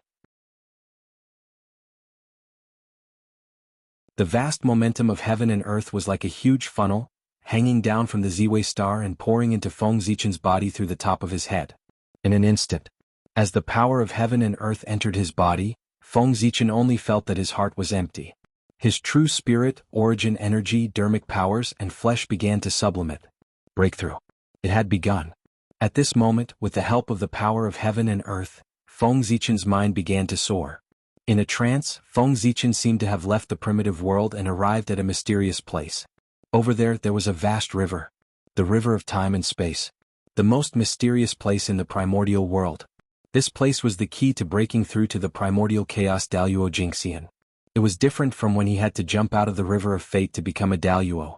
If he wanted to achieve the Tao and reach the realm of the primordial chaos Daluo Jingxian, the most important step was to gather his own timeline and jump out of the river of time and space.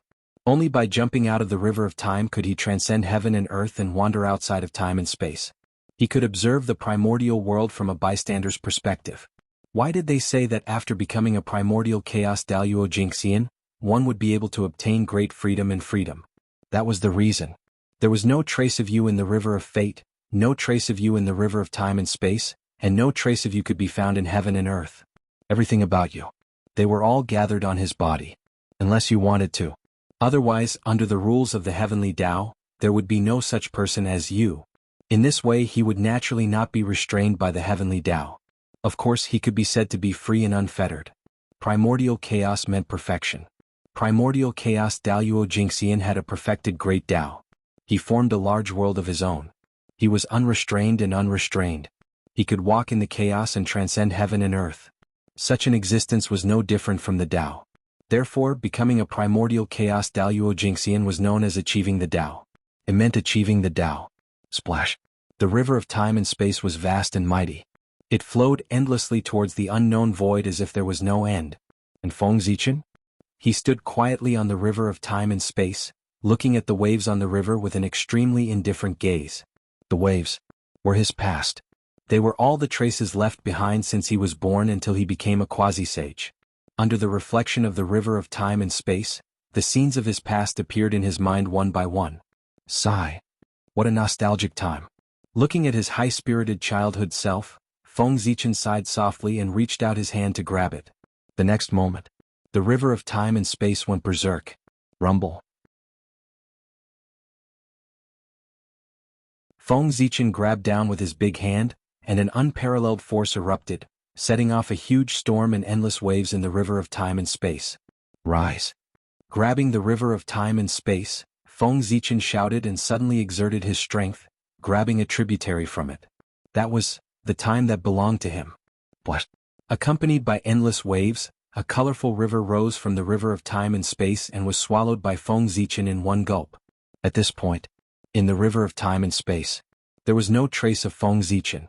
If a supreme expert looked down at the river of time and space, he would find that there was no trace of Feng Zichen, whether it was the past, the future, or the present. It was as if this person had completely disappeared from the primordial world. Gathering the timeline in one body without the past, present, and future, he was primordial chaos Daluo Jingxian. At this time, Feng Zichen could already be said to be primordial chaos Daluo Jingxian. Whoosh, a huge sense of weightlessness came. Feng Zichen could not help but be absent-minded for a moment.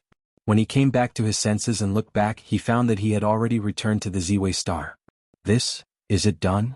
After carefully sensing it, Feng Zichen found that his body had undergone an earth-shattering change. Whether it was his origin, his physical body, or his mana, they were undoubtedly much stronger than before. Could be said that, the current him, it would have been easy for him to crush his former self. Achieving the Tao, to him, it was so simple. It was so simple that Feng Zichen thought it was a dream. It was not until a long while later that he was sure that it was true. He had really achieved the Tao. That was right. His situation was different from others. In order to achieve the Tao, he had really prepared too much. Not to mention his identity as the great Taoist priests, just the vast power of heaven and earth was enough for him to achieve the Tao easily. With such conditions, it was normal for him to achieve the Tao easily. On the contrary, it would be abnormal if the path to achieving the Tao was filled with difficulties. Who asked Feng Zichen to have the advantage? Was it too much? The great Taoist priests, the ancestor of the innate sword Tao, the four gods, the boundless starry sky. First level of the primordial chaos? After sensing his own state, Feng Zichen confirmed his realm. He had barely reached the peak of the first level of the primordial chaos, far from what he had imagined. But it didn't matter, because his foundation had begun to exert force. The power of the stars come. The power of the innate sword Tao come. The power of the Panga god come. Taking advantage of the fact that the power of heaven and earth had not left, Feng Zichen no longer held back and completely released the restrictions in his body. Immediately, all kinds of supreme powers appeared. They poured into Feng Zichen's body to help him break through his limits and cultivate to a higher realm. Even the power of the great Taoist priests, which was buried deep in his bloodline, was still gushing out. It cultivated his bloodline to speed up his transformation. Whoosh! Without a sound, the Pangu god appeared. No. It was not the Pangu god in the boundless starry sky, but the projection of the Pangu that was formed from the entire primordial world. Just as Feng Zichen was breaking through, he appeared to help Feng Zichen. Rumble. A mysterious and great power appeared and poured into Feng Zichen's body. It constantly baptized his bloodline and body, causing it to constantly move closer to the Panga Dao body. Apart from that, there was also the power of the Khanate sword Dao, the power of Zhouxing, the power of the Emperor on the Ziwei star, and more supreme powers. They surged from all over the primordial world to help Feng Zichen transform. Each of these powers was no less than the power of the primordial chaos level. Some of them even reached the level of the late-stage primordial chaos level. Think about it. With so many different attributes but abnormally powerful powers gathered together, once a conflict broke out, what good would happen to Feng Zichen, who was at the center of these powers? He would probably be torn into pieces on the spot. Even if he had already cultivated to the realm of the primordial chaos Daluo Jingxian, he was no exception. Therefore, facing these powers that swarmed over, Feng Zichen was really afraid. The purpose of summoning these powers was to help him break through, not to let them repel each other and erupt with unparalleled power to tear him into pieces. In that case, although he would not die, however, he had completely lost his face. It would really become the biggest joke in the primordial world. It was not easy for the primordial chaos Daluo Jingxian to cultivate to the primordial chaos level, but because he could not control his own power, it caused his power to be unbalanced and he was seriously injured by the backlash. Listen, what kind of words was this? If word got out, no matter how thick-skinned Feng Zichen was, he would be ashamed to see others. Therefore, this kind of situation absolutely could not happen. Seeing that these powers were gathering around him and were about to come into contact with each other, Feng Zichen did not hesitate to activate the Hongmeng Daozhong. Hongmeng Daozhong suppress. As soon as he finished speaking, there was a dang sound. The Hongmeng Daozhong staggered out. A mighty force that could suppress everything suddenly appeared and froze the supreme power that was surging over in place. The Hongmeng Daozhong. Perhaps it was not the strongest magic treasure in the primordial world, but it was definitely the most mysterious magic treasure in the primordial world. His power seemed to be endless, and he could easily do things that other magic treasures could not. Even the level of magic treasures was nothing in front of him. He had the power to break the rules. Especially after the Hongmeng Daozhong was promoted to a Khanate cardinal treasure, this phenomenon was even more obvious. Therefore, not to mention suppressing the power of the primordial chaos level, even the real primordial Daoyuo Jingxian could be suppressed by him. Whoosh, whoosh, under the suppression of the Hongmeng Daozhong, the power completely calmed down. Like a docile sheep, it was easily absorbed and refined by Feng Zichen. Outside the world. On the projection of Pangu standing above the primordial world, there was an endless Dao rune circulating. Following an inexplicable connection, it flowed into Feng Zichen's heart. That was the profound meaning of Pangu's Dao body. The primordial world had received a lot of favors from Feng Zichen. Therefore, when he was breaking through, Pangu's projection had a reaction and displayed all the mysteries of Pangu's Dao body in front of him to help him condense Pangu's Dao body. This was Pangu's repayment to Feng Zichen. The heavenly Dao would not mistreat those who had contributed, let alone Pangu. The goals that he had been pursuing were now all displayed in front of him.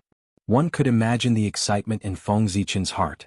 However, compared to before, the current Feng Zichen, his attitude towards Pangu's Dao body had undoubtedly changed greatly. In the past he had been copying everything. He wished that he could copy all the mysteries of Pangu's Dao body onto himself. Now he was no longer the ignorant youth from back then. Instead he was a supreme overlord who shocked the primordial world. His thoughts had been sublimated, and he had a deeper understanding of the Dao. The strongest might not be the best, but what suited him was definitely the best. Although Pangu's Dao body was strong, it still belonged to Pangu. If he completely copied Pangu's Dao body, then his highest achievement in his life would only be to reach the level where Pangu was. Indeed, at the level where Pangu was already the peak that all living beings in the primordial world could not reach. However, how could Feng Zichen, who had Hongmeng Daozhong, be willing to do so? He had even greater ambitions. One had to know that when the Dao of Hongmeng reached the end, it could be compared to the great Dao. This was a higher level than Pangu. And this was Feng Zichen's goal. He wanted to become an existence that surpassed Pangu. Since that was the case, it was somewhat inappropriate to copy Pangu's Dao body. Therefore, when reversing Pangu's Dao body, Feng Zichen combined the Dao that he cultivated and integrated his own insights. Moreover, regardless of whether he comprehended it or not, he imprinted the runes that represented the Dao of Hongmeng on Hongmeng Daozhong into his own body. He tried to use this method to evolve the legendary Hongmeng's Dao body. Just like that, Feng Zichen's physique had undergone an inexplicable change, although it was still called Pangu's Dao body. However, it became somewhat specious. He began to gradually walk out of Pangu's influence and create his own path of enlightenment. The path of enlightenment. Just like that. As time passed, Feng Zichen's strength was getting stronger and stronger. From the first level of primordial chaos to the second level of primordial chaos, the third level of primordial chaos, he had been advancing rapidly. And such a big commotion on the Emperor's Star naturally alarmed the great mediums who were in seclusion.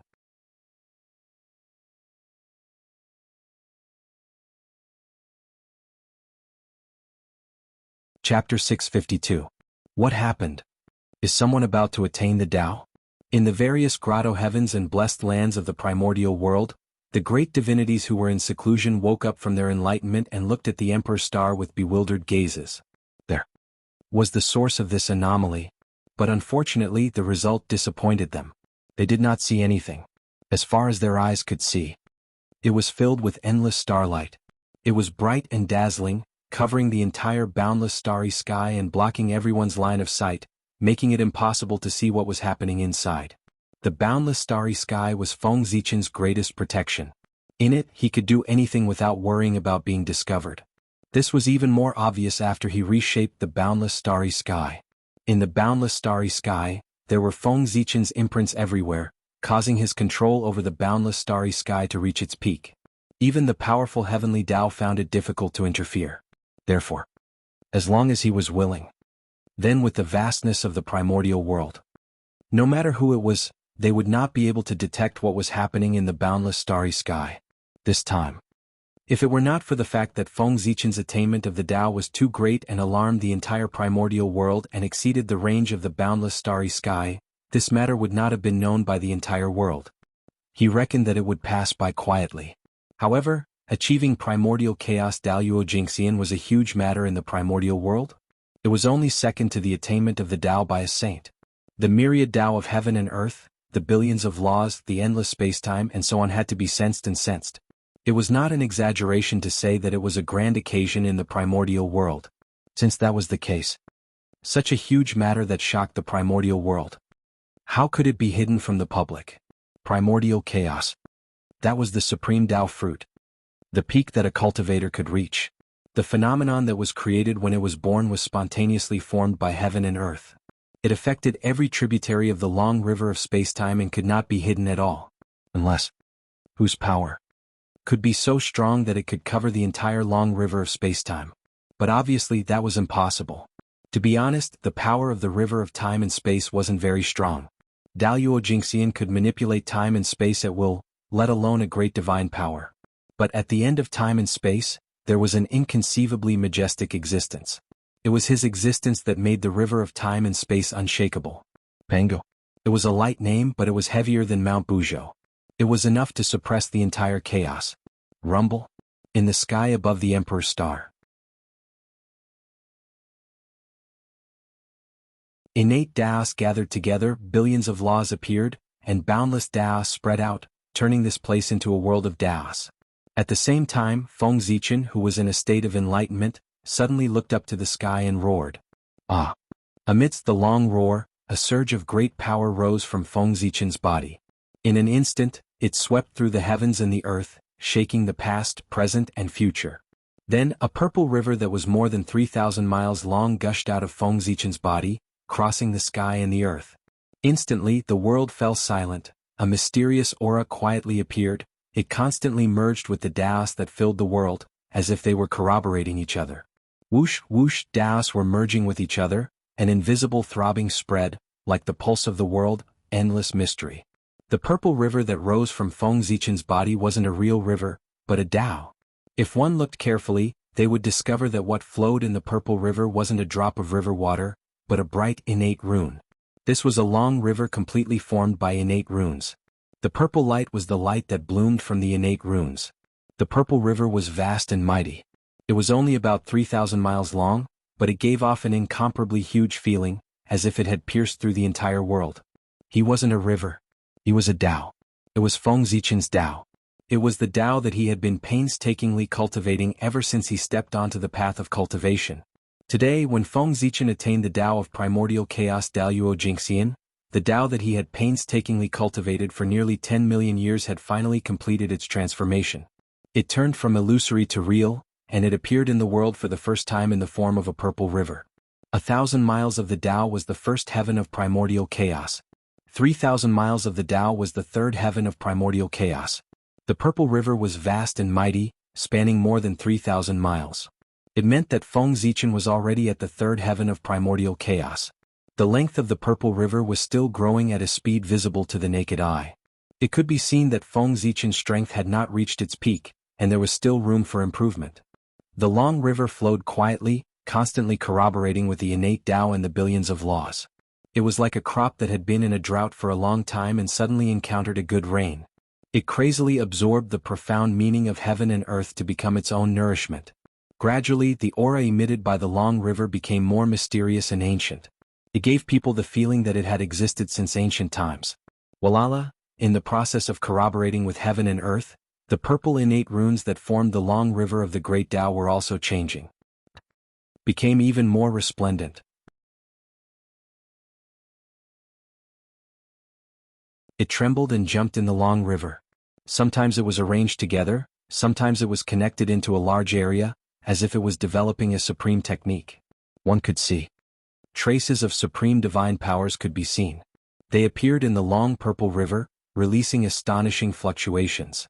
As Feng Zichen advanced to the primordial chaos Daluo Jingxian, his divine abilities also underwent a transformation.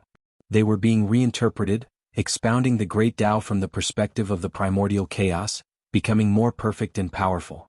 And all of this, together formed Feng Zichen's Tao. It included the innate sword Tao, the Tao of spacetime, the Tao of stars, the Tao of reincarnation, and a series of innate Tao supreme great Taos. What? Great Emperor Ziwei has attained the Tao just like that.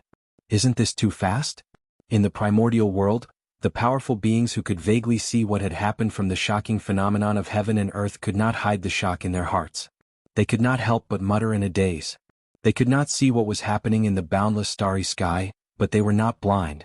It was not like they could not see the phenomenon that affected the entire primordial world outside the boundless starry sky.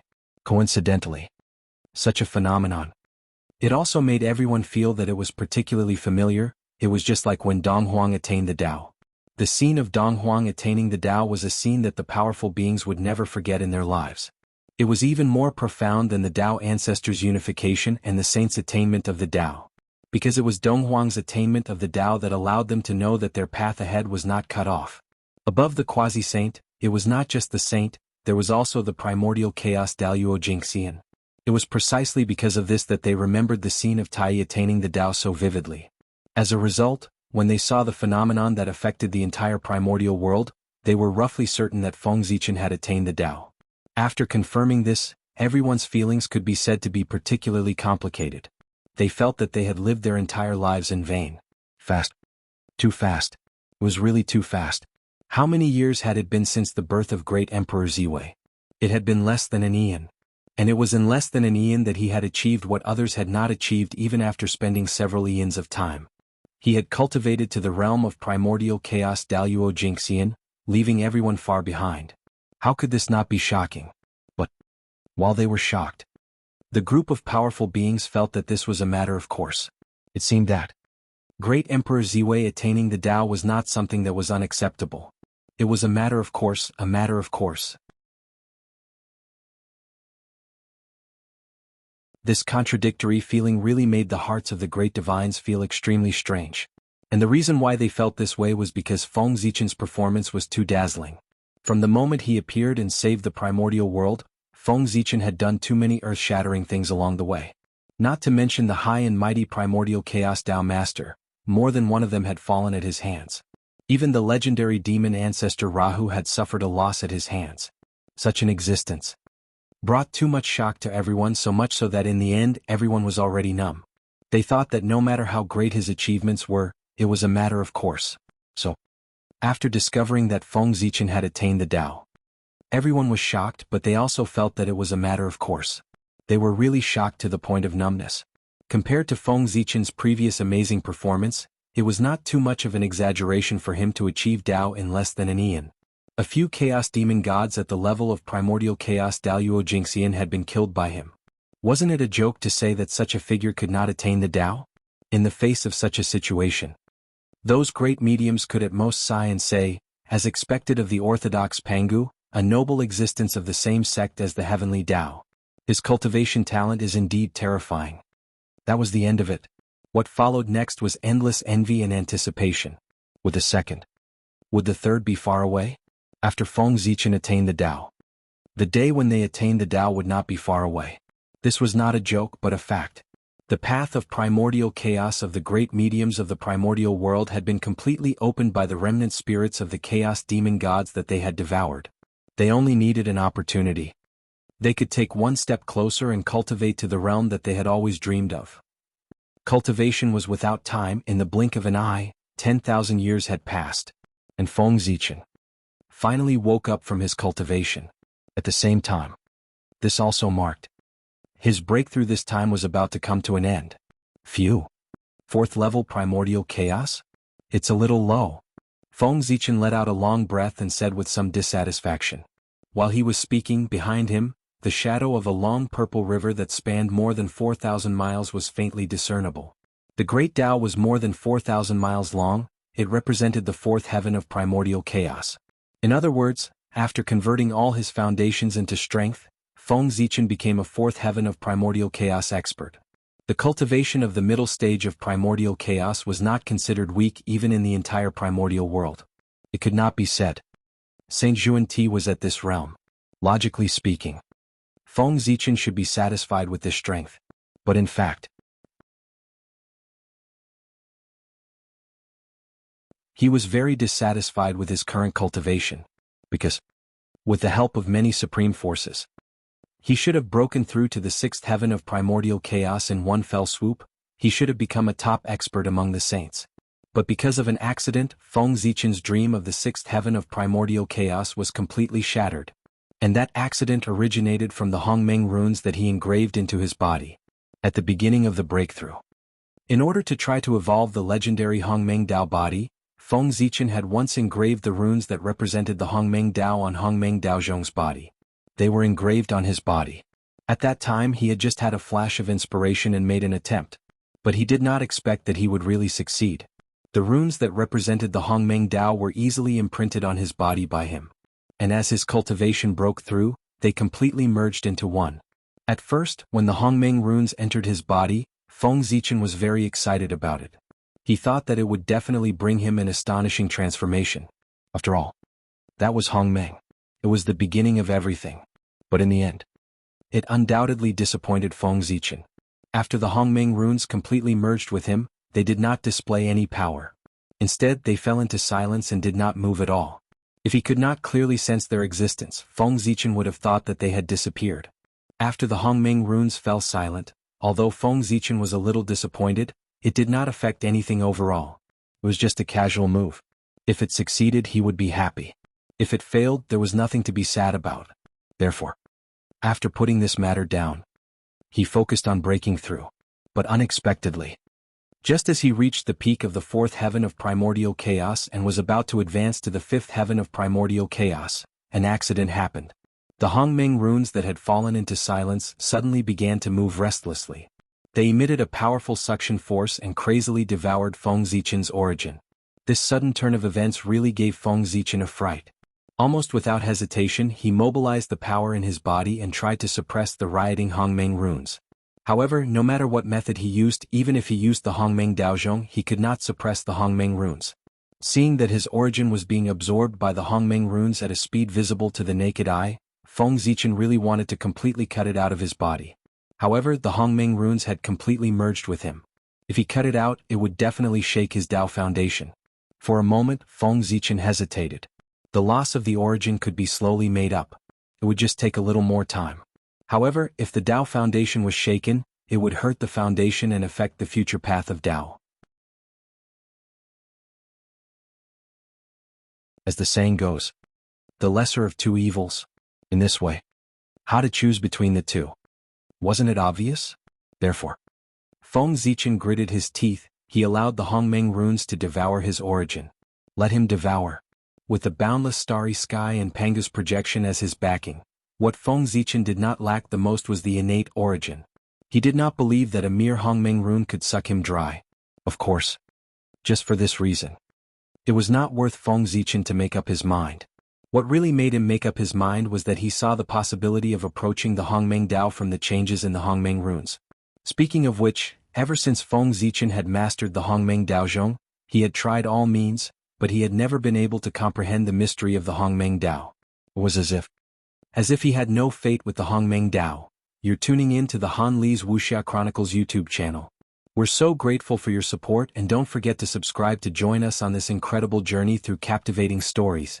Your generosity through donations truly makes a world of difference, as it's the primary source of revenue that allows me to expand and enhance this channel for you. Thank you from the bottom of my heart for being a part of this adventure.